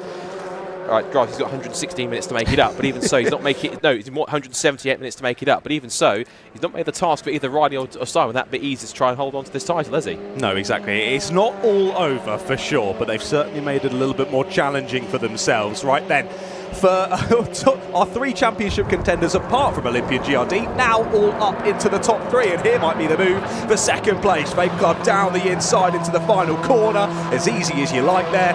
Through goes Ted Bradbury up into second place, and I think smartly enough there from Uvio and from Fablius Randaccio. No need to fight that one, just stick in with him, or I might eat my words as he looks to the inside into T1. No, thinks better of it, sticks in behind for now, because of course Uvio decently well ahead in points when compared with Vape Club, so even if they're one position behind, it's not going to matter at all. It's all the long run in this one, particularly if they've been told in the radio Olympian are all the way at the back. Keep it clean, keep your nose clean. I had noticed before that there's a little bit of smoke coming off of the front right of Uvio. I'm not sure if that's rubbing or if that's just the fact that there's a lot more tyre temp on board now in this race, and whether it's just the tyre causing that smoke. Anyway, we'll keep an eye on that through this stint. At the moment, all seems okay. Slippery surface flag down into Shell Oils.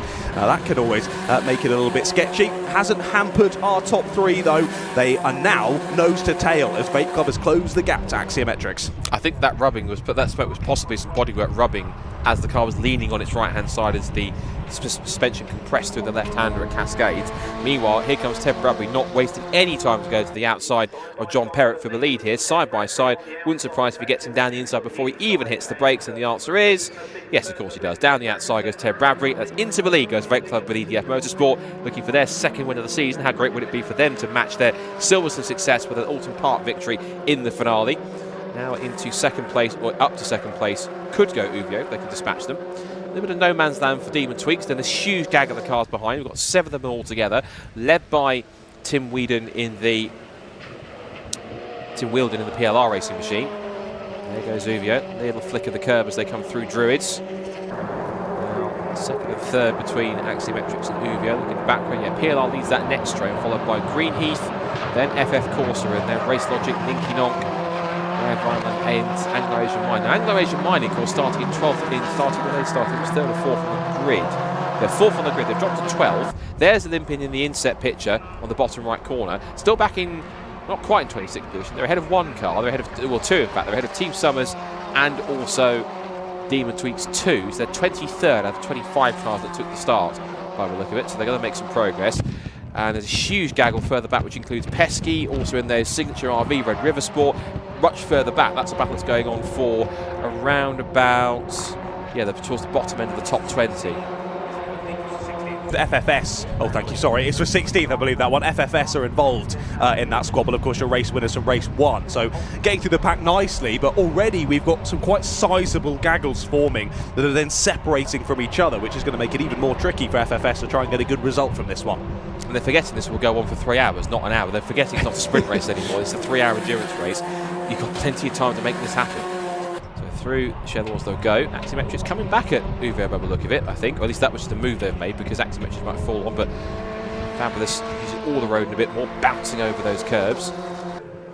And what I find incredibly funny is that even though these guys are one of the fastest teams in the championship, and you'll know this from personal experience racing in the championship, is that they're also the most unserious team in the paddock as well. Because a case in point, I've said this so many times, I might come back to that point in a second, because we have got a change on here between FF Corsa, potentially up the outside of Greenheath. Here comes the Ninky Nonk down the outside, the battle-scarred Ninky Nonk, which has had some cars, some Frankenstein parts given to it by other teams by the look of it. So that car with Matt Hyde at the wheel. Then you've got Eye Lockers, followed by them is the Race Logic, Red River Sports, and there's somewhere, at least we'll fall backwards a little bit. But that's back in 21st position, that's the position counter scrolling through that is, yeah, Rare Violent, then Burt, then Sherrodize, Anglo-Asian Mining, and Sunoco rounding out the top 15. And in terms of how unseriously they do take it, I'll give you an example. I think it was a couple, 2 or 3 years ago, or 4 years ago in fact, they were battling for the championship and they had an incident on the last couple of laps at Donington where they got tagged by PLR Racing and both of them spun out. Now any other driver would have been frustrated or upset or angry, but what was Farkini doing on the pit wall? Watching it happen, laughing his head off. Because he just does it in the best possible way, the most positive way. He doesn't care, he just enjoys himself and enjoys it. And the fact he's that carefree and they're that quick just shows the spirit of the championship, is that some teams will take it seriously, others will do it for a laugh and still be because want to pick his teams out there. That's just how Fun Cup is. It is the definition of fun racing, regardless of the length of the race. Exactly that. Now, I will say, stop-go penalty already for the 2-1-2. That's an early one for the 2-1-2 of British Endurance Racing Team. I think maybe that was for the push assistance they got off the grid, maybe? Potentially, yeah. Anyway, outside assistance. Anyway, they've got a penalty. They're going to have to come and serve that pretty swiftly from 12th place as well, which is gutting for them. Yeah, in terms of the unseriousness of Julia Hoffmann's motorsport, they're so much fun to hang out with. Love them so much. But it is a front. It is absolutely a front. They are so serious behind the scenes. They are doing everything they can to get the best result, and they are so serious about this championship. They love it. But they're equally here to have fun and enjoy themselves. So it's getting that balancing act right, and I think they do it really nicely, do Julia Hoffmann's. It was interesting to chat with Farkini, who was, we were saying in that stint that he was in the first race, just didn't quite have the pace, and I was chatting with him, and yeah, he didn't put anything on the car. It was simply the setup that they put on. Fabulous was a big fan of it, him not so much, and he just couldn't quite get to grips with it. He felt he would take speed through corners and would think, I could have taken more through that corner. Next lap he'd try and take more and suddenly find he was nearly off the circuit, so he just couldn't get to grips with it. They said they were making it a bit more in between for both of them for this one. Clearly at the moment working well for Fabulous. 2 seconds off the back of Ted Bradbury at the sharp end of the order in this one, and starting to slowly but surely gap John in the axiometrics. Just by the pan of the camera there, I thought someone had exited stage left towards the barriers, but luckily we're all okay. Unless they're following a ghost, I thought the same thing too, thinking, where's the camera going? But it managed to get itself back on track, quite literally. Here's that gaggle going on further back between two very similarly liveried cars in Signature RV and Red River Sport. At the back of the queue, look who's joined them. It's number 1, it's Chris Develt, Olympian GRD. Signature RV is the head of this group. Here comes Red River Sport. This will be the 200 of Gareth Williams going up the inside of Steve Ruston. And the move complete. That will be another position gain. But of course, the car behind all 3 of them, which is looking to try and make up all 3 places if he can. He's right at the back, Chris Develt, trying to make up for the spin on lap number 1. Just in front of them, that is 257, isn't it? 257, which is ahead, that is Team Pacific, and that has currently Nick Adcock at the wheel. So 3 cars for Chris to pick off, and if he can, grab them one by one, pick up a few more places, and hopefully make the task for Simon Rudd a little easier by the time he steps in what will be roughly round about, I'd say, about half an hour's time. Indeed. Well, Olympian GRD already over 30 seconds off of the back of the leaders. And the crucial thing in this one is just staying on the lead lap, ready to hand over to his teammates. Luckily, here at Oulton Park is a pretty long lap, so it does take a lot longer than, say, somewhere like Brands Hatch Indy takes for the leaders to come round and put a lap on you. So I think all should be fine in this first stint for Chris, but keeping in amongst it, and like we said at the start, just needs to keep the nose clean, stick in with this battle, and bring it back into the pits to hand over and see what the rest of the guys can do. This battle for 19th place backwards, this one at the moment. Signature RV and amongst it, like you mentioned, Team Pacific and Olympian GRD as well. That gap at the sharp end, though, between Vate Club EDF and Julia Hoffmann's has increased yet again by another second. It has up to over 3 seconds now, as Ted Bradbury looks to take home their 2nd victory of the year, and he's putting in a pretty perfect stint to begin this one. I can hear someone below us. It must be the 2-1-2 coming in for their stop-go penalty. It's not. It's the 110 FNS. Or the 109, whichever one's actually in this race. The 109. It's the 109. The Morpheus Motorsport car. Harry Mailer is into the pits early on in this one. Are they having a look at the car itself? It looks as though they're removing the bodywork. Looks like the clamshells coming off the back. Yeah, up it comes. So not all is well with 109. I don't know if that's a legacy of what happened earlier on in the first start of race 1. They have been working on to get that car out since the incident, and if that's the case, then whatever is a legacy of that is obviously causing the issue. Chris Devell, meanwhile, is being determined to try and make a move here. He's trying to put himself alongside the Pacific car as they come down towards Old Hall Corner. Can't quite get himself close enough. Keeping the tack, takes a little wider approach through the right-hander. And now the sprint down the hill, down the avenue into Cos Cascades again. Still nose to tail between Gareth Williams and Steve Ruston. Red River Sport versus Signature RV, but Chris Devell just trying to steadily settle in here and try and pick off the cars where he can. And he wants to try and make the task as easier as he can for the cars around him.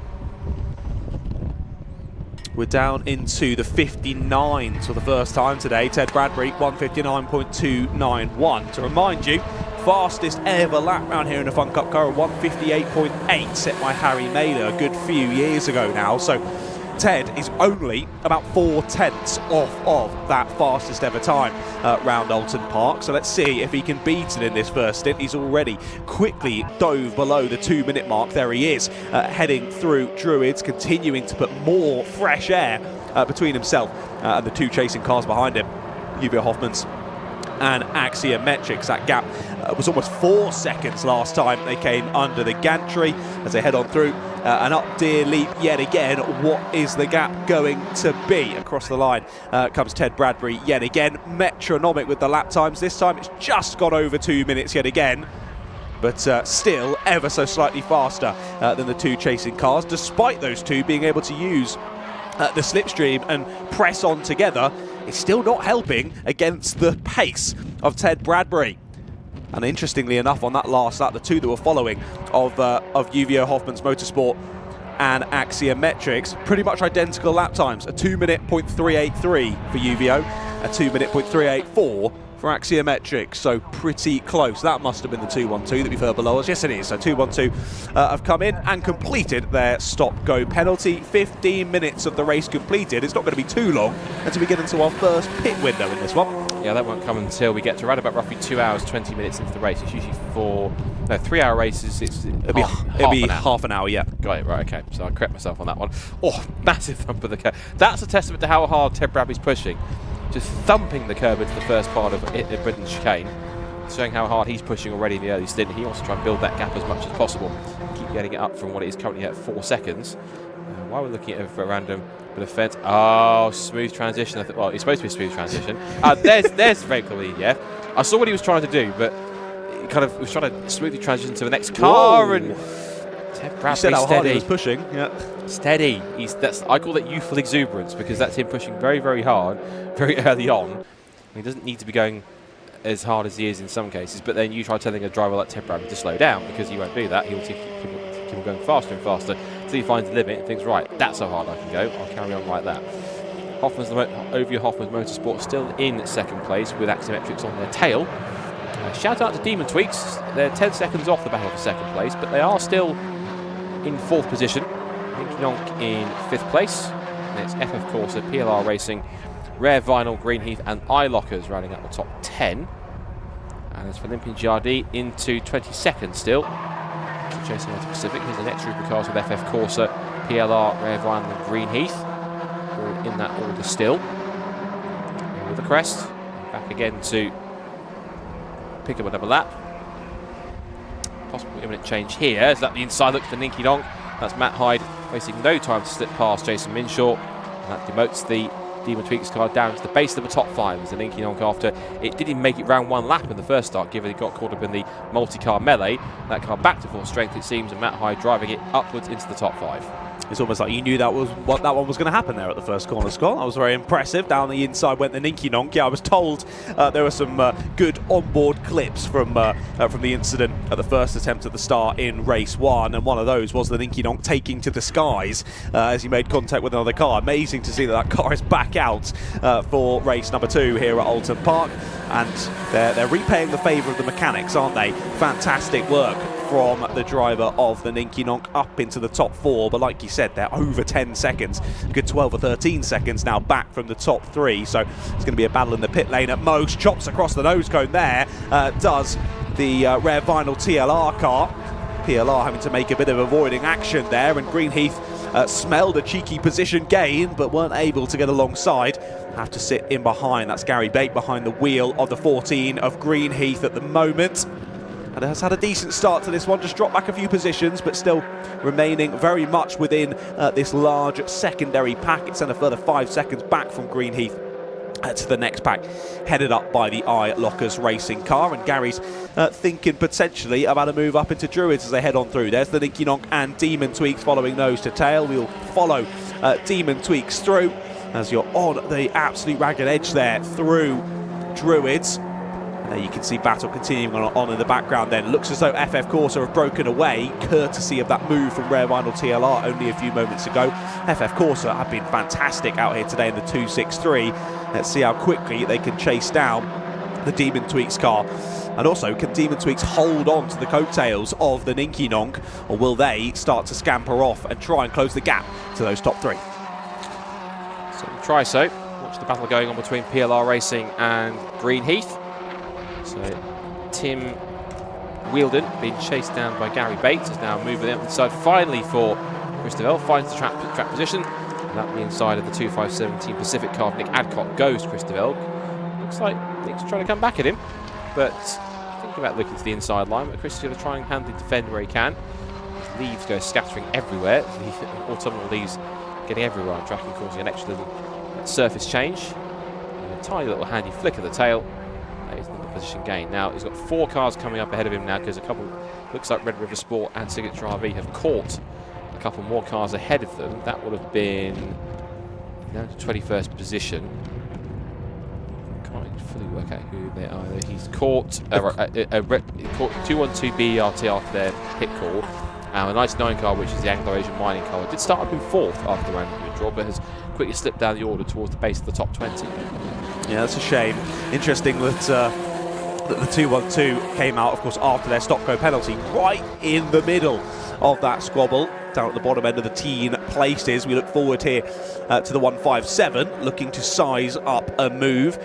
Down into Knickerbrook they go. Second Choice Racing following close in behind the Race Logic car. Team Pesky just behind them, and then Team FFS, your winners in the 1 hour sprint race earlier on, now pressing on towards this pack, which is great to see them getting involved in more squabbles. There finally is the move from Gary Bates, finds a way through on the 146 of PLR, so into 8th place, or back into 8th place I should say, goes the 14 of Greenheath. They get it done through up at Jewett. It's not an easy place to make an overtake. If you get a good run though out of Knickerbrook, you can make it work, and Gary's done just that. I think crucially as well, before Rare Vinyl TLR and FF Corsa can scamper off, because that gap already opened up to about 2 seconds between these two chasing, and Gary will be hoping that PLR will just sit in behind now, work together with them, try and close the gap back up to FF Corsa and Rare Vinyl TLR, as they themselves are looking to catch the Demon Tweaks car in 5th place. There is the what was known as the fast track car, now the Anglo-Asian Mining car, almost losing a position, but actually was under attack from the 212. 212 now losing out to the 200. Red River Sport getting rather slidey there, pulling out of the toe. There might have even been a bit of contact as he tries to hang it round the outside. They're going to get super close on the exit. Just about enough room given. Maybe I said that a bit too early as they make contact on the exit. We're 2 by 2 down into Cascades, but Red River Sport have the inside line, and the 212 will try and follow them through. Door's going to be closed. They will make contact, shoved off onto the green stuff on the outside. Not quite the grass, just the runoff. Somehow they're all still facing in the right direction. Yeah, somehow, that's the key operative word, isn't it, in terms of getting through that without too much major touching and tussling. They all make it through Island Bend alive as well, up down towards Shedlaw's hairpin on another lap. We're getting about roughly 8 and a bit minutes before the first pit window opens. So let's see if Christopher can pick up a couple more cars here. He's still got the Team Pacific car right behind him. Nick Hancock at the wheel. So the 6-pack makes its way through. So Red River Sport from BART, from Anglo-Asian Mining Signature, from Olympian GRD from Team Pacific. That's the 6 that are all together making their way down towards Hill. I think DeVille's starting to give a move. He's thinking about it. He certainly made all the right moves on track to try and make a move, and then just about realised I'm not close enough, backed out of it, and only just got it stopped for the first part of the Hislop chicane. He thinks that Riley and Simon were watching that through their hands, thinking, oh, Chris, make sure you're certain to make a move, don't do that. But he's certainly pushing on, I think. But it's clear what he's trying to do. He's trying to make some progress where he can before he hands the car over. I think he'll be quite grateful to get the chance to do that once we get to the pit window opening. I think as soon as it opens, he'll pass it once. He'll probably be the first pit call, because he'll know, given that it effectively is, I'm not saying all his team, but he's the one that's obviously brought Riley Phillips and Simon right in and kind of lets them do the bulk of the driving where possible, is that he'll know that he'll want to kind of give both Ryan and Simon the best amount of track time possible out wide when Anglo-Asian Mining. That should be another free pass for Chris to pick off, which he does. So I think that puts him now, John, into the top 20 at last into 19th place. I think he does anyway. I think so, and I think you're right. I mean, I don't even have a horse in this race yet. I was still wincing when he went for that move to Hickford. My goodness. I thought that was going to be the front end of the car gone, but he managed to get it stopped. Fair play to Chris. Also, I know we speak about, because I know that the other two drivers on the Olympian GRD team are super mega quick. That's not, it doesn't mean to say that Chris Devell is a slow coach. Chris Devell is still a very accomplished racer and a very speedy one at that. It just so happens that his two teammates are ultra fast. He's still doing a great job. We've got someone in the gravel down. Oh, we've got two. That's iLockers and another car off in the gravel. That'll be Race Logic battling for 10th place. iLockers and Race Logic are off in the gravel. That doesn't look like it's going to be a quick fix, and I think we might be going to safety car here already, ladies and gentlemen, as we're only 6 minutes from the first window. And I know that Julian Floyd doesn't typically like putting safety cars out amongst pit windows where possible, because it means you get a big traffic jam in the pit lane. But we had that, of course, with the ClubSport Trophy race earlier on, which is a different matter entirely. But that will be very intriguing. The first pit window with everyone piles in together.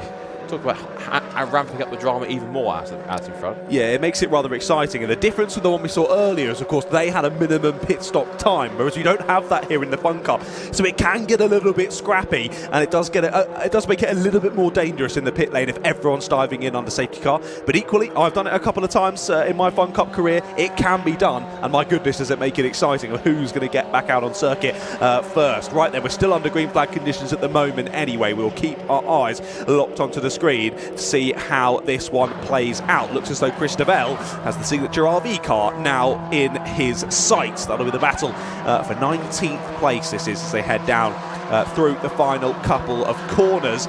Even though you can see the elevation change there up Deer Leap, the cameras really don't do it justice quite how much the elevation changes through this circuit, the undulation through the corners, and how much of a tricky circuit it is to get right, even in the best of conditions. At the moment, luckily for the drivers, the conditions are all okay.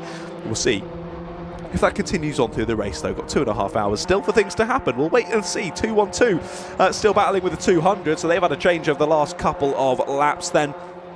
Burt getting back through on Red River Sport, of course, after having their stop-go penalty earlier on. I can see the safety car sat down there, and it does look as though their lights are on. There we go, safety car board is out. I couldn't have called that any better. It's like you knew it was going to happen. It's like I have eyes and can see lights. Oh yes. Safety car's out then. Right. This could be interesting, Scott. I wish I had Mr. McEwen's spreadsheet to tell me exactly how many safety cars we had, or indeed on average where the first safety car is meant to be. I'm sure that and he's currently otherwise occupied at the Formula Ford Festival right now, so I can't directly contact him and say, can I have your spreadsheet? But if I did, it would certainly have that information on there. There is the Hyundai safety car springing into action, so it will now, of course, pick up the race leader, Brake Club EDF. That is not leader. That is another car that looks very similar in white, in a white colour, so it will get the wave through. There it goes.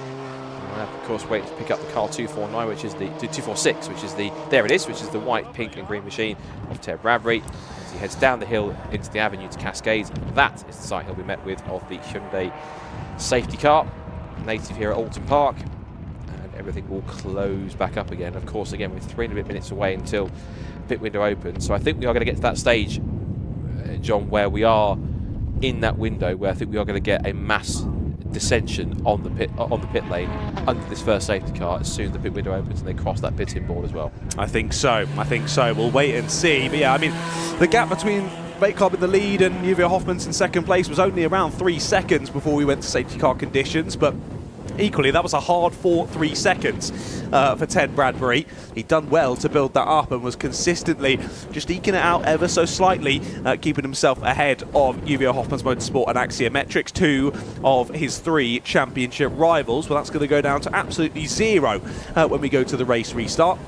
And if we do jump straight into the first pit window here, it might even be a reshuffled order. We'll wait and see. I think crucially, we'd had a number of big gaps formed there, hadn't we, between a number of big battle packs, and those are going to go to 0. A good 15-20 seconds between our top 3, and then the chasing pack headed up by the Ninky Nonk, and actually it was then a further few seconds back to Demon Tweaks, who had just been caught by FF Corsa, Rare Vinyl TLR and Greenheath in that pack behind, and PLR not too far away from them as well. So everyone closing back up here is going to put the cat cat amongst the pigeons. Let's see how we reshuffle them. I'll look at that, crucially, at least for now anyway, the Morpheus car in between our two leaders. So there is a back marker in between them. If they can get it sorted quickly and we do go to racing restart, that'll be a benefit for Fake Club with EDF Motorsport. But with those two cars stuck in the gravel, I don't think this is going to be a particularly speedy one. I don't think so. It's going to take a while to clear those two up, I think. And it means that we are going to go straight into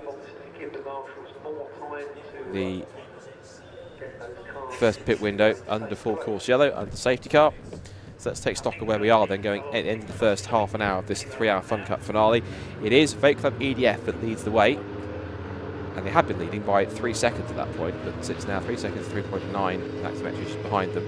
And Inky Nonk in 4th position, Demon Tweaks in P5.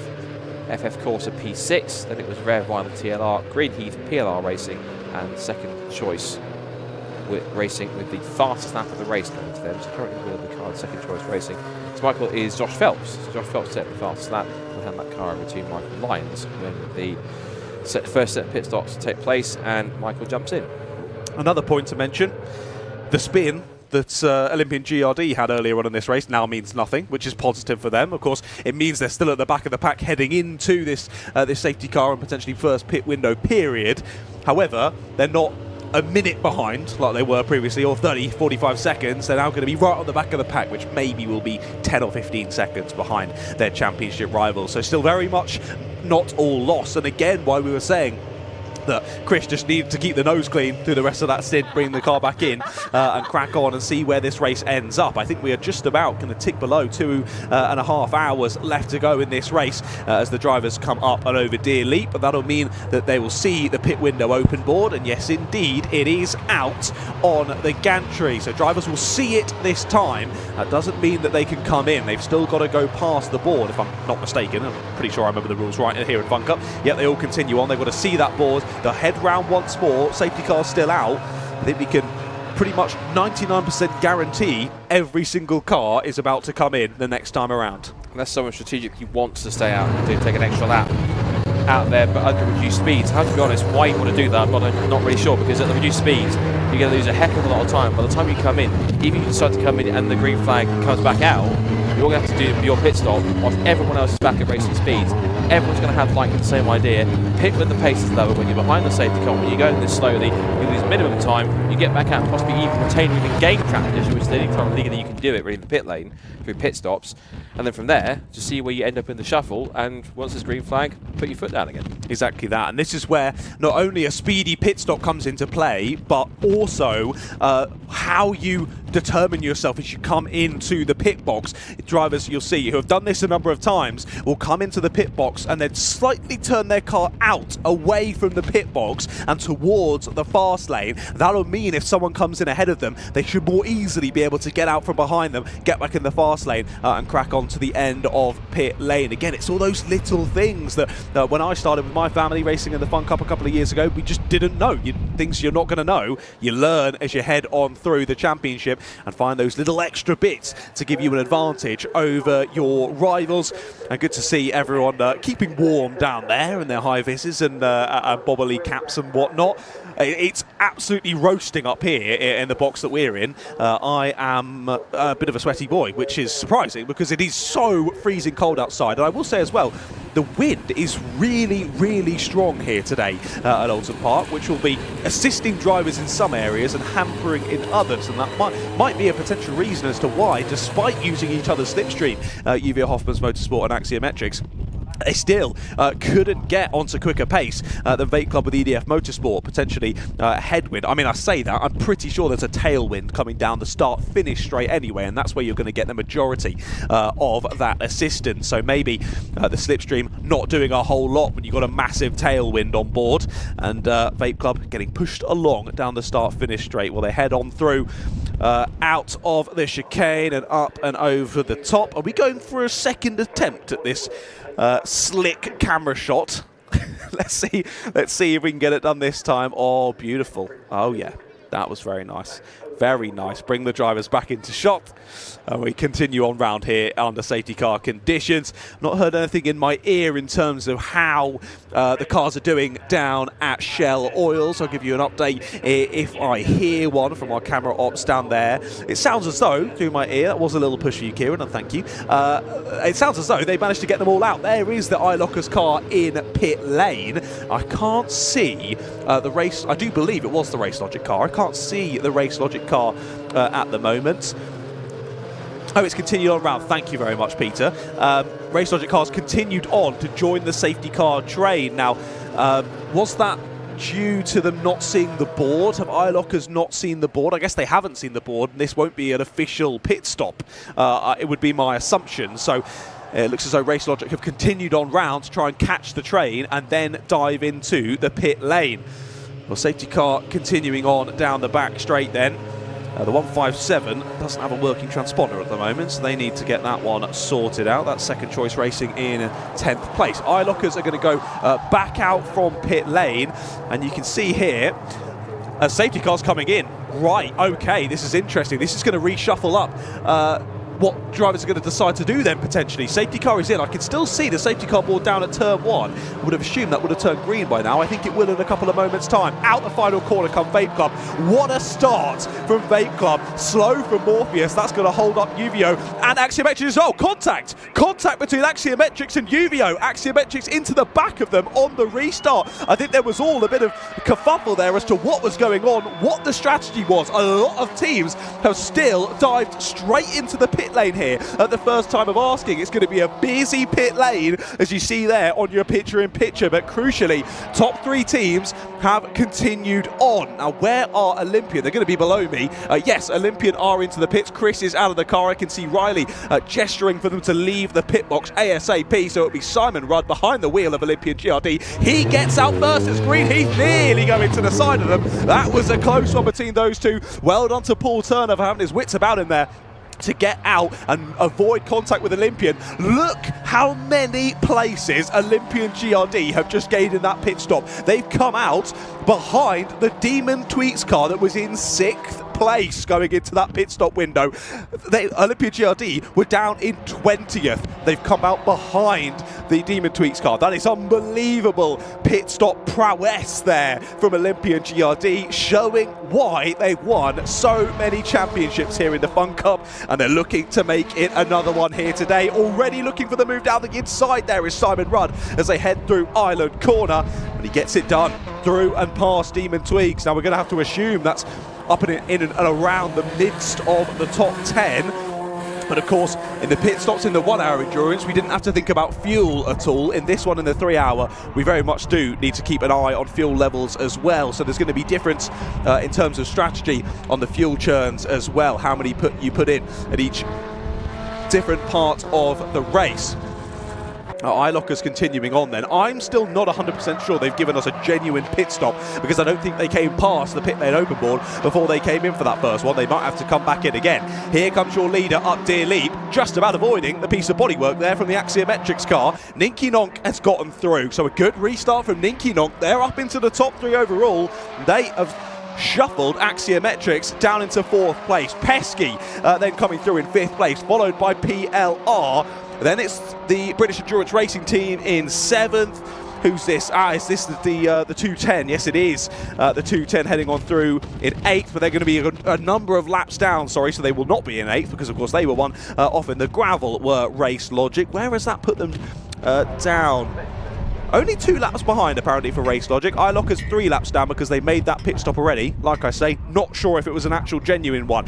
Here come Olympian GRD across the line outside my commentary box window.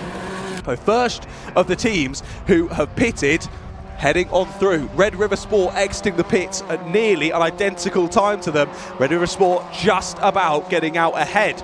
I will say, Red River Sport were another team that were involved in that same battle with Olympian GRD. I think there's some big winners and some big losers from this first round of pit stops, but we wait with bated breath to see when our top 3 or our top 4 cars decide to come in. Here's a potential move from the Ninky Nonk down the inside under braking. It is going to get it done Uvio Hoppens Motorsport going to have the long game in this one. No point fighting that one. Ninky Nonk gets ahead, and Uvio will just be wanting to sit in the slipstream now, at least until this first pit stop window for themselves. They've still got just over 2 minutes before that pit window closes. As working transponder not fitted during pit stop for Second Choice Racing, that could get them a penalty, because I do believe it is in the rules that if race control notes that you don't have a working transponder, it must be fixed in the next pit stop or you'll incur a penalty. So watch out for that one for Second Choice Racing. They've still been flying though. They had the fastest lap. Well, I say that on our timing tower on the left-hand side of your screen, they had the fastest lap, but on my timing screen, it's still Vape Club with EDF Motorsports with that fastest lap. 4 teams, though, our top 4, funnily enough, have all dropped down into the 159s now. 159.2 for Vape Club, 159.7 as that's an off, and that's your race winners from race 1. FFS are round as they head up Clay Hill. That looks as though maybe contact, equally maybe just losing it under power and then heading off into the infield. Well, they managed to get it back on circuit, so not all over and done for FFS, but a good bit of time lost there, sadly, for your victors in round number 9 earlier on this morning. Like I was saying, a 59.2 for Vape Club, a 59.7 for Ninky Nonk, a 59.8 for UVO, and a 59.8 for Axiometric. So all converging on similar lap times now, as they're all very much down in the 59s consistently as well. I think the most consistent, though, are Vape Club in the lead and Ninky Nonk in second place. What a resurgence from Ninky Nonk after a DNF on lap 1 of round number 9 earlier on this morning. They're back in and amongst it here in round 10, and they are absolutely flying. I can see the 220 there. It's missing its right wing mirror, which maybe tells us a bit more of the story of what happened earlier on that lap. Where have they rejoined the fray? 15th place, so ended up losing 2 positions because of that.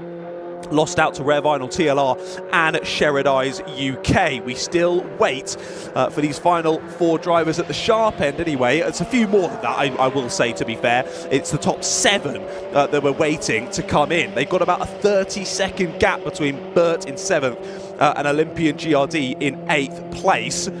We'll see how much they end up losing in these pit stops, but I think this has been a fantastic tactical plan here from Olympian GRD that has worked absolutely beautifully. I won't call anything just yet, though. We're still waiting to see what ends up happening, as they're putting a lap on the back marker were Vape Club with EDF Motorsports.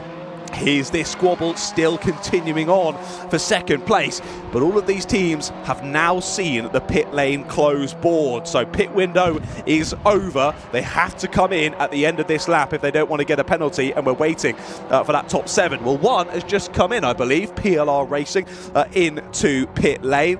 There is the 210 as well, of course, of Race Logic that we were waiting for. Still a couple of laps down though, so sadly it's going to be a difficult one for them to gain any more positions back later on in this race. Still waiting then for your top 6. Vape Club and EDF Motorsports, Sneaky Nonk, Uvio Hoppens Motorsport, Axiometrics, Team Pesky and the British Endurance Racing Team. Waiting for them to head on round to the end of this lap, and then we shall see how it all plays out through the final of the first pit stop window. Let's see how this one continues on then, losing all of those curves through the chicane there as they head up and over the crest. Good 4 seconds back now already with Ninky Nonk, UVO and Axiometrics battling, dropping behind Vape Club with EDF Motorsport. So despite the safety car, Ted Bradbury's eked out a further lead than what he had before the safety car. Impressive stuff. Certainly is. 4 seconds now the advantage over the Ninky Nonk. And UVO now into 3rd place. So through that pit stop sequence, we saw in the first race how a quick pit stop can change everything and turn the fortune around. They haven't pitted yet. So none of the top 6 have pitted yet. Everyone else has. So we're waiting for them to come through. Olympian GRD have jumped up into 8th spot in the pit stops. They were one of the last in, yet one of the first out. And we're just waiting to see how these first pit stops affect our top 6, as Vape Club will have to come in. There they go. Yeah, I do have to leave the desk for a couple of minutes. That's the reason why I'm coming and going, oh, there's top 6 up there that haven't pitted. Right, UVO, in fact, everyone is in. Everyone's coming in now, so Vape Club are in, UVO are in, Ninky Nonk are in, yeah, Axiometrics, everyone at top 6 should be in. This people do anyway. Look at Axiometrics. Nicky Young were just in front of them. We're expecting Pesky and Britain to do the same. And then I think also PLR will be the leading car that has Pesky in as well, and so are Team Burt. So PLR Racing are the highest placed car that have made a pit stop.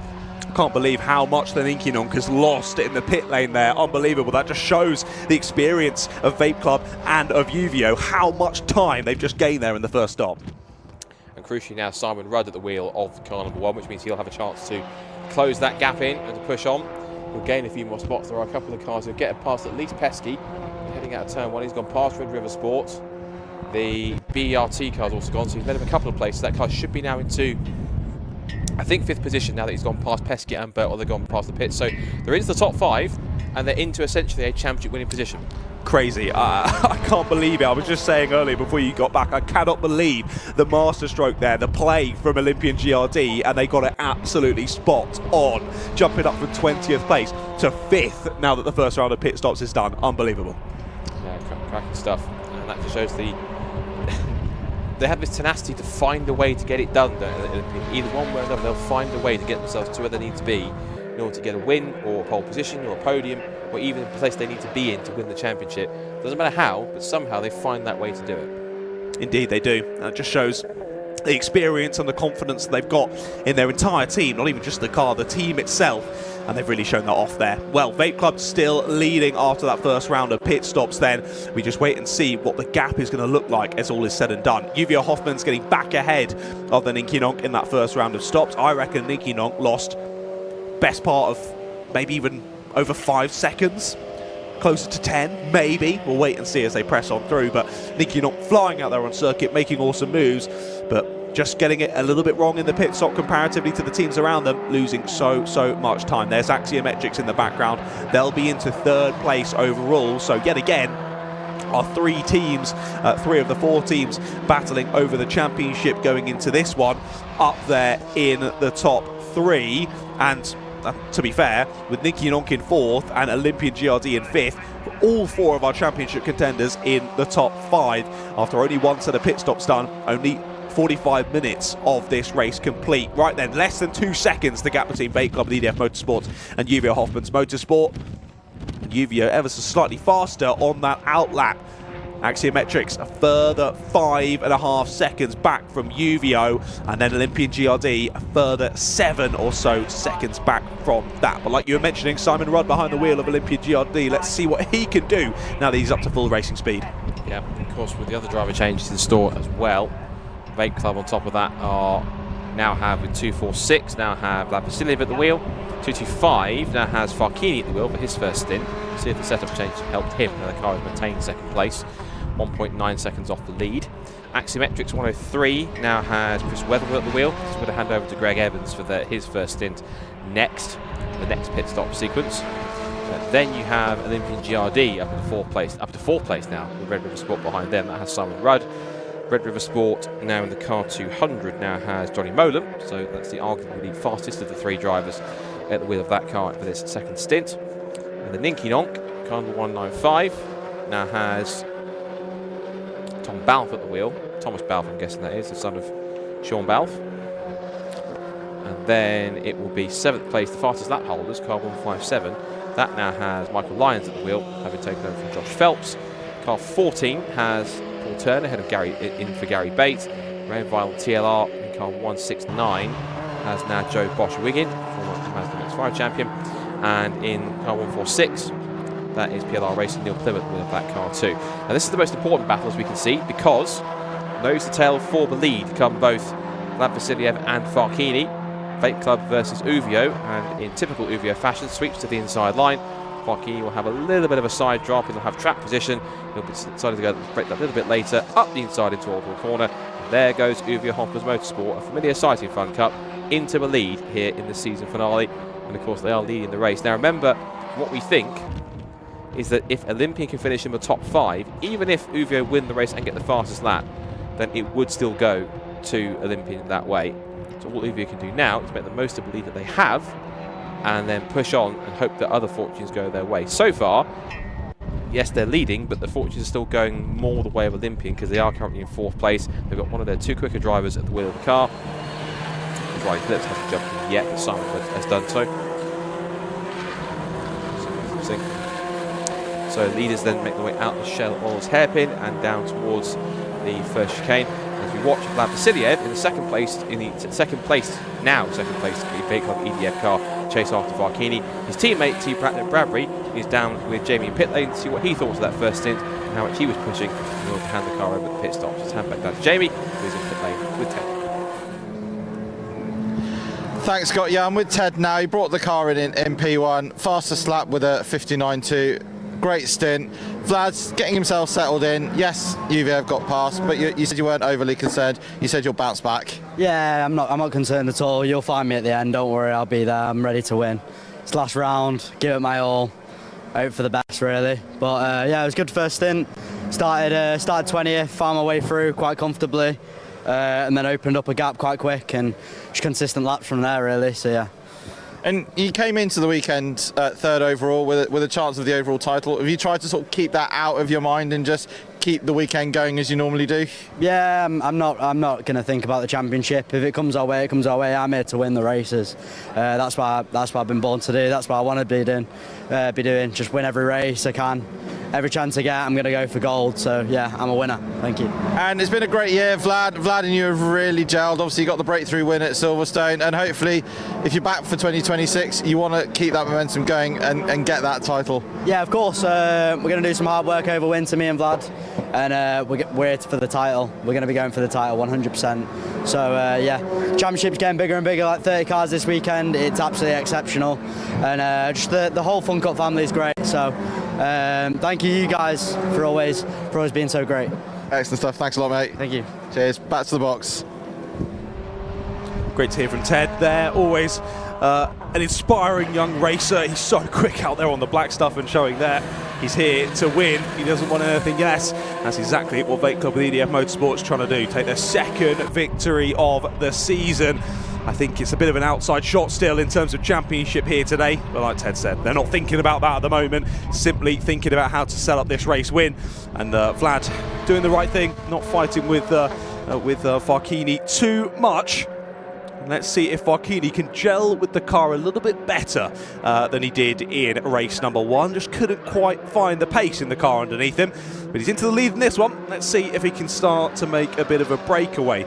Sorry, I do having my own little pit stop there a few minutes ago, but I'm all sorted and ready for another over 2 hours of racing. I'm sure the drivers will be needing lots of those throughout this one as well. Keep themselves in tip-top shape and ready to head back out on circuit. That's exactly what Ted is doing down there. We wait for our leaders to head on through to end lap number 23 of this one. Olympian GRD putting a move around the outside on the back marker of Team Summers there. So top 4 now are all of our 4 championship protagonists, all within about 8.5 seconds of each other, with nearly an hour completed in this race. That is absolutely classic Fun Cup.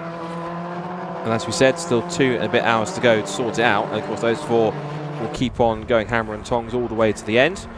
I think we are getting towards already. This is the end of the second pit window. Of course, that will open at 2 hours to go. So, quite literally, time flies when you're having a Fun Cup race, because it is already going towards the third through the race, and plenty has happened, including that spin for Olympian GRD. But the fact they're up into 4th place again already, and on pace, now catching after Axiometrics in a bid to pick up a podium place this early on, is quite telling. And Simon Rudd trying to chase after and make a move on the 103 with Chris Weatherall at the wheel. Through Island Bend where Duel had the spin. Nice and tidy this time. Party wanted Simon just to send it down the inside and make that move, which he might well have done that off camera. Yes, he has. So I always kind of predicted that, but after the 3rd place has gone with one car rattling into the pit lane, Sherrodice. And that's not just into the garage, it's basically facing into the box. So I'm afraid Sherrodice, not the way they were hoping to end their season, which has been a bit up and down. They've had a couple of high moments, including the win mid-season. You can see them back on the top step, but it's been a bit of a tumultuous back and forth season for them this year, hasn't it, really, for Sherrodice? Hasn't really had consistent luck. And when they have had luck, it's either been extremes, all good, or literally all bad, like now. Yeah, it's a shame to end the season like that for Sheridan. Like you say, they've had glimpses of brilliance out there on the circuit this season, but sometimes luck just not going their way. Move finally has been done. It wasn't the send that you were hoping for, Scott, but move has been made. Olympian GRD through into third place. And yeah, like you say, time does fly when you're having Fun Cup. I mean, it flew when I was racing in it. I think it honestly goes quicker now that I'm just commentating on it, because when I was racing on it, you just focused on your car, what your car's doing, whereas now, watching the entirety of the field, seeing how the battles are ebbing and flowing, so much excitement still to come, ladies and gentlemen. Do not go anywhere. Even though you said the word flew, I wasn't going to make a mention of what happened at Brands Hatch. We're going to keep that quiet. Yeah, thanks, mate. Keep that one on the wraps. Sheridan, as you can see, probably aren't laughing so much because, of course, the rear clamshell is up. So issues with the 251. Good to have them back in the championship, though. Of course, they were long-standing stalwarts in the championship and multiple race winners. Never won the championship, as far as I'm aware. I'm sure Jamie's about to shout at me for getting that one wrong if I mismentioned that they never won the championship. Certainly haven't won the title, but they've won lots of races and they've been quite a quick team in that sense of things. I've got thumbs up from John anyway, so even if Jamie tries to correct me, I've had the thumbs up in the comments box, so I'm all good as far as I'm concerned. At least for the data that's on the Fun Cup website, they haven't won a championship. Good. Okay. In that case, I got something right for once. Anyway, so they've got Greenheath, PLR, and the Team Pacific car 257, which is a little further back. The fact that is for not for position, because Greenheath and PLR are close together for P8. Also, when the two is rare vinyl. They're battling with second choice. Also falling back a little bit is another one of the other cars. I think that's the X-Team Brick car that's been now taken over by a different team. I can't exactly know what couldn't exactly see who it was. But that car has been taken over. It used to be the car Team Brick campaign in the championship a couple of times by the look of it. And down towards Britain's. And that's the Anglo-Asian mining car, which is outside of the top 10. It's not there, so it's obviously a lap or two down, and that's back on 169. Yes, Rare Vinyl putting a lap on the Anglo-Asian mining car, which is, yes, back down in 20th position and had lost time. This is now the four-way scrap going on between Rare Vinyl, Greenheath, PLR, and Demon Tweaks, and Greenheath clattered over the curb and I think just nudged into the side of the Anglo-Asian mining car that was only trying to keep out of the way. And if Greenheath were that impatient to get past, I thought, right, I'm not hanging around. Is that a problem for Vape Club EDF, or was that an issue for them? But either way, Simon Rudd has caught Vlad Vasiliev, but that car was a bit all over the place on the exit of Druids. I think he was just trying to break the toe. I think in all honesty, down the back straight there, I think that's all he was trying to do, just get any advantage he can. It's not going to work though. Down into T1, Olympian GRD looking for the move up the inside, textbook overtake down into turn one, move made, up to second place they go. Yeah, it looked too jerky, the movement, to kind of be breaking a toe. It looked more like he was moving it around because something wasn't quite right. He was trying to fill the car out, something wasn't all that well. And if you look here, you can see that Simon Rudd is already pulling out a couple of car lengths off Vasiliev. Yes, there is an ability difference, yes, skill difference between how quick Vlad Vasiliev is and how quick Simon Rudd is, yes. But Simon's, I think, pulling away quicker than I thought he would. News from Jamie in the pit lane about 251, Sheridan. It has an issue with the head on the engine. It's causing the car to lose power. So because of that, that's the reason why it had to come in. And of course, they're looking that over, try and get that fixed if they can. Hopefully before the end of the race, they can always get it back out and take the flag when that comes up later in the day. Yeah, that's a shame, having more mechanical gremlins into the final race of the season, but these things happen in motorsport. I don't know. It's a difficult decision to make, isn't it? Because you come in to try and fix it, you know that is race over, you're going to lose multiple laps, that's going to be it. Or do you just try and limp it round with slightly less power and see what happens? Equally, the race has kind of gone then as well. So it kind of rose between two thorns in that one, sadly. And Sheridan's choosing the latter of the options, dropping down the order, losing a few laps. Sadly, FF Corsa have lost a couple of laps in all of this as well. They've clearly had some issues of FF Corsa.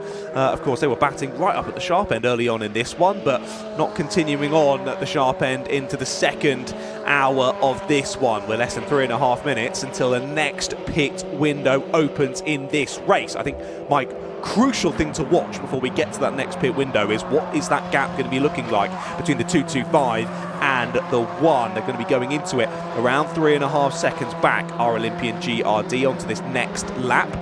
What is it looking like as they come across the line, and what will it be when they end up starting that pit? Oh, look at that, 2.7 seconds. Despite making the overtake, they've closed in massively. Honestly, I don't think it was an issue for Vape Club with the EDF. I just think Simon Rudd is on an absolute roll in this race. He wants this win. He wants this championship in style, and he's doing everything he can to chase down the 225 of Uvio Hoffman's Motorsport. He's determined to make sure that number one does not go anywhere else other than on that car next year. Doesn't want to give it to Uvio, doesn't want to give it to Vape Club, doesn't want to give it to Axiometrics. He wants to keep it, he wants to stay there for another 12 months, and he wants to be sure that they are still the custodians of the Fun Cup Endurance Championship. And going the right way about it in P2 and closing in on Uvio Hoffman's Motorsport.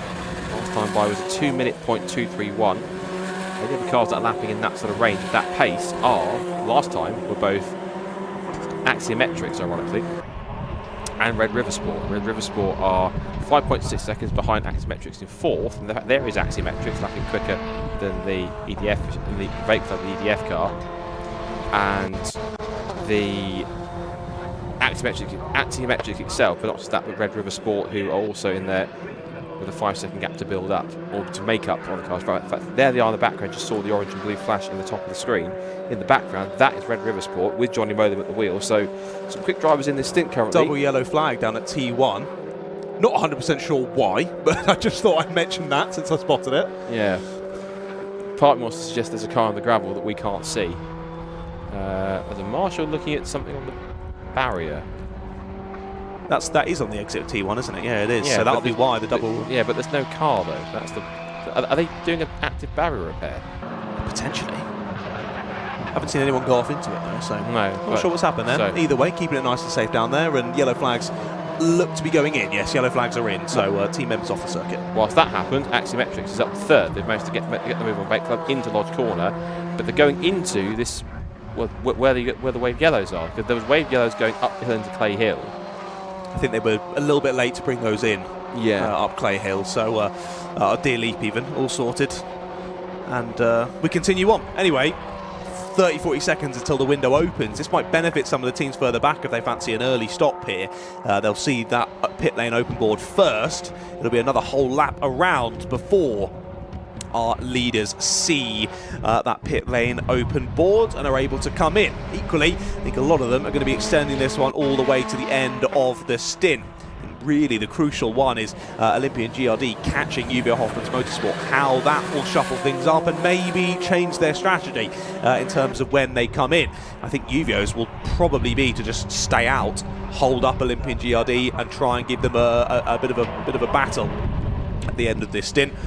Now, Simon Rudd's been absolutely flying, so does he think, I'll stay in the car as long as possible? I think he will, just looking at the fact that Christabel is out in stint number 3 for Olympian GRD, so I think they'll run Simon all the way to the end of this stint, if possible.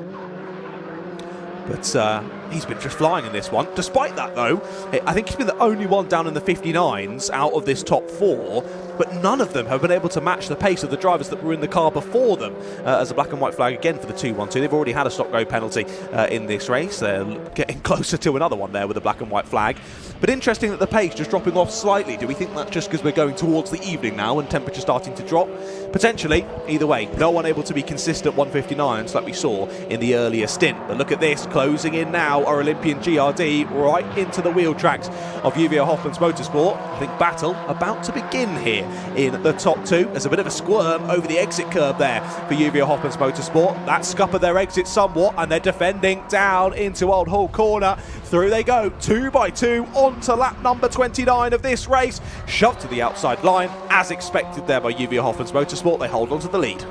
I always felt with track conditions that if the track was cooler, it'd be able to help you regulate your tyre temperatures a little bit better, because of course if it was cooler, you'd be able to kind of just, it would help the keep the tyres in that optimum range. So if it is getting cooler out there, it might even help them get quicker. Speaking of getting quicker, there it is on the inside line.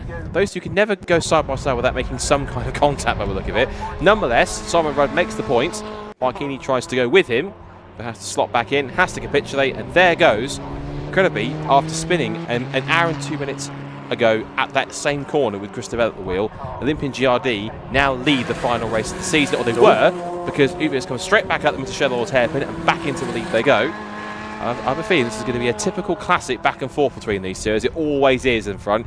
But of course, those long memories remember what happened in this race last year, but that's not going to help you with it either. They slammed the floppy marker, and that's torn off a piece of their front splitter. Now they can and do replace these, but ultimately whilst they're driving, that's exactly what you don't want. And the first time he's going to get any experience of that is when he turns left for the first time and realises there's not as much aerodynamic grip as I thought there was before. A lock up into Hislop's also a telltale sign that he's struck in now without that front end grip. And as I like to say, it looks like Simon Rudd is certainly on the tail, because he absolutely, when it comes to Uvio right now, smells blood in the water. He senses the opportunity, he is going for it. 100%, yeah, up into Druids they go then. Will it be another attack? Yes, it will for the number 1. Forced to the outside line once more, though, or Olympian GRD.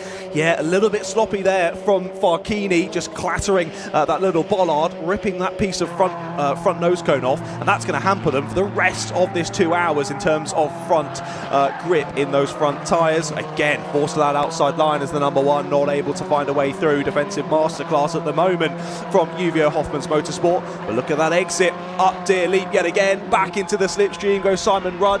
Once more, he's sent to that outside line. Doesn't usually work out down at the first corner, and it's not going to this time. We didn't see the re-overtake move from Farkini into Shell Oils, but I think we can assume it was probably rather aggressive to the inside as they all headed out of the corner on the outside line possible before being on the grass. Exciting racing between these two, as always, as that will be a track limits warning for Uvio there. All 4 wheels outside of the white lines. They've got to be careful they don't get themselves a silly penalty in this battle as well. To be honest though, not really holding each other up massively. Axiometrics and Vape Club EDF Motorsport still 4 and 5 seconds back respectively. Pulling away consistently, even though they are battling amongst each other, they're still keeping this momentum in the end. And with Axiometrics ahead of Vape Club, 5 seconds covering that top 4, which is looking pretty exciting given that we still have a little more going on. Pit window, I think, is now open for our second pit window. And that will last for 10 minutes. And then, as you can hear below me, of course, we've even got the first couple of pit callers, one of which is the Team Pacific car, by the look of it. Team Pacific. It is indeed, yeah. And Greenkey for getting ready for their stop as well. A bit of dancing and moves going off, people waiting for their cars to come in. So it's end of season, it's end of term, they're all kind of enjoying themselves down there, as they should do, because it's been a mega season. I think that's also just trying to keep warm down there as well.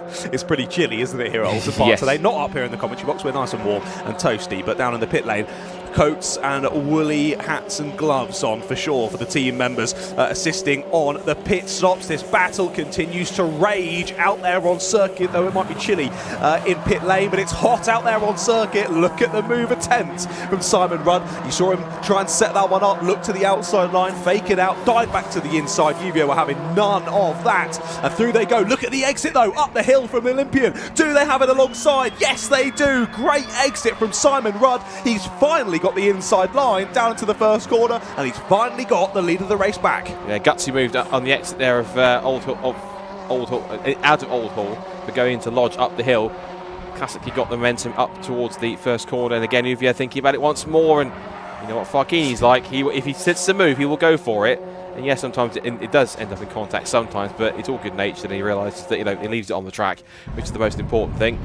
Down Lakeside once again towards Island Bend. Green Heath are in for their mandatory stop. Also so too is the 212 car, that's BERT. Someone else also in, I can see, is the 109 car as well, that's in for their pit stop. So fueling, this is the race really where fueling matters a lot. So PLR taking on their second chance. They're fueling heavy for this first one. Yeah, I think that makes a lot of sense. And interestingly, look who's helping with the refueling for... I noticed for a second there, helping with the refueling fire extinguisher was our friend Fabulous Randaccia. So he's always a handy man, isn't he, down the pit lane? Always happy to offer assistance. In the words of Tommy from Snap, is he allowed to do that? And waiting for a gap to go, because the Anglo-Asian mining car came in just in front of them. And also as well is FF Corsa in the blue and yellow machine, so they're through. This is just behind Axiometrics. This is interesting because Red River Sport have passed Vape Club, so they've passed Vlad Vasiliev, and they're now catching Axiometrics for third place. So that's interesting. Yeah, they've done a really good job in that first pit stop window, and in this second stint they've been rapid. Yeah, they really have. And Vlad might have dropped back down. I say might have dropped back down to 5th position, but they're still looking good. Confirmation from Jamie that car 9 from cars that have taken different amounts of fuel. So Greenheath have done a dry stop, no fuel for them. Single fuel for car 263, so FF Court only taking 1 churn, and double fuel in for car 99. So car 99 Anglo-Asian Mining putting 2 lots of fuel in for Guido Basile with a heavier car to go through. Their fueling's done, so all they're waiting on now is just getting Guido strapped in. When he's done, they'll let him go, and he'll be off for another stint.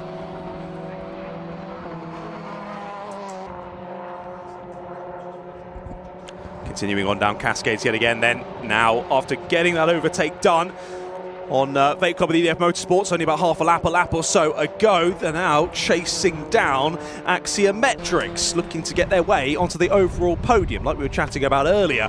What a fantastic first round of pit stops and second stint for Red River Sport. The 200 has been doing a cracking job since then, pressing on well and aggressively getting those moves done. Less than 2 minutes to go in this second pit stop window of the race. The Ninky Nonk peels into pit lane from 9th place. Of course, they were up in the top 3 before the first round of pit stops. Into the second round, they're down at the bottom end of the top 10 at the moment, about 10-15 seconds off the back of the next car, which was the Demon Tweaks, but they've also just made their second pit stops. There's their sister car, the 207, getting overtaken.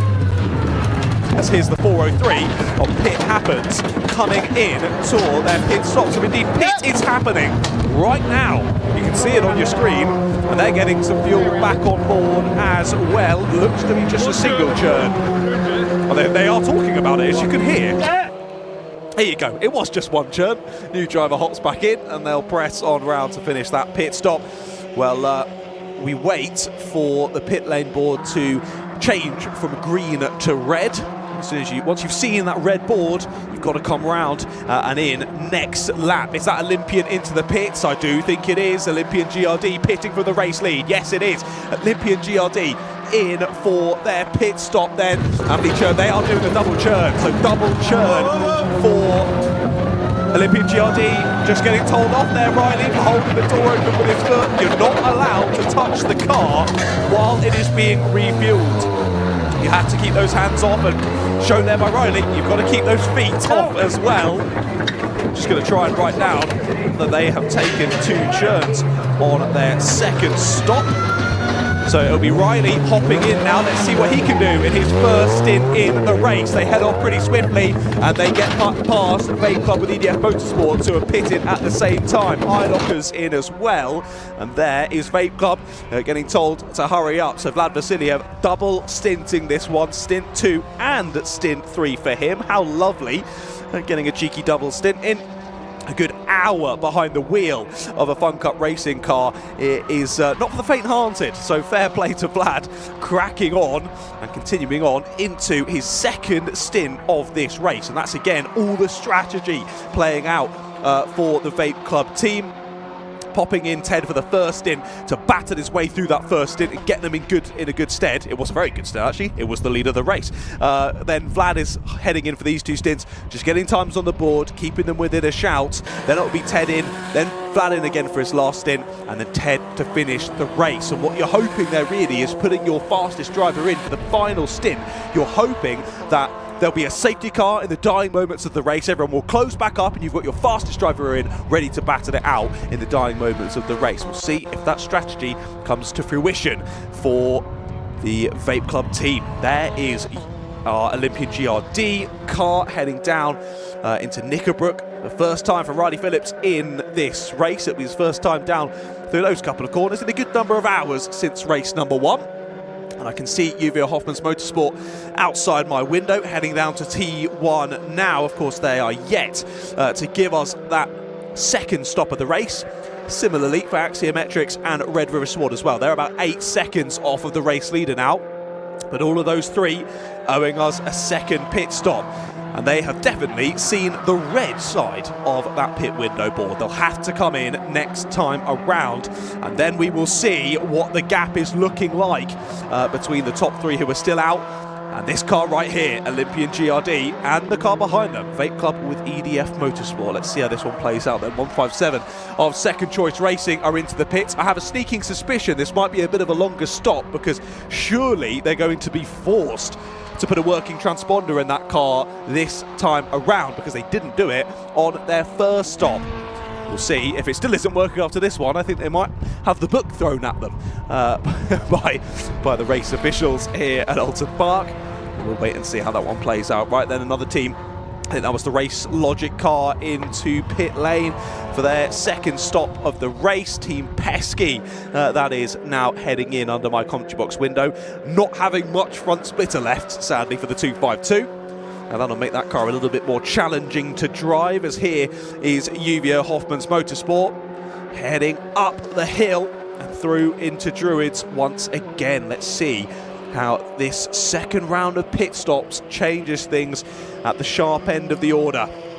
And once that's all sorted, maybe we can give you a little run through as we head towards half race distance as to what we're looking at in terms of this race itself, but also how that's impacting the championship. Axiometrics and Vape Club with EDF Motorsports still a bit of an outside shot at this one. 10 points separating Olympian GRD and Uvio Hoffmann's Motorsport, as there goes the 225 diving into pit lane. Sadly for Uvio Hoffmann's, they need the Olympian GRD car to be 6th or back, as long as they get the fastest lap as well. They don't currently have that, so Olympian would need to be 7th or back for them to win the championship. And at the moment, Olympian GRD are doing a cracking job. It's a double churn as well for Uvio Hoffmann's. Speedy stop in jumps Fabulous Randaccio then. Let's see how quickly they can get back out of pit lane, and where is the number 1? There they are, heading out the final corner now. This is going to be a run to the end of pit lane, but of course, Uvio are at pit lane speed limit. Number 1 are at full race speed. They're getting to the end of the pit lane at the same time, but Uvio not going to be as fast. They're going to lose that position, and back through will go number 1. And Olympian GRD retake the lead of this race, but look how close that is. And it's Riley Phillips versus Fabulous Randaccio for this third stint of racing action here at Oulton Park. But obviously, it's been a couple of laps already for Riley Phillips to get up to speed. Fabulous, this is his first racing lap, so let's see if he can just hold on to the coattails for this first lap, keep himself within touching distance of Riley, and then see if he can close the gap through the rest of this third stint of the race. Stop-go penalty is out for the 557. That Signature RV in 15th place at the moment. They're going to have to come back in. That doesn't give us a reasoning for why. But either way, they're going to be losing quite a bit of time entering the pit lane once more under no choice of their own. There's the 220 of FFS coming through. They've had a good run since that off-track excursion earlier on, and of course their win earlier on today. Sounds as though JB Peters-Dennis has some more people to talk to. Let's throw down to him. Yes, thanks, John. I'm down with Simon Rudd now, who propelled the Olympian GRD car up into the lead after Christopher's unfortunate spin. It was a car that suddenly slowed in front of him. That caused Chris to lift, and that unsettled the car, causing the spin at Island Bend. Si, great stint for you, but you came out and you looked absolutely knackered. Yeah, I was just trying to avoid everyone. No, it was a good stint. I think obviously the safety car helped us out, and then we pitted right at the start of the pit window, so we had some space, got able to get my head down. It's the first time I've driven the car in the dry this weekend. All my testing and the races this weekend have been wet, so yeah, good fun. There's a long way to go, but yeah, we've just got to keep our heads down, really. I mean, obviously, I'm guessing you're just trying not to think about the championship and just treating it like every other weekend?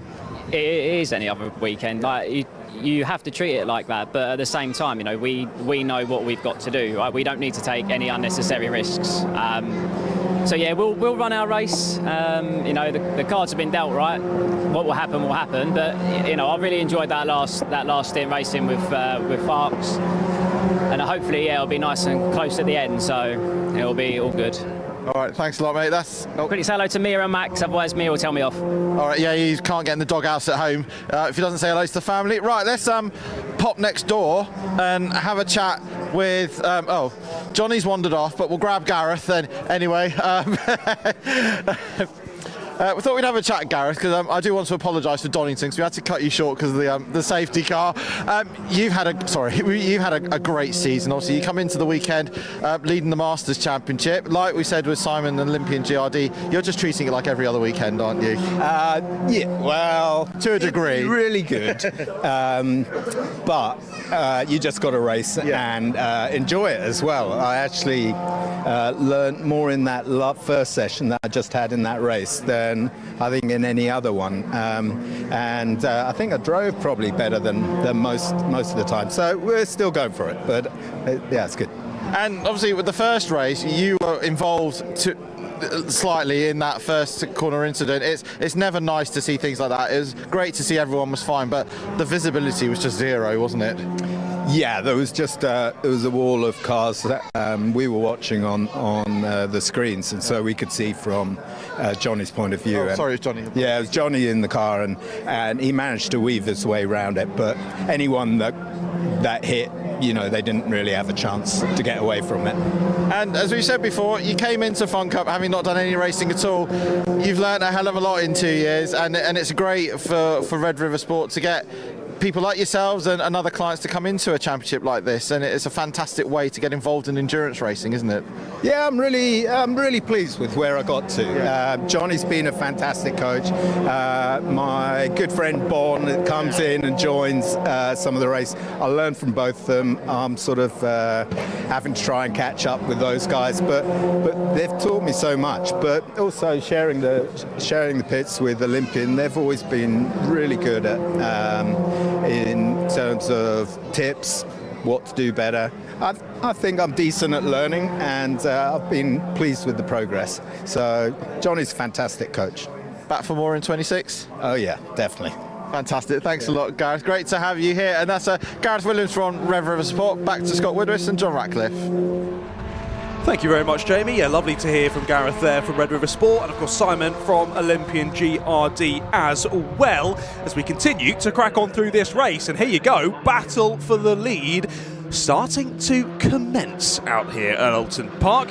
I said, let's see how Fabulous settles into this next stint and whether he can hold on to the back of Olympian GRD. Well, he's done even better than I could have hoped for. He is right on the back of number one, and this is going to make it rather exciting. I'm getting flashbacks to the finale in 2024 when it all went a little bit wrong down at Cascades. I hope that doesn't happen here today, but some nice close racing. We look forward to it. Another stop-go penalty for the 2-1-2, second one of the day, and it gets increased to 30 seconds of the 2-1-2. That's less than ideal. Sadly, they're not going to be coming home in the lead of this race. I have a sneaking suspicion. They've been doing a great job out there, but sadly, a few penalties coming their way is not going to help things.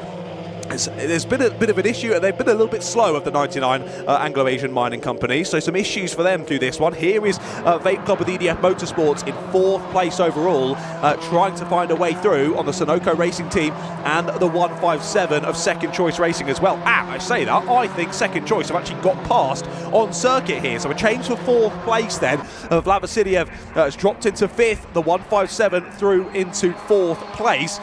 And it still says, contact down into the first corner. I think they were caught out there by Sunoco's braking point. Straight into the back of them went the 157. I think they've gotten quite lucky there to not get more damage than they have. I think they hit them pretty flat on there, front to rear contact. Just getting caught out by the 22 braking maybe a little bit earlier than the 157 would have liked there. And as quickly as they got 4th place, they've given it back to Vape Club with EDF Motorsports.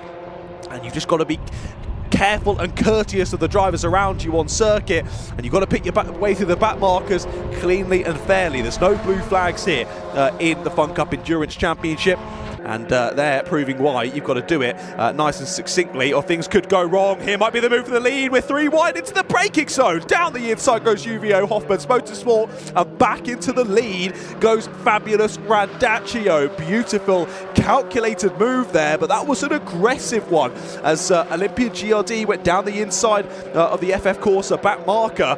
UVO put themselves in a bit of a touchy spot there, but they made it work. They made the move stick. Fabulous is through on Riley Phillip. Oh no, sorry, it's not Riley, is it? It's Christabel who's in the car for the 3rd stint, so I'm beginning that wrong this whole stint. My apologies, Riley, because you're probably listening to me in the pit box. It's not Riley behind the wheel, it is Chris on board for this third stint. So he's doing the first and the third. He'll then all be done. Simon on board for 2 and 5, yeah, and then Riley for 4 and 6. That makes a lot of sense, right then. It's been really impressive then from Christopher to be right on pace here with Uvio throughout this entire stint. As we were saying earlier, he's no slow coach, is Chris. He is a very, very quick pedaler, and to keep the Uvio Hoffman's Motorsport car, Fabulous Randaccia, behind for quite that period of time is impressive in and of itself. And now, sit in that slipstream, get dragged along by the 225, bring it back to the pits in second place. This is on for an exciting finish to the season here, ladies and gentlemen. And now Axiometrics are a good nearly 20 seconds behind this leading battle. Wow, exciting stuff.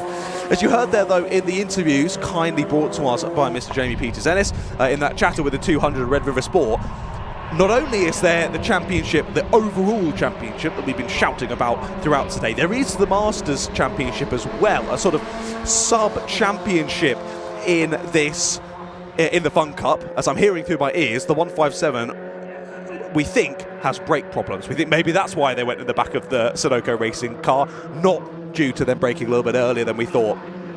Still smoke coming from them in the braking zone, so we'll keep an eye on the second choice racing car of the 157. But yeah, like I say, Masters Championship, the 200 of Red River Sport, looking to get that one sorted here today. And Olympian Axiometrics, their closest challengers in terms of that one. But a decent result here from the 200 will see them take the Masters Championship home for 2025. And currently up in 7th place, looking to do just that. But still, the main championship we're worrying about is the overall 10 points between these two coming into this race. As there you go, Sunoco with another issue. We saw them in that incident only a few laps ago. Looks as though something a bit more catastrophic this time for the Sunoco Racing team. Will they be able to limp that car back to pit lane, or will we be seeing another safety car proceeding in this race? We're closing down towards half race distance here for round 10 of the Fun Cup Endurance Championship. You see there your top two heading down through Cascades. I'm seeing outside my window Axiometrics come across the start-finish line. Hearing in my ears again, thank you very much, Kieran. Engine issue potentially for the Sunoco Racing team. Was it courtesy of that bump they got down at T1 only a few laps ago? Has that caused issues for them, or was it something that was already rearing its ugly head? Well, the 157 is into pit lane, so I think the camera ops have done a great job of determining that issue. 157 into the pit box. Wasn't quite sure whether he was going actually into the garage there or whether he was parking it up in pit lane. He is going to stay in pit lane. There's the 22 heading back in. Let's see, do they go straight into the garage? Nope, they're into their box as well. So both teams at least feeling positive about getting back out onto the circuit. We'll see how quickly they can do just that. Second choice, that's gunning for them, pitting from 5th position out there. They've done a great job in that second stint to hurl themselves back up into the top section of the top 10. But sadly, luck not going their way here in stint number 3. They're back into pit lane. And Sunoco, I remember in their debut at Silverstone, they were battling so well at the sharp end, but again, luck didn't go their way. Similar story here at round 10 at Oulton Park. Your two leaders, though, still absolutely nose to tail. There's nothing separating these two. Christopher might even think about a cheeky move soon enough. We'll keep our eyes firmly on these two as they head out of the final corner, up over Dearly once again. Yeah, clearly some serious issues with that Sunoco car as they stare blankly at the engine in the back of it, thinking, this thing's supposed to go a little bit faster than it is. Not really sure why. Let's see if we can get it sorted. There's the 157 coming back. No, it's not the 157, sorry. I think that's the Race Logic car. Heading out of pit lane, right into the firing line of the two leaders. They head on down through Cascades yet again. Yes, it is. You can see it. Tell by the still dirty tyres from the gravel trap earlier on that Race Logic found themselves in. They're going to allow our two leaders straight through, though, and they'll continue on down through Ireland once more.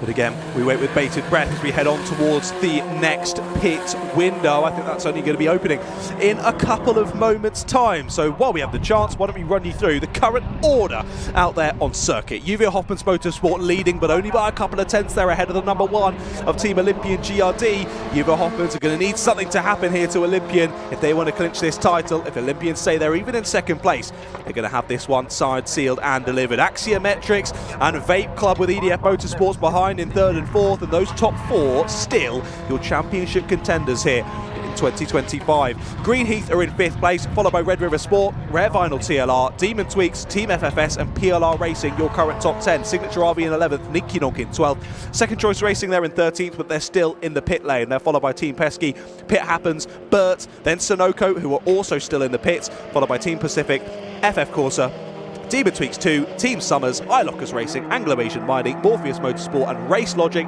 Last of your 25 runners, because of course we lost Sheridan UK from this one slightly earlier on. Sorry to keep you waiting, Jamie. Let's hand down to you to chat with some more of our drivers. Thanks, John. Yeah, I'm with Axel and Anders Hildebrand from the Sunoco Racing team. Anders, not ideal, a gearbox issue, but how have you been finding the Fun Cup Championship? 'Cause obviously your first time out in... Very expensive, actually, very expensive. It's expensive. So now we got an engine, and now we got the gearbox. Yeah, so but it's all great fun. And of course, you came back to racing after something like a 25-year layoff. Did it take a bit of a while to get bedded back in again? Yeah, Silverstone was fine. I found Oulton a bit more tricky with sort of confidence and how to push for the car to get the maximum out of the car. But it's great fun. It's great fun. So. And Axel, 2 weeks ago you were drifting a 900 horsepower Volvo. You're now jumping into one of these. Does it has it taken a bit of getting used to try and keep it in a straight line? No, quite the opposite. More understeer that I struggle with this thing. When it does drift, especially in the rain, it's quite manageable. But yeah, it does lack a little bit more power would make it a bit better for drifting. And have you sort of gotten used to sort of circuit racing? Because with drifting, it's literally you and another competitor, and that's it. Now you've got 29 other cars around you. Yeah, there's not much to think about, I guess. But I've done quite a lot of sim racing, especially during like the COVID time. So I feel that set me up quite well for this. But it's different. In drifting, you have about 30 seconds where you have to be perfect. Here, you can afford to be a little bit off on one corner. You can make it up, and you've got to pace yourself because it's a 4-hour race. A bit different in that sense. And next year, full campaign? No, we've too many clashes with drifting and other work stuff, and maybe we'll do 3 instead of 2 next year, and maybe work it up because it is fun when it's not breaking. All right, fantastic. Thanks a lot, Axel. That's Axel Hildebrand with his father Anders down here at the Sunoco Racing team. Unfortunately, an early potential retirement with gearbox issues. Back to the box. Lovely. Thank you for that one, Jamie. Yeah, good to see another father-son team out there as well in the Fun Cup Endurance Championship, saying that from personal love of that. Of course, me, my dad and my brother were out there racing in Team Ratters Racing, so lovely to see another family outfit. Right then, we are over halfway through this 3-hour endurance race, around 10 of the Fun Cup Endurance Championship in 2025. Let's give you a little rundown as to how things have played out so far.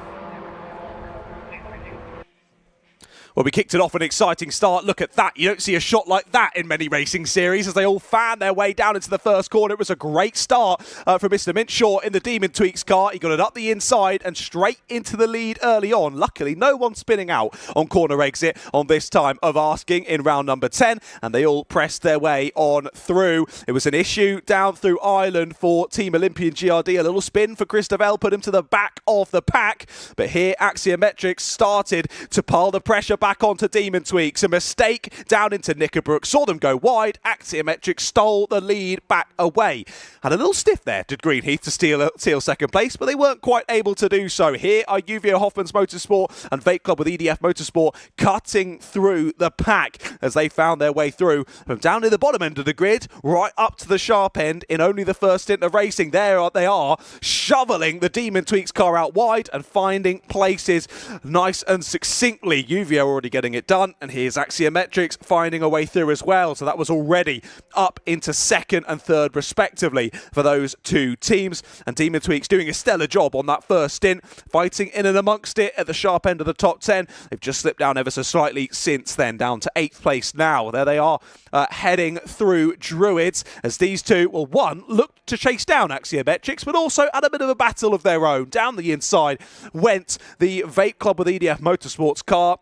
Straight into second place went Ted Bradbury, and then he set his sights on Axiometrics. But certainly we're still under a lot of pressure from UVO Hoffman's Motorsport. More battles galore in behind. The FF Corsa and the iLockers car going side by side, with the Ninky Nong diving through as well. They had a stellar second stint, and amazing for them to be even on the circuit after they went airborne in the first lap incident in the 1 hour sprint race earlier on. Finally, the Vape Club with EDF Motorsports car caught Axiometrics, and down into Knickerbrook they went for it. Late on the brakes, round the outside, aggressive move, and they got it done. Classic Ted Bradbury there, putting his car round the outside and taking another cheeky position. Soon enough, it was the turn of UVO Hoffman's Motorsport to do exactly the same. They followed them through, and they both started to scamper off. Here's another cheeky move. This time the Ninky Nonk making more places up the inside of Demon Tweaks. They went through Old Hall Corner. Here we look back to Ireland yet again as more squabbles continued. That was Olympian GRD trying to find their way back up the order after that issue on the first lap of racing. Just as we watch these, the next round of pit stops is just beginning, as we can see more drivers diving into pit lane. Here was Olympian GRD finding their way through the traffic, setting it to the outside, then a cheeky move back to the inside. So late on the brakes, nearly contact between them and Signature RV. Christopher did a good job there, getting it stopped and not having his front splitter absolutely decapitated by the 557. Kept his car intact, ready to hand over to his teammates. And I will say, in both stints so far today, Christopher has done a fantastic job, as there was a bit of a wide moment. I don't even remember that happening. So great that we've got the highlights as wide when the Anglo-Asian Mining Company. And then we went to safety car. This was courtesy of two teams off into the gravel, the Race Logic and the iLockers car, coming to blows into Shell Oils and finding themselves stuck in the gravel. We got them back out, both of them still in this race, and it was a good restart from the drivers at the sharp end of the order. And Olympian had a monstrously good first round of pit stops, jumping their way up around 20th place, now up into the lead. And there they were making more moves down through Ireland. And here's the Ninky Nonk getting involved as well. I said their second stint was absolutely awesome, and here showing just that. Down the inside of UVO Hoffman's Motorsport, getting the move done through Knickerbrook. Aggressive stuff from the driver of the 195. More battles continued on throughout the sharp end, and interestingly enough, we're seeing a lot of battles between our four championship contenders. As I've just seen out the window, Vape Club with EDF Motorsports are in for their next pit stop. Here was Axiometrics and Olympian GRD battling for position, and more battles further back as well. Anglo-Asian Mining Company, apologies, getting proper involved with the squabbling, as there went Rare Vinyl TLR down the inside, and double overtake there, or not really a double overtake, a double being overtaken, sadly, for the 99, as a cheeky move down the inside from Greenheath. Nearly contact between the two of them, but well done to the 99 for just about giving the room at the apex. Had a little bit of a barrier fix down at T1. We're still not really sure why it needed fixing, as no cars went off down there, but either way it did get fixed, and we were back to green flag racing action up Deer Leap. And this is the battle that we've been treated to for the last section of the race since the last pit stop. It's been UVO Hoffman's Motorsport versus Olympian GRD out on circuit. They're battling for the championship today. Not only that, they're battling for track position out there on the black stuff as well. It was a good move for the number one to get through, immediately sent back up the inside. Down at Shell Oils did UVO Hoffman's Motorsport, and then it was the turn of Simon Rudd in the number one to try and find an opening on the 225. Easier said than done, But eventually, the number one was able to get through, and here is how they did it. What an exit out of the final corner, up and over the crest. They force their way to the outside line that then becomes the inside down into turn one, and they get it done. I've just spotted the number one is into the pit lane as well. They've just completed their next pit stop of the race. We're only now waiting for UVO, and here was more battles as well. More drivers picking their way through the order, and then the number one and the 225. I mean, working together, but not really. Cheeky move down the inside from UVO. You saw there, that spooked Christopher. He didn't think that UVO were going to be there on the inside, but they very much were. He gave the room, and good as well from FF Corsa to notice what was going on and not turn in as if he only needed to give space for one car. It was space for two. He did a fantastic job there, gave the room, and they pressed on. There is Olympian GRD, and we are back to live pictures here from Oulton Park for the final round of the Fun Cup Endurance Championship in 2025. Like we say then, Vape Club with EDF Motorsports, I've definitely seen them come in for their next pit stop. Same for the number one of Team Olympian GRD. So only now, out of those top three, we are waiting on the 225 of UVO Hoffman's Motorsport. 2.5 minutes left to go in this pit window, and the 252 now getting themselves a black and white flag. That is less than ideal, but nothing major just yet. 252 being Team Pesky, so that'll just be a warning for track limits. If they get any more, then maybe that will turn into a stop-go penalty. So basically just a slap on the wrist for Team Pesky. Don't do that again, or we'll tell you off. And they do come under the gantry, start a new lap to Team Pesky, pressing on through this race. So in the next couple of minutes, we will see UVO Hoffman's Motorsport coming in for their final, not their final stop, what am I on about? We've got plenty of stops still to come. I meant to say the final of the drivers at the sharp end to give us this next pit stop. They'll be on to stint 4. Olympian GRD already onto stint 4, and that now means that Riley Phillips is behind the wheel of the car for the first time in this race. I said this earlier on, but I'm sorry, I got it wrong. It was Christopher behind the wheel for stint 3. Riley is now behind the wheel for stint 4, and pressing on these opening couple of laps. Let's see in that transitionary period, though, how that affects things with Chris jumping out and Riley jumping in, and then for UVO Hoffman's, it's Fabulous jumping out, Farkini jumping back in for stint 4, and then we've got a good battle on our hands between Riley Phillips and Farkini. So there goes the 246 as well. Ted Bradbury back on board for the Vape Club and EDF Motorsports machine. He'll have this stint. Vlad will be in for his last one next time, and then it'll be final stint for Ted Bradbury. Now, who's in the car? It's Riley Phillips for Olympian GRD on the final stint. Ted Bradbury for Vape Club with EDS Motorsports. As drivers getting in and amongst it, Scott was gesticulating at me furiously that I was missing something on screen. UVO over the grass, thank you. So a little bit of an off-track excursion then for UVO. Less than ideal, as they're trying to put a good bit of time in between themselves and Olympian GRD, who have already made that stop. Just come into blows there with a couple of the back markers, and that's going to hinder them somewhat. The 403 of Pit happens, and the 249 of Demon tweaks. Pit window close board will be coming out now. Let's see if UVO dive to pit lane. Nope, they will continue on for one final lap here for Fabulous Randaccio. And one final lap to try and put a bit more time and fresh air between themselves and Olympian GRD. It was a 2:02 dead on that last lap for the 225, so a little bit of time lost in that off-track excursion, but nothing too mental. So we'll see how that affects things. PLR Racing heading out of pit lane now. Their third stop of the race is done and dusted. They're going to come back out pretty much in the firing line of the number one of Olympian GRD. I think even with that momentary off-track moment for UVO, I think they've still put a bit of time in between themselves and Olympian. A couple of seconds lost, actually, my apologies. It was just over a second, 1.2 lost on that one for UVO. So realistically, with nearly making contact with some back markers, I think losing 1 and a bit seconds is not too bad for the 225 of Uvio, and you can see how much Fabulous is pressing on. He knows this is his final lap of this stint, and he wants to give Varchini the best possible opportunity to exit the pit, still in the lead of this race. We'll wait and see if that is able to happen, though. We head in to stint number 5. We'll then wait another 15 minutes or so before the next round of pit stops. We head into what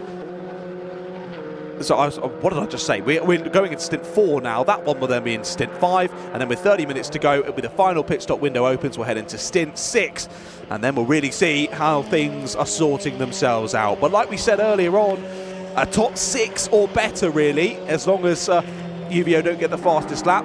A top 6 or better for Olympian GRD will secure them this championship, and they're currently sitting pretty in second place. Here comes the 225 of Uvio Hoffmann's Motorsport, then diving to pit lane for their 3rd pit stop of this race. Through they come into pit lane. Let's see how speedy they can get this one done. Varchini waiting in the wings, and they're putting a bit of fuel on board. They did double churn the last one. Now, I didn't spot whether Olympian did take any fuel on that last stop. I don't think they did, but I cannot say for 100% certainty. Hopefully, Jamie Peters-Ellis can hear me and will be able to tell me in a few moments' time. We'll wait and see. Olympian continue on by, so Olympian GRD do move into the lead of this race. They are well and truly ahead of Uvio Hoffmann's Motorsport. That would lead me to believe that I was correct in the fact that Olympian didn't take any fuel on board in that second stop. And we'll wait and see when they come around to finish this next lap how that has affected the time in between those two cars. We'll see how that fuel strategy and driver strategy sorts itself out as we head through towards the last couple of stints of this race. The 200 FFS are into pit lane. So are the 557 as well of Signature RV. So they're both pitting from pretty high up the order as well. They both had some decent races, decent race so far in this one. There's the 200 in as well. So all those three pitting from pretty similar positions on the circuit. Only a few seconds between those three as they came to pit lane. Looks as though maybe some, I was going to say issues for the 557. Note they're heading on out. I thought that was the churn they were waiting for, but no, it's the 195 Ninkinonks churn that was waiting. So driver hops on and out. Ninkinonk can get that churn on board, ready for stint number 4. And there's the 109 Morpheus car heading out onto the circuit.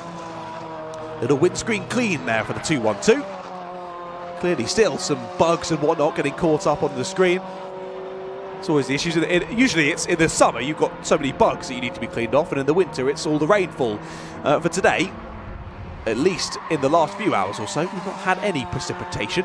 Not to tempt fate, but honestly, to tempt fate, I'd love to see a bit of precipitation in the last hour of this race, but we will wait and see. I'm sure plenty of teams out there will be ruining that I just said that, but apologies in advance to all of you that are listening, but good to hear. Let's hear from the Uvio Hoffmann's Motorsport crew. I believe Jamie is down with them now.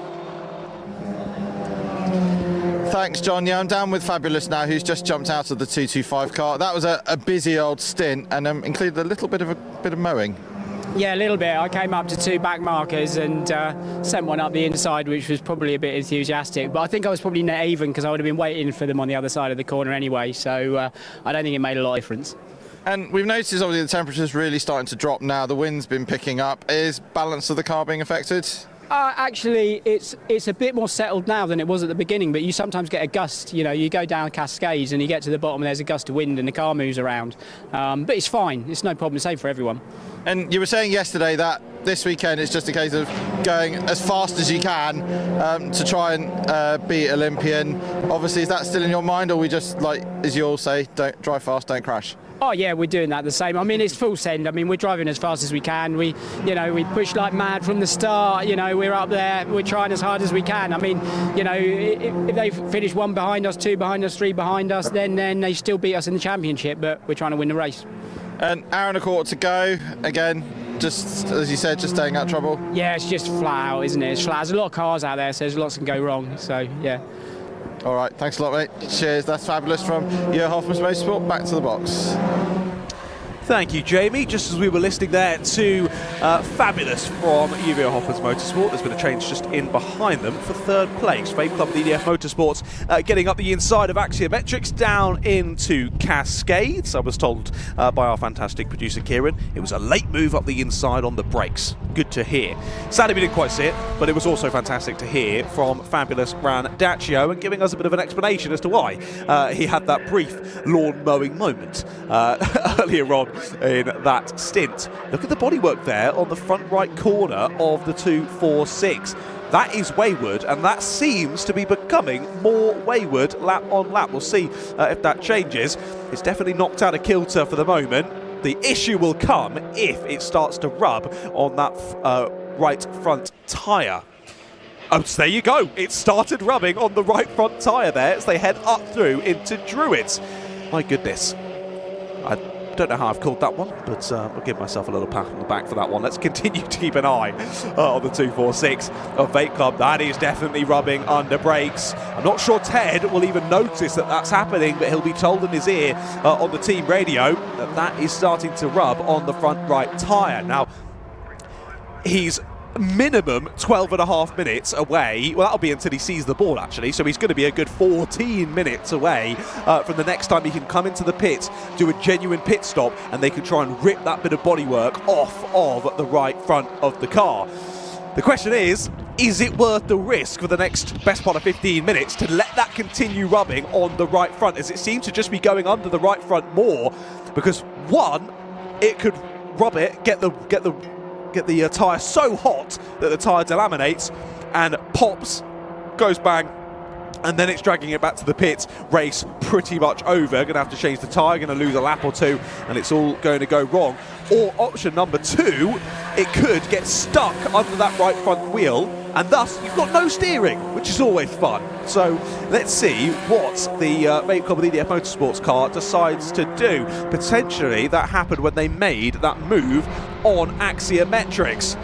Or equally, Ted could take it into his own hands, just see if he can maybe nudge a tyre barrier or nudge a bollard with that right front and see if it'll just rip it off and they don't need to come into pit lane. Or he'll just try and hang it out, hope it all is fine, and maybe it will be. You just never know in these things. It's weighing up the positives and negatives and how much risk you are willing to take. Now, I have a feeling Vape Club will leave him out there, just let it be and see what happens. As a little look back there, that's to FFS and Greenheath having a nice little battle. This is the battle for 6th place we're watching now. Like I was saying, I think that they will leave it only because Vape Club, I don't think they're too bothered about the championship. They know they're an outside shot, and especially with how things have sorted themselves out in the race so far, they are definitely an outside shot in this one at the moment. They're just looking for the overall race win in this one. They're going to do what they can to get back up into victory position. And pitting an extra time outside of the pit window is not how you do that. So I think they're just going to leave it and hope that all is fine through the rest of this stint. Here is Greenheath, though, continuing to hound the rear end of the 220 of FFS. FFS leave the door open. Down the inside goes the 14. Nice move under brakes there from Greenheath. And they fire their way through up into 6th place. It's Paul Turner who's back behind the wheel of that one. Nice move there from Paul down into the final corner, but immediately slinging it back up the inside is the 220. Chops across the nose there does Paul in the Greenheath car, just with a little bit of room, and they're able to continue to press on. So change of position then for 6th place. I can see as well Signature RV and Rare Vinyl TLR going side by side down into T1. They were super close down to the apex as well. Great battling between those two drivers. But awesome to see these battles continue on then. Of course, we gave you a little synopsis of what happened in the first hour and a half of racing here at Oulton Park. We press on through towards the final hour, less than 10 minutes away from the last pit stop of, this penultimate pit stop of this race. As you can tell, I've been commentating all day today and my brain is turning to mush. But hopefully it can hold out at least until at least the next hour and 10 minutes. We'll wait and see. Sadly though, it looks as though the damage that we saw earlier for Second Choice Racing and Sunoco Racing, both separate incidents, has been terminal for both of them. They were sitting in the pit lane hoping they could fix things. I now can't see either of them, and they're not out on circuit, which leads me to believe they're back in the pit box, not going anywhere further anytime soon, sadly, for those two teams. So we started off today, well actually, we started off this weekend with 31 cars. Only 30 were actually registered to be racing out here today, though. We started off today with those 30 cars. We didn't end that first race with 30 cars. If you've not seen it, make sure you go back and watch that in your own time later on. What a chaotic first lap that was. That meant that we started round number 10, or race 2 of the day, you could say, with 26 cars out of the possible 30. We've now lost 3 of those. So from 30 at the start of the day down to 23 cars still running on circuit. That's a big hit rate. Even in the Fun Cup, that's a big hit rate in terms of cars lost. Gutting for those teams and drivers who have made it all the way here, got all the testing done, first lap of the first race, and it all goes wrong. Honestly, it doesn't get much worse than that. I would know, I'm speaking from experience, and especially you feel awful, because I felt even worse, I think, because at least I had a little bit of a stint before I stuck it in the barriers. But these drivers, at least they only got a corner, and then the day was over, so they've only got a corner of racing, which realistically is nothing, and then the drivers who they're sharing the car with have got absolutely nothing, which is such a shame to have teams dropping out of racing action, particularly here at the finale. It's always an exciting event. It's the finale of the Fun Cup Endurance Championship. It's usually where we'll see the most numbers, because late on in the season, a lot of other championship series have started to stop now. Let's look at the rubbing on the front right. That's only getting worse for Vape Club with EDF Motorsports. We'll keep an eye on that. But usually getting a lot of entrants for the final round here at Oulton Park. Let's look at that. It's dropped under the wheel. It's dropped under the wheel of Vape Club with EDF Motorsports. This could be catastrophic for the 246 if this gets any worse. And like I said, they've still got 6.5 minutes to drag this one to the next pit window. But Ted is flirting with an off-track moment here. If that suddenly goes under the right front, he's going to struggle to, 1, get it stopped, and 2, get it turned in, and might find himself with a one-way ticket to the barriers. Let's see how he's able to nurse this issue through to the next pit stop window. If he can do it, 1, that'll be mightily impressive, and 2, the team members can just dive in, rip it straight off, job done. Let's see how that affects things, though, through the rest of this stint. I'm sort of waiting with bated breath for a potential off-track moment for Ted. It looks to be wrapping under once again there on the front right. Oh, it's a scary moments for the Vape Club team down in the pit box. And like I said, you're weighing up the risk you're willing to take in this one. As there you go, it's disintegrated itself. There you go. I think that's problem solved then for Vape Club. We'll wait and see with a bit of a closer camera angle here through Shell Oils. Has it all gone? Pretty much, yeah. All the bit that was flapping around on the tyre has disintegrated itself. Job done for Vape Club. That'll be a big sigh of relief for all the team there down in the 246. Nothing to worry about anymore, and he'll be swiftly told on the radio that bit of bodywork is gone now. You could press on hard. I mean, not that he wasn't pressing hard anyway. It's Ted Bradbury, come on. He was, look at it, how he went through the S's section there. Absolutely full send from Ted Bradbury, up and over every single curb. All 3 curbs that you can hit in that part of in that section of corners, he hit every single one. And Ted continuing to try and close the gap at the sharp end of the order. Well, gap between our top 2 continuing to extend as well. On that last lap alone, UVA Hoppens Motorsport were 1.5 seconds slower than Team Olympian GRD. I'd only turn my attention, I think, for maybe 10 minutes away from that gap, and it's gone to nearly 20 seconds between the number 1 and the 225. What a turnaround in this race already for your championship leaders. Looking to hold on to that number 1, and they're doing a great job of that at the moment, aren't they? Fantastic from Olympian GRD. There they are on your screens now. Of course, they've won in 2024, 2023, and back in 2020 as well. That was under the name Axiometrics, but it was the team that's now under Olympian GRD, if that makes any sort of sense. There is an explanation for that. but I've not got time, and it's probably going to bore you to death. So I'll keep that one to myself. But either way, they're looking to make it 3 championships in a row, 23, 24, and now potentially 2025 as well. That would be mightily impressive from Olympian GRD. But again, it could all go wrong in mere moments here as they chop through the traffic. Riley doing a great job of it though, as usual.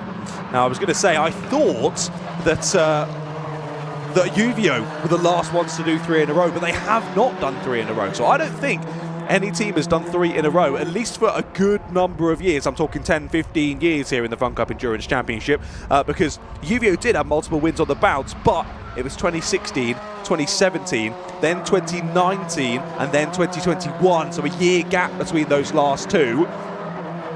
Just means they didn't quite get 3 in a row, but still 4 in the space of 6 years. Mightily impressive from Uvio Hoffmann's Motorsport. And they've been there and thereabouts in the seasons where they haven't won. They've been right up there at the sharp end, often second place, sadly for them. And at the moment, it's looking like that might happen again in 2025.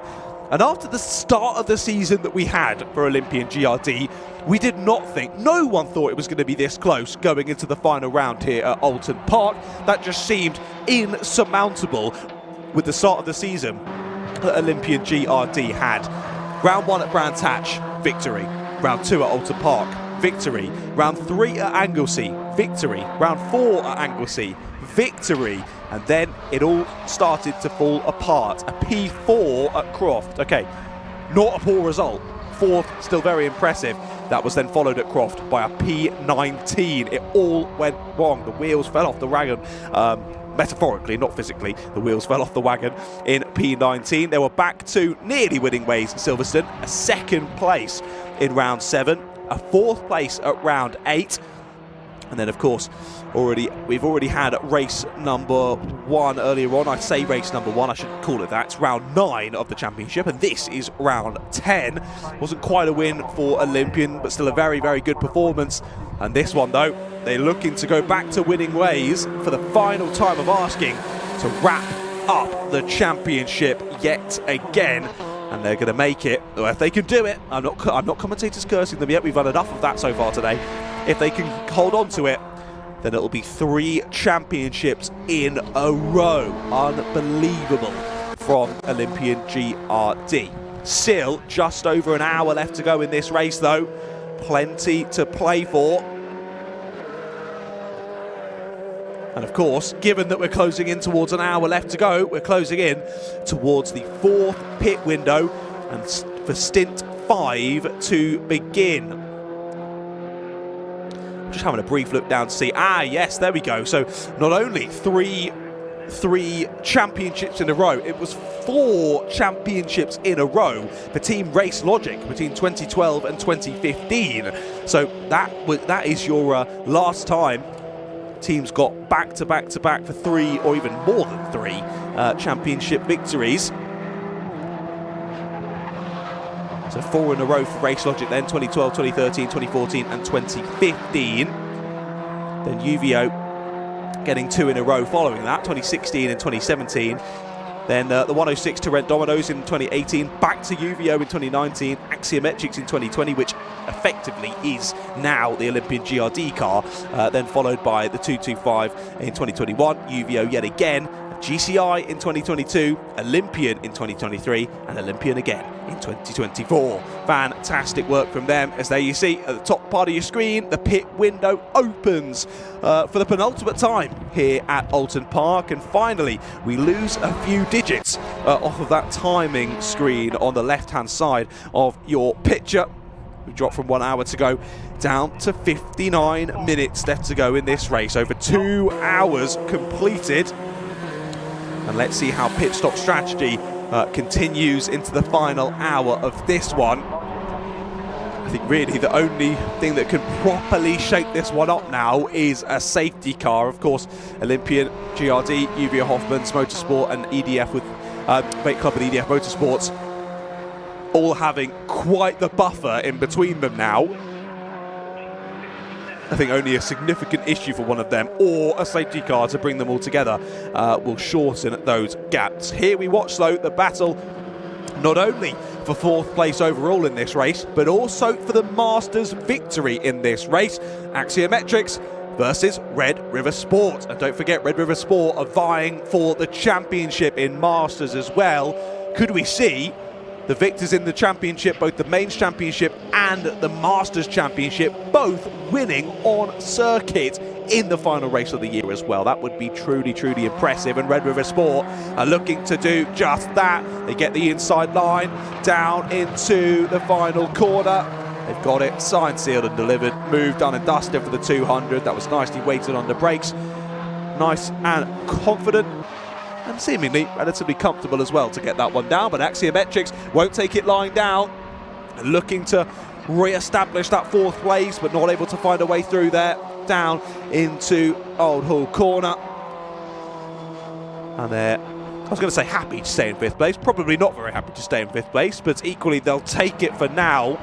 Plenty that can still happen, and they'll be hoping that maybe they can be a little bit stronger in this next pit stop window and leapfrog back ahead of the 200 yet again. Well, first team into their pit box in this next round of pit stops is the 220, your race winners from earlier on. 220 of Team FFS, their first win in the championship completed here today. This race going pretty well, all things considered. They're pitting from 7th place overall in this race. And they are double churning this stint as well. I think that would lead me to believe they are going to run that then all the way to the end of the race. Kieran just scared the absolute life out of me in my ears, but he's told me that Jamie is ready to chat to some people down in the pit, so I'll head down to him. Thanks, John. Yeah, I've got Paul Rose down with me, championship boss. After 29 hours of racing this season, it's come down to the final hour, but what a year we've had. It's been great, and you know the race at Oulton Park now with 30. Well, we did have 30 cars for race 1. Still good with 26 cars and some great racing, really great racing. And as we said at Donington, the year's just gone so fast. Can we have a winter championships? We just don't stop. I mean, it's been great, but to get an average grid of 25, 26 cars at every, pretty much every round, the championship's back where it needs to be, doesn't it? Yeah, we might do a winter race next year, maybe Portimao. That was good last time, wasn't it? It was fantastic, yeah. And next year, obviously, we've got reintroduction of Snetterton, but on the 200, we're doing a 1 hour and a 4 hour for the final round. New teams coming in, new cars. Your winter is going to be flat out. Yeah, it's the 200 circuit at Snetterton. Some people think it's not an exciting circuit, but it makes a great endurance race. It really does. It keeps the cars close together. Looking forward to that one. Who's going to win today? I think maybe Olympian, maybe, but you really don't know. There's a number of teams. I mean, 220 did a fantastic job in race 1. They really did. It was nice to see them win. But most of all, we'll all be in the awning later having a beer and some food. Oh, absolutely. I might even stay tonight. We'll see you later. Thanks a lot, mate. Cheers. That's Paul Rose, championship boss, echoing everyone's comments. We've had the best year so far, and we're looking forward already to 2026.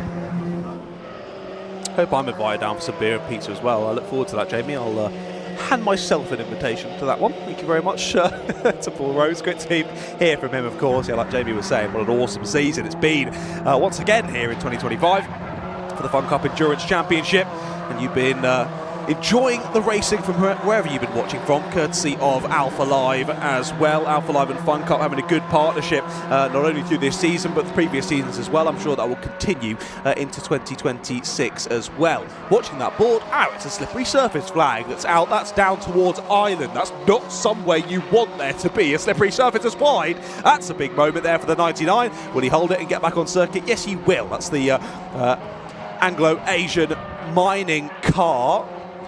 Having a bit of a wobble there out of T1, but he's managed to get it back on the black stuff, thank goodness. Still got a number of cars filtering into pit lane for another stop in this race. There's a bit of bodywork getting kicked up by a few of our cars. Like we say, a number of drivers completing that next pit stop in the race, penultimate pit stop of the day.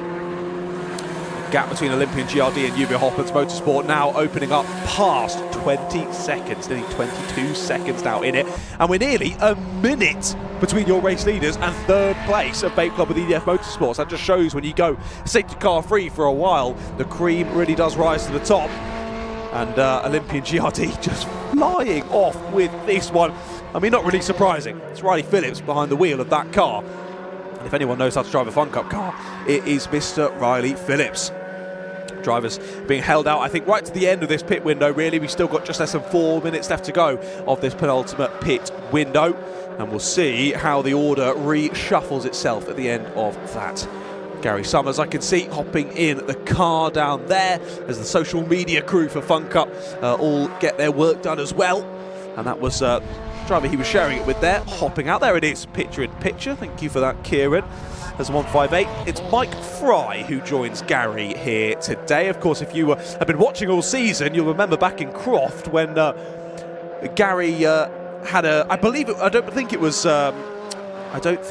Mike, I think it was someone else who was supposed to be joining him in the car for that weekend. He had to pull out the morning of due to illness. He decided, like, I can't do the racing, and Gary was there like, what am I supposed to do now? I've got a 1 hour and a 3 hour race ahead of me. I can't do this by myself. And he did a couple of monstrous stints in 30-degree plus heat. It was mightily impressive to see Gary cracking on with that one. And good to see him back yet again here for the final round of the season. Being joined, of course, by Mike.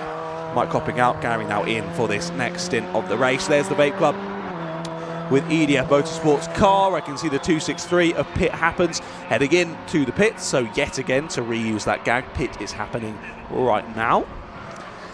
The jokes don't get any better, ladies and gentlemen, so you're in for this one for another 50 minutes or so. There's driver out, and they've got a churn of fuel going in for that one as well.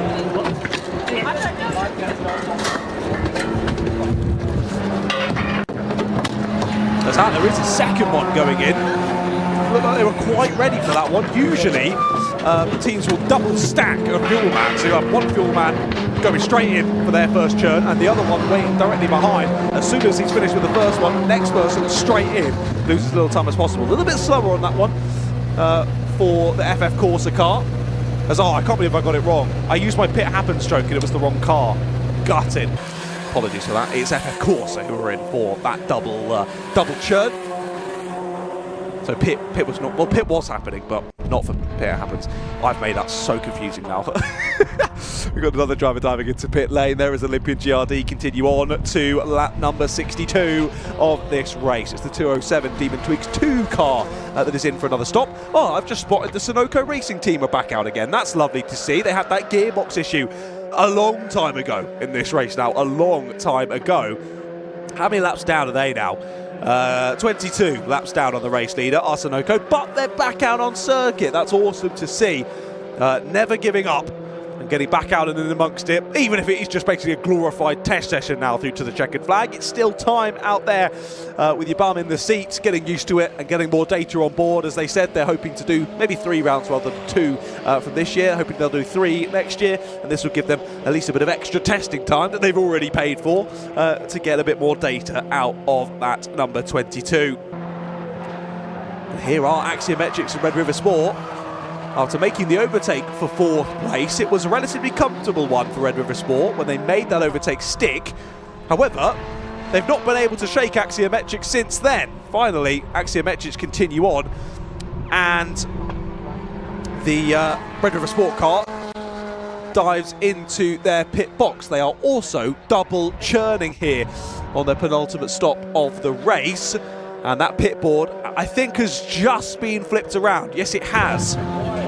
So with 50 minutes left to go then, drivers will see that pit board close and will have to dive in. We're still waiting for Olympian GRD, for UV Hoppers Motorsport, and for Vape Club with EDF Motorsports. Same for Axiometrics as well, but like we say, they're becoming even more of an outside shot as we press on through this race.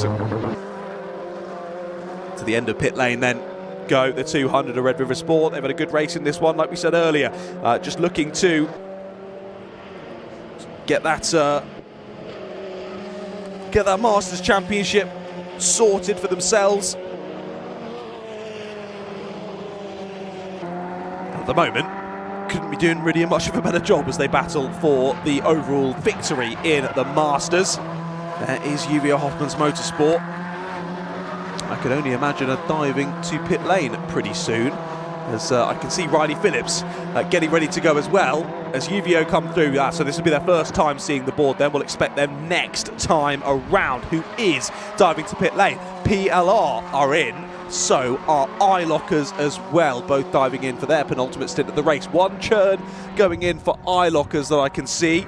I'm going to have to come around the back of Scott to see the next one. No fuel for PLR. So you can see the wobble onto the exit curb there for Juvia Hoffmann's, using every bit of tarmac that they can. And getting that back end all sorts of slidey down through Cascades. Well, I think at the moment anyway that Juvia Hoffmann's Motorsport have one more churn of fuel in that car than Olympian GRD. I think Olympian GRD didn't put any in the previous stop, and Juvia Hoffmann's Motorsport popped in an extra one. And let's see what happens here. I think potentially maybe one extra one in this one for UVO and a double churn stop for Olympian GRD, or will they split those up over the next two? We'll wait and see. I'm no strategist, I am just shouty man. I will wait and see what happens out there on circuit, or even in the pit lane right out of my window. I can see Gary Bate getting ready to hop into the 14 of Greenheath. Paul Turner jumps straight out of that car. Gary straight in, no fuel for them.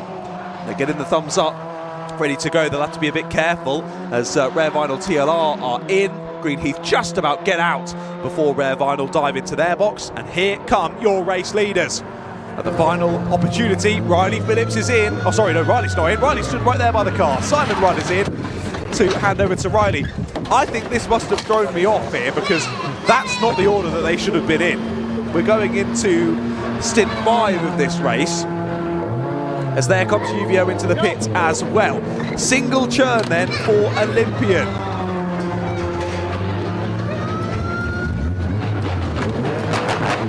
As they then head to the end of pit lane, UVO Hoffmann's are in as well, but I don't think I can quite see them from my window up here. There they continue on. I don't think they've taken a churn in that stop. That will be my assumption on that one anyway. We didn't quite see, so they were just out of our camera angle in that one. But either way, heading back out of the pit lane then. Gap seems to be relatively similar anyway at the moment. We'll see if that changes when they head on round to the end of this outlap. Of course, Vate Club of the EDF Motorsports also into the pit as well. They are popping at least a churn in, as I can see hands in the air. Yet one churn in then for Vate Club of the EDF Motorsports.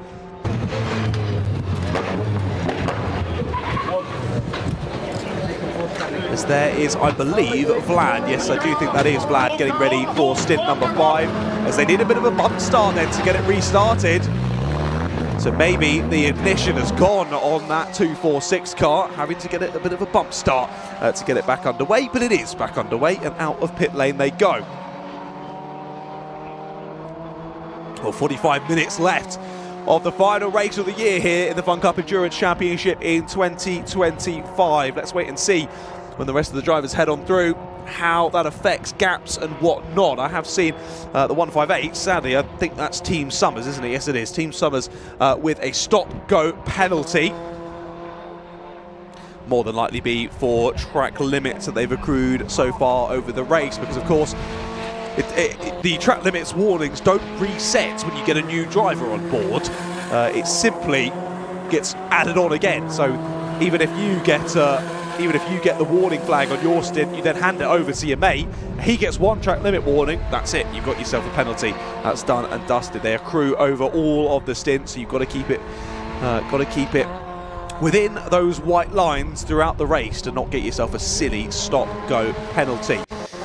Wait and see as our leaders come through. There is the number 1 across the line, following your race winners from earlier on down into T1 once again. The 220 leading the number 1 through, and there's the 225. There we go. I'm pretty sure my assumption was right then. Gap halves between your two race leaders, down from 20 seconds to 10 there between the number 5 and the number 1 and the 225. A less than 10-second gap between those two, but Riley Phillips now behind the wheel. Now, that shouldn't be right, because I'm pretty sure it should be Simon.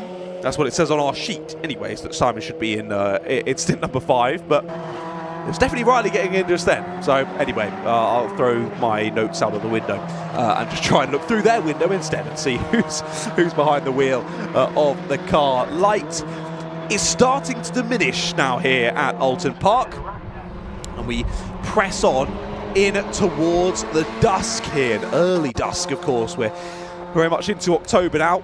Clocks haven't quite gone back yet, they're going back tomorrow. And that'll mean that at this time, in only a couple of days, it's going to be absolutely pitch black, which I'm sure all of you listening are very excited for. Always love going to work and coming home from work and it being pitch black for both occasions. Always makes you feel better about yourself, doesn't it? I'm being facetious, if you can't tell. Yeah, it's always horrible, but it's what it is, just those winter months. I'm sure soon enough we'll be straight back into summer and we'll all be loving it again. Well, actually no, we'll all be complaining then about the heat again, which is a classic being British, isn't it? That's always the way. There is Uvia Hoppens Motorsport then.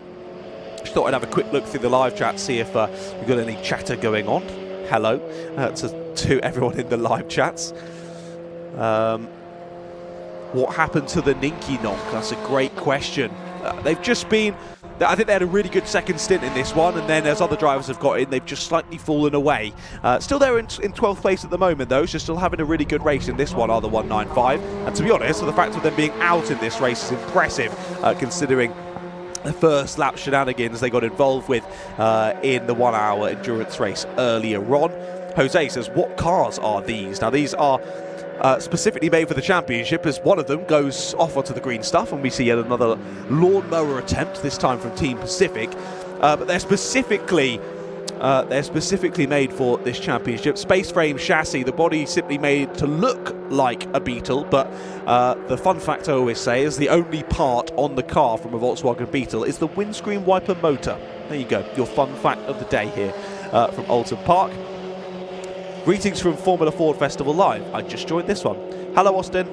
Well, hopefully you're enjoying the festival down at Brands Hatch. Of course, another Brscc event on, not only today, but of course tomorrow as well. We won't be continuing on tomorrow here. This one's simply a one-day event from Oulton Park. So if you've enjoyed this one, of course, you can go back and watch the Formula Ford Festival's action from today at any point on the Brscc YouTube channel. But you can also watch their second day of action tomorrow, and that won't be clashing with us at all, so I'll freely tell you to go and do that tomorrow. If you've got a nice free Sunday, put your feet up and enjoy some awesome racing action from the Formula Ford Festival. But welcome, Austin. I hope you're enjoying your time out there at Brands Hatch, and thanks for jumping on and enjoying the racing here from Oulton Park as well.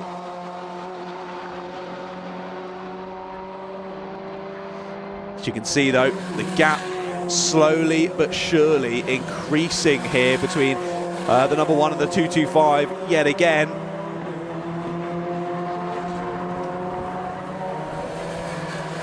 Sadly for the neutrals watching, I think that's only going to increase over this stint now that Riley Phillips is back behind the wheel.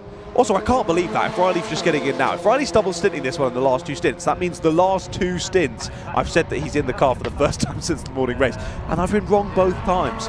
Okay, one of them was my mistake, but the second one was not. The second one was the wrong information on the seat.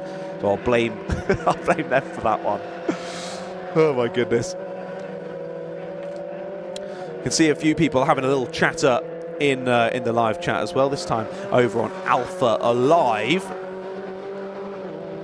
Good to see all of you having a nice little chatter in there as well, just speaking with each other and helping each other enjoy the racing action even more from wherever you're watching from. I can see there's a bit of chatter about tyres. Yeah, it's the same all-purpose tyre for both dry and wet conditions in the Funcook. It was always, ever since I can remember, it was always GT tyre, but they've changed over for the 2025 season to Hankook tyres, and overall I would say the response has been really positive to the introduction of the Hankooks. And all the guys, I used to race in this the last couple of years, all the guys that I've been chatting with have said I really enjoy jumping back on with the Hankooks. Apparently they're a lot more confidence inspiring than the GTs were over the last couple of years, so Yeah, really positive response. But yes, as was being chatted in the live chat, same tyres used no matter if it's dry or wet conditions. They're sort of slightly grooved to get rid of the rainfall, but in those damp conditions they provide a whole lot of grip. But hopefully that at least gives you a little bit of explanation. Thank you all so much for joining us, whichever channel you're on, whether Brscc, Alpha Live or the Fun Cup channel. Thank you for joining us here and taking some time out of your day on a Saturday afternoon to watch some racing. And what better racing to enjoy than the Fun Cup Endurance Championship? We're now closing in towards 30 minutes left to go in this race, and that'll be the start of the final pit window in this race. Gap now up to over a minute between Olympian GRD in the lead and Bait Club EDF Motorsports in third place. We were hoping for a tantalising final race in the championship, but it seems, as they did early on in this season, Olympian GRD just dropping a cheeky little bit of domination on us yet again here at the final round in 2025. Here is PLR and Demon Tweak. So this is the battle at the bottom end of the top 10. Demon Tweaks still keep it ahead for the moment, but PLR, an accomplished team and some very well-known drivers in the 146. Of course, Mr. Neil Plymmer, I think we are right in saying, has done pretty much, barring maybe one or two, every single race since the Fun Cup UK Championship started all the way back in the day. I've just heard some slightly sad news in my ear that the 200 of Red River Sport might be misfiring. I'll go back to that in a second. Cheeky move up the inside there attempted from the PLR racing car. Up the inside there of Demon Tweaks. Were they able to get it done? We will wait and see. We'll cut back to them in a couple of moments' time. We look forward to Red River Sport. As I mentioned, they've just lost the position now to Axiometrics. They're back through into fourth place. They're dropping a lot of time, and our camera ops thinking that maybe they're having a bit of a misfire out there, and that'll be losing them a lot of pace, and hence why they've dropped back into P5. Yeah, they just popped in a 2:06.8. That is well off the pace. And what a gutting way to end. If this all goes wrong in the final round, they could end up losing the Masters Championship here. As you can see there, look at the flames coming out the exhaust of the 200. Something definitely not happy in that engine, and look how far he's dropped back even from the Team Pacific car, who's a lap down on him. Axiometrics, who he was just battling with there, exiting Shell Oils, and we've got to wait an age for the 200 of Red River Sport to even come through our camera shot. Well, calamities galore, to say the least, here from round 9 and round 10 of the Fun Cup Endurance Championship here from Oulton Park. And sadly, it doesn't look like those calamities are stopping anytime soon. The 200 seemingly having some issues out there. And we'll keep a watchful eye of him. If he can keep it on the black stuff for the next 6 minutes, they can maybe dive in at least in the pit window, get the new driver in and try and have a brief look at it. But if it is a proper misfire, if there's a genuine issue with that engine, they're going to struggle to get it fixed in a pit stop, or at least any time speedily to still hold on to, well, currently second place in the Masters class, 5th place overall in this race so far. But like we say, they're looking to hook up the Masters Championship at the end of this one. Let me get the spreadsheet back up. And they come into this one on 5.52, 5.38 for Olympian, 5.20 for Axiometrics, and 5.30 for PLR. So Axiometrics currently ahead of them, leading as there you go into the pits come the 200. Issues for your leaders in the Masters class in the championship. Absolutely gutted for them. It was something they couldn't drive around. They had to come in for an unscheduled stop. And let's see how quickly they can get this one done. No way is that already fixed. That was so fast. Trying to get it fired up, and it's not firing. The 200 not getting restarted. Got to pump that accelerator 3 or 4 times, dump some fuel into the carburettor and try again. It's wanting to, it's spluttering into life. Will it restart? no, still nothing for the 200. This is gutting. Time is falling away.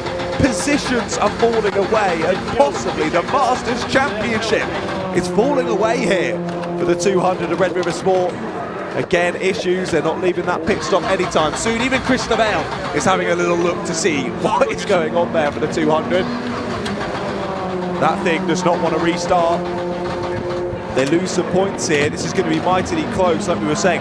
14 points back to Olympian. Olympian got a 0 in that last race though, which I believe you get 0 if you get on the overall podium, if I'm not mistaken. So, I mean, obviously if that happens again, Olympian will get another 0, so they're not going to have to worry about them. However, Axiometrics, 4th overall at the moment, currently looking to get 70 points in the Masters Championship, and that would mean that they would steal it away. They're only 32 points behind going into this race, and even so, PLR are only 22 points behind. They're down in 10th at the moment, which would be 6th at the moment in Masters, but if Red River Sport drop behind them, it would be 5th in the Masters. More points gained for them. That's going to be a difficult one for me to work out, but I think Axiometric, if they stay in 4th place and Red River Sport don't finish, crucially, I think there might be enough points lost there for Axiometrics to steal it away, and that would be gutting.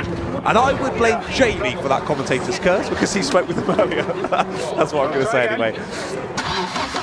So, exciting stories in both the main championship and the Masters Championship here in Fun Cup, and that really does not sound like a happy engine.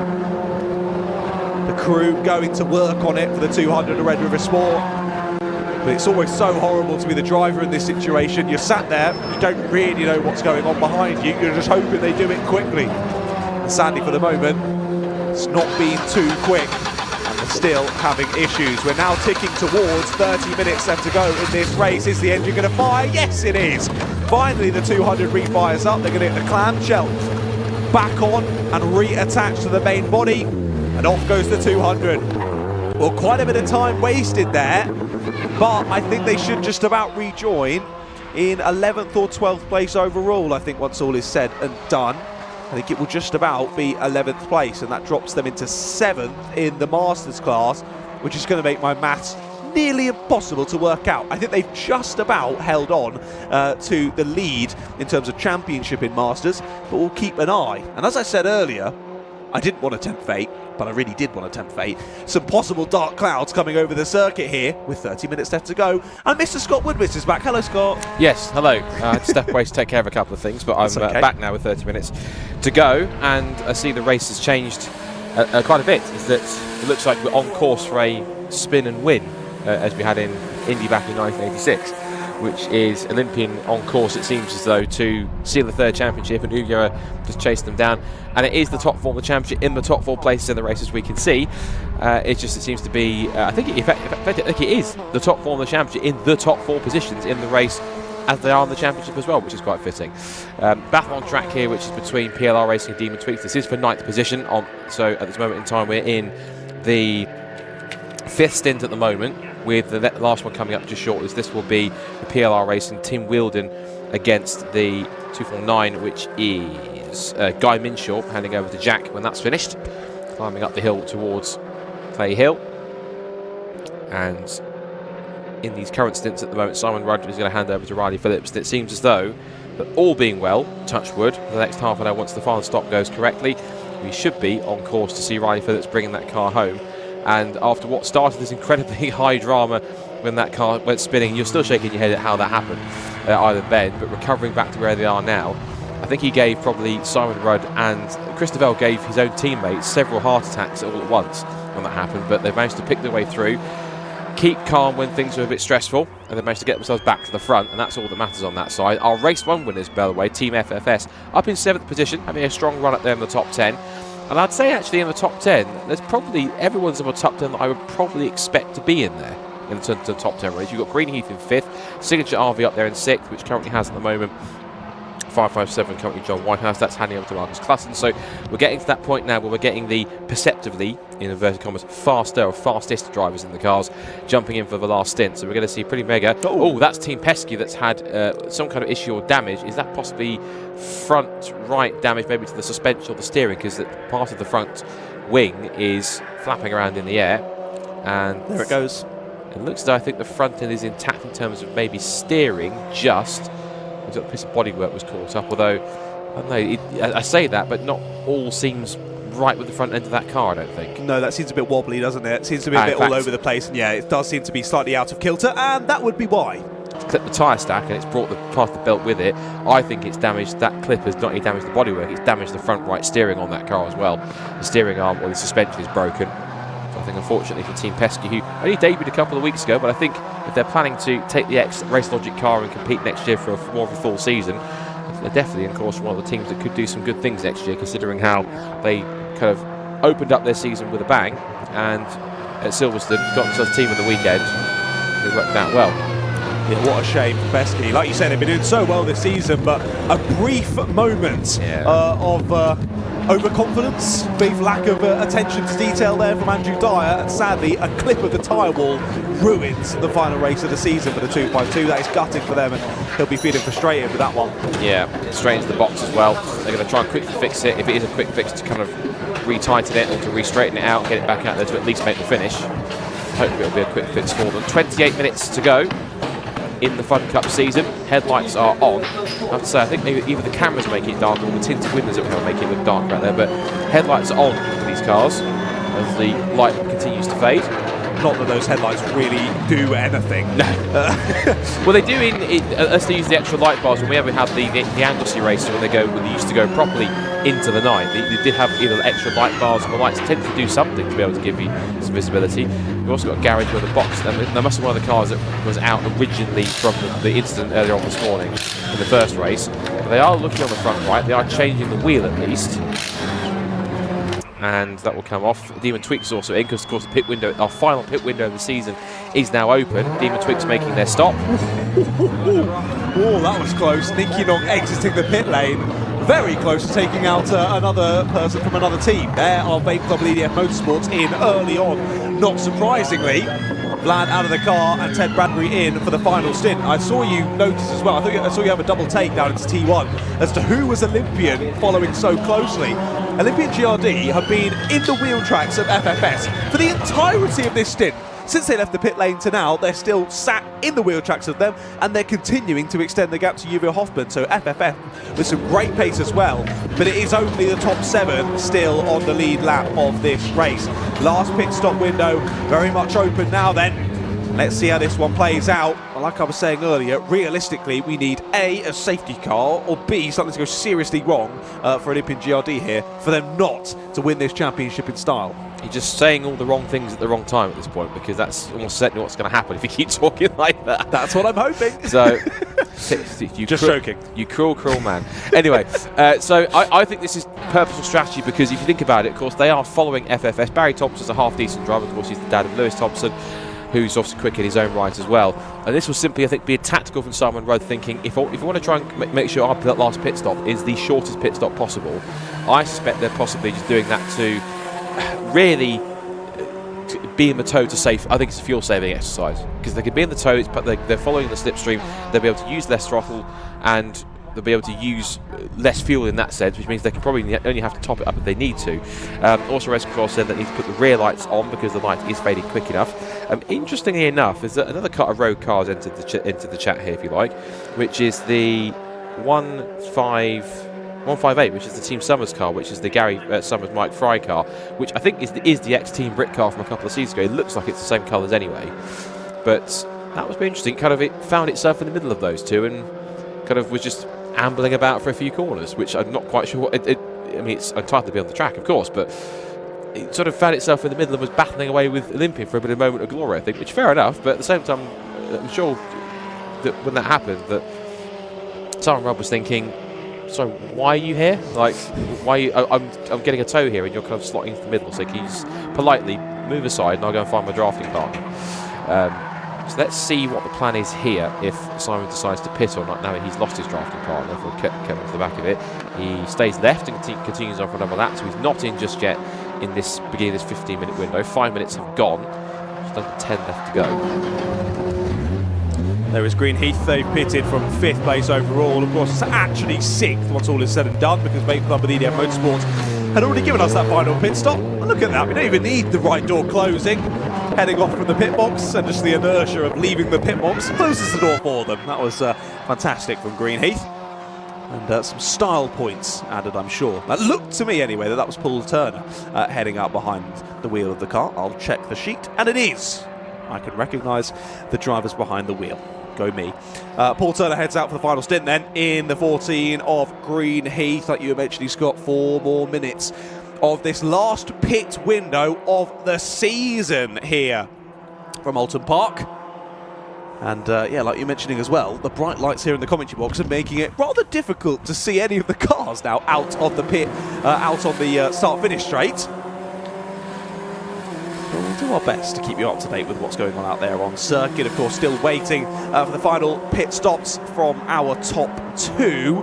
That gap still remaining pretty stagnant. You saw a little bit of time lost for Olympian GRD, where they were held up there by Team Summers. So, but gap still at 11.5 seconds now, as we wait for final pit stops to commence for our top 2 teams. I will say as well, you were very busy with a lot of things, so you might not have noticed. I think that Olympian GRD have completely changed their order, because Riley's in for this one. He might be double stinting, I think, for 5 and 6. Right. So they've reshuffled all that around. We're just hearing through our ears as well that it is trying to rain here in Oulton Park.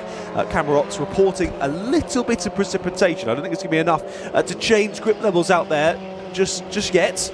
But maybe if there's a cheeky downpour, it could shake things up yet again here. Never say never in the Fun Cup. Yeah, there are some rather ominous black, dark clouds overhead, which would be making the evening a little bit lighter if they weren't here, but that's probably contributing to why it's a little bit darker than we were anticipating. And the cameras sometimes do make it look lighter than it actually is, or even darker than it actually is. But I think it is actually, on the screen, lighter than it actually is. It looks like it's a little bit darker out there, given how some of the camera angles that we've had. A couple more pit callers coming in. Team Pesky, of course, have been in the box for quite a while. Yeah, Team Summers in from 21st, we just saw pitting. So, still with 225 going on. Bit of a slide there for UVO down through Cascades. Now, was that precipitation, or was that simply just a brief lapse of concentration? Probably a bit of both. Knowing EVO, it's probably a bit of both on them. So 11.8 seconds is the advantage. Of course, the final pit stop's still yet to happen. And of course, Riley will want to maximise his time out there in the stint, so he will probably be one of the ones that goes in to come in last. However, I think he's just staying in the car. Well, he has to get out, but I think he's getting straight back in, so yeah. I don't think that'll matter too much. Either way, he'll hold out to the end in case of a safety car, but we shall wait and see as their UVO continuing to hammer those curves. You can see the rear lights now on, though, for them, as they should be for every car out there, as it still says rear lights please on the gantry. And most drivers doing that. I remember that happening before when I've been out there racing and I was on the radio asking my team, how do I turn the rear lights on? I've got no idea. How do I turn the rear lights on? And they're trying to tell me. I don't try flicking every button. And at some point, I think it worked. It's one of those functions, I guess, on a Fun Cup car that you don't often think you need to use very often, unless it's either very torrential rain, in which case you need you need the visibility with the rear light in order to help people see, identify cars in front of you. Or in this scenario, when it starts to get darker than maybe anticipate, and to help, again, recognise there are cars around to showcase that. Yeah, it was precipitation. I can't remember if you were commentating it. It was Donington Park last year. Oh, yes. Red flag and the thunderstorm. I was out in that. That was good fun. Yes, I was in the commentary box for that one. I remember that finish, and that was rain that pretty much started when that Fun Cup, during the end of that Fun Cup race, red flagged it, and that rain pretty much didn't stop until the following morning. As in, literally didn't stop, and it was lightning and it was thunder in the mix. There was so many lightning flashes. I've never seen so many in my life. Like during the evening, it was that bad. And of course, we did the qualifying sessions in the morning. It got to the point where the rain was just about easing off, but the track conditions were not suitable at all. So sadly, the rest of the meeting had to be abandoned. But and including the day before when that red flag was there. Now, pit window is closed. Now, remember, of course, as we talk about, drivers can go past the pit window closed ball once. So, of course, drivers like Olympian and and Uvio and others who haven't made their last stop yet, they can pass the board this time by, but the next time around they will have to come in, otherwise they will cop themselves a penalty. In the pit lanes, PLR Racing from 9th position, Red River Sport also in from 13th. FF Corsa are in. I thought they were in for the pit stop, but they're not. That was just Team Pesky dropping down the order because of their issue. And Race Logic are also in the pit lane, looks like, from 22nd position too. Red River Sport already out, as our PLR. And I think Red River Sport have leapfrogged. They would have done anyway because they're ahead of them anyway. So, but they managed to still get out ahead track position wise from PLR Racing when they made that pit stop. Yeah, of course, Red River Sport lost that term earlier on with the we think a misfire in the engine for them, which is gutting. I think they're still just about in a good enough spot to take the championship in Masters, but it's going to be very difficult to work out. So I'll leave that to someone a lot more smarter than me. And of course, we'll be showing all of the podiums after this as well on the live stream. At least that's what I've been told by Mr. Jamie Peters-Ennis. So I hope that is correct, and we'll go and join him and say hello and congratulate all of the drivers from today and across the championship as well. Here we go though. So this will be last time across the line that these drivers will see the board. It will now be bright red saying you must come into the pit at the end of this lap, and that's exactly what the 220 and the number 1 will do at the end of this one. But interestingly enough, that the one is still following the 220, so clearly they're thinking, you've got great pace, I'm just going to sit behind you. And like you were saying, I hadn't thought about that as a potential fuel saving measure as well. Yeah. I do think that Uvio Hoffmans and Olympian GRD are now on the same fuel plan, at least to what I've been noting over the last few stops. So whether they do need to take any more for the end of this race, I don't think so. Interestingly enough, if you look at lap times, Olympian GRD and Uvio are literally lapping at exactly the same pace. If you look at their pace last time by, for example, their last lap, 1:59.868 for Olympian, 1:59.900, within 400ths of a second lap time wise. So they're pretty much lapping at the same pace as Uvio, I guess, to kind of pace them and to stop them from closing the gap. The fastest car on track right now is actually Signature RV in 3rd place, because that currently has at the moment, now it has completed its final pit stop. Who else but Marcus Clutton at the wheel? Whenever Marcus Clutton gets at the wheel, he's usually very rapid and very fast. So I mean, case in point, he's lapping a second quicker than the cars in front. But I suspect though, once Riley comes in, and if he doesn't need to take any fuel, simply just knows he's got enough to get to the end, I suspect with the time he's got left, he won't need a tow. He'll just push on and go, right, here's the pace I've really got, and he'll start to turn the wick up just enough to make sure that he's got that sign sealed and delivered. I can confirm as well, Marcus Clutton has taken the lap record as well. It was a 1:58.8 going into today. He's popped in a 1:58.442, partially due to his own fantastic pace, but I think also partially due to these new Hancocks this year. A lot of our track records in the Fun Cup have been smashed out of the park, and yet again here today we've done just that. Fantastic stint for Marcus, though. He comes into the pits to hand over to another driver for the final one, as all Demon Tweaks are off. Demon Tweaks are in the gravel. Could this be crucial for the final part of this race? My goodness, we didn't think anything more could possibly happen, as here we go. Olympian GRD into the pits for the last time of asking. And they had to make that pit stop anyway, so even if the safety car does come out, it's key. So Riley's like, do I have to get out and back in again? Yes, you do. That's the rules, Riley. And that got some laughs as well on top of that. But the rules before as well were that he would have had to run round the car and jump to the other side. They've changed that for this year. He only has to get out and then get straight back in. He's done just that. The team seem to be pretty happy. Yeah, round of applause for that. And right behind them, as you'd expect, Uvio Hoffmans Motorsports. They're quickly out for their stop. Looks like they didn't have to fuel either. So out has gone Riley out of the pit lane exit line anyway. And they're trying to push him out. Now, I suspect that's possibly down at... Looks like Cascades. Yeah. I thought that was Cascades. But he's gone quite far off the road anyway. So if they're trying to get him onto an escape road, which I think they just about have, good work. Impressive. So we've just been told on the race from Kieran, he collided with another car which we're not sure the ID on, and spun off into the gravel. But he has quickly reversed it back out. And if he very slowly, steadily ambles his way back onto the circuit, he should be able to survive, which means that will please Julian Thomas. But no, Julian Floyd is in the Race Logic car. Julian Floyd, who's the race director. We are thinking, although it's unconfirmed, we're thinking potentially it might have been contact with the Ninky Nonk. With that context, that sounds very odd.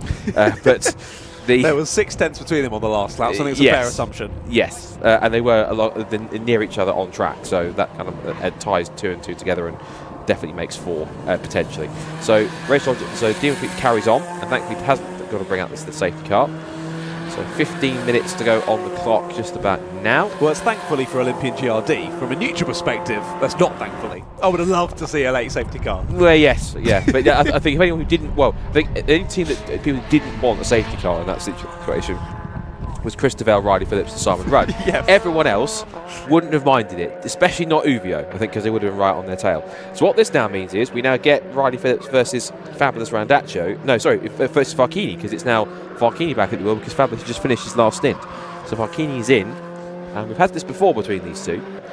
And again, I refer you back to what happened on my last lap last year, where when they get close, it's not always without contact, but nonetheless, they'll take it on the chin. It's always a fun experience to be around them on track. And it's never short of entertainment when it comes to those two on track together. Of course, they're 11 seconds separated at this point, but if they do happen to catch each other up, then I'd expect fireworks again, particularly for when it's what's at stake for the championship. 100%, it would be fireworks. I'm not sure if in 14 minutes Uvio Hoffmans can close in by 9 seconds. It was 12 before they pitted. They've gained a couple in that pit stop. I think honestly that's mainly from just the fact of Riley having to get out, turn around and get back in, whereas when you've got one driver getting out and one in, you can be getting in at the same time the other driver gets out, and that's maybe a second or two gain there for Uvio Hoffmans Motorsport. But no matter how quick Fabulous is, was it Farchini now behind the wheel? I think, according to Jamie's sheet, it says Farchini's at the wheel for the last stint. Well, we know Farchini's quick, but is he quick enough to catch 9 seconds on Riley Phillips? I don't know. We'll wait and see. Of course, I think stranger things have happened in Fun Cup, and they usually do. So I'll have a look.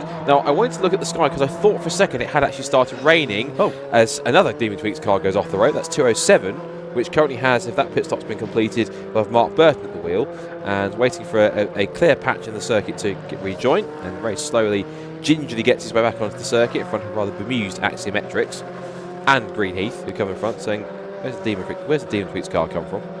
And through he goes, so it continues on. They are currently down in 18th position, and their next kind of rival immediately behind them is the Anglo-Asian mining car number 99, but that's a lap back, so that's not going to trouble them too much. But there it is. No, that's Uvio. I thought for a second that was it. That was Uvio. There is the 99 car going through, and then there is Uvio just behind Team FFS. So they're applying the same tactic as Olympian did, which is use them to try and pull them round. But I thought with 12.5 minutes that unless they're just tailing them to make a pass, which I presume is what they're doing, why they want to tell them now for slipstream, unless they really are playing it close on fuel, is bizarre with me.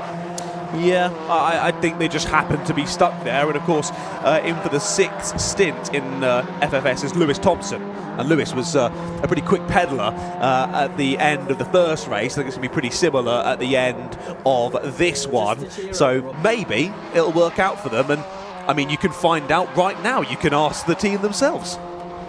Yeah, certainly can, as we watch Team FFS get sideways. I think it's starting to rain out there because I've seen some very slight spots of camera mix as well. Well, here goes then. So 12 minutes to go. Watching his car on the screen, I think having a play with FFS on track is Fabulous Randaccio himself. And Fabulous, interesting race. Obviously, you've got a 9-second gap to try and close in for Farchini against Riley. Oh, red flag. Race has been stopped. Ooh. I was about to throw to Fabulous, but immediately the race has been stopped. Yeah, I wouldn't be surprised if it's been called for darkness. I was coming up to the end of my stint there, a bit concerned that I've got to hand over to Farchini with the conditions as it was, so it wouldn't overwhelmingly surprise me if Julian's decide just to stop the race a little bit early. Potentially. Of course, it's just gone past 6 o'clock as well, of course, and the light is starting to fade a bit, even though we've got dark clouds overhead and we've got as well fading light in the mix as well.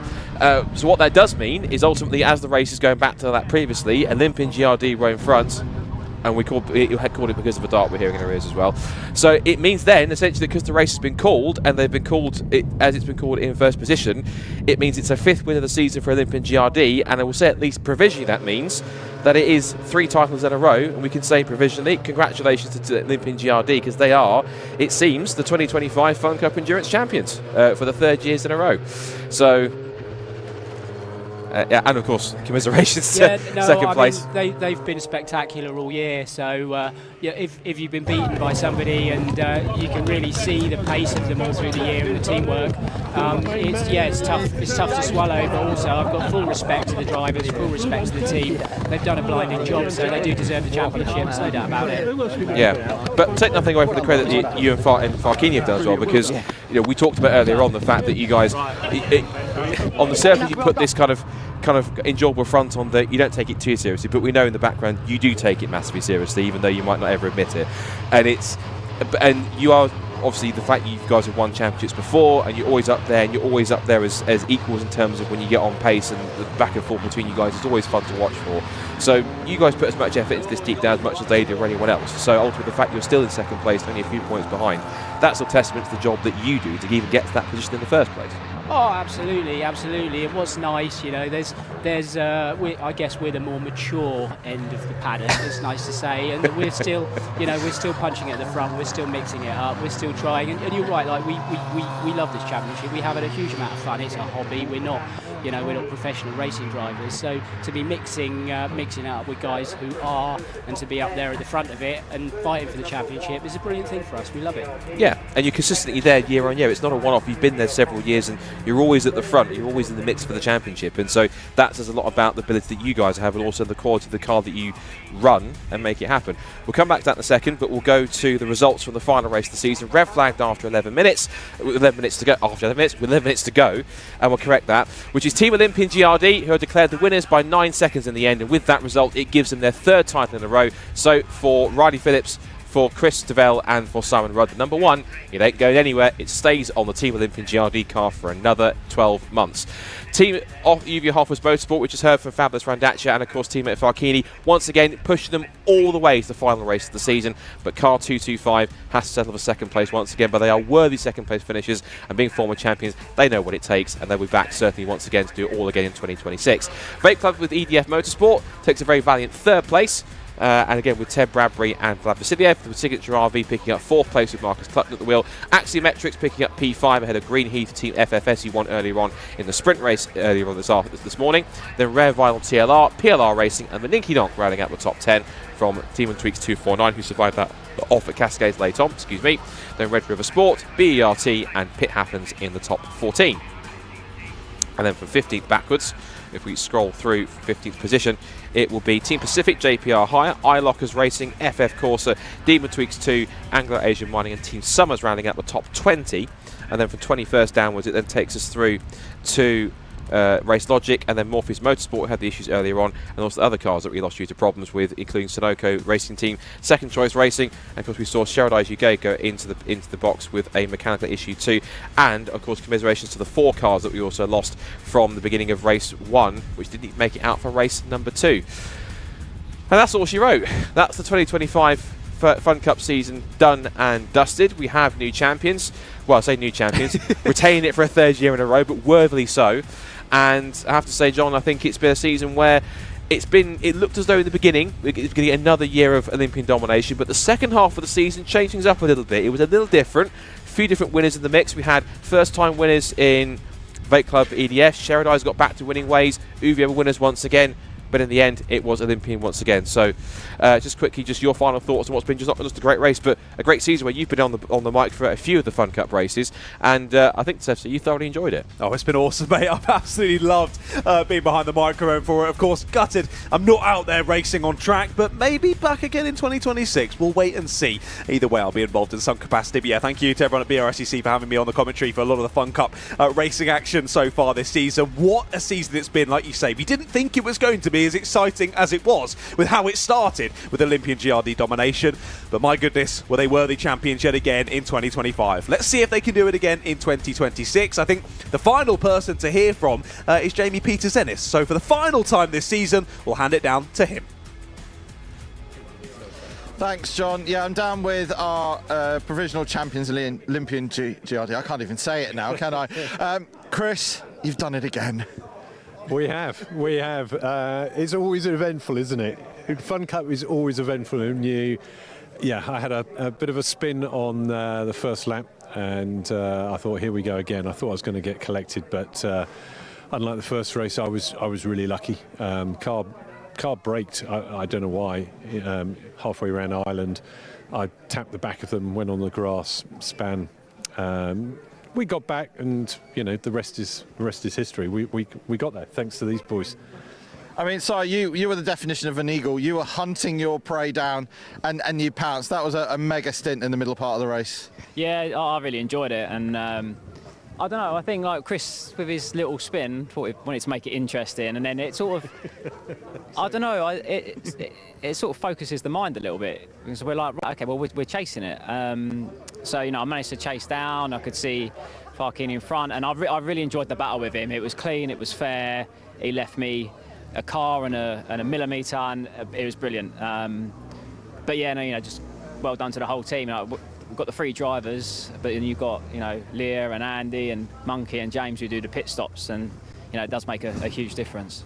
Well, go and celebrate, because I think he's feeling a bit lonely down there. I just want to add one more thing. It really is a team. We've got the best team here. When I had that spin, I came back in 18th place. Yeah. We did a pit stop, and we came out, I think, in 8th place. That's what saved the race. It's the teamwork in the pits. So thank you to all the guys behind me. Excellent stuff. Right, go and celebrate. Thank you. That's Chris Devell and Simon Rudd, your provisional champions of the 2025 Fun Cup Endurance Championship. So that's it. Our 2025 adventure is over, and what a way to end the season with a 30-car grid to round off a fantastic year it's been for the Fun Cup Endurance Championship. My thank you to my co-commentators Andy McEwen, Richard John Neal, Scott Woodwis, Paul Jeffrey and John Ratcliffe. That's helped me through this amazing adventure. I've been Jamie Peters-Ennis. I'm off for a lie down now, and we'll see you back in April in 2026. It's goodbye from me.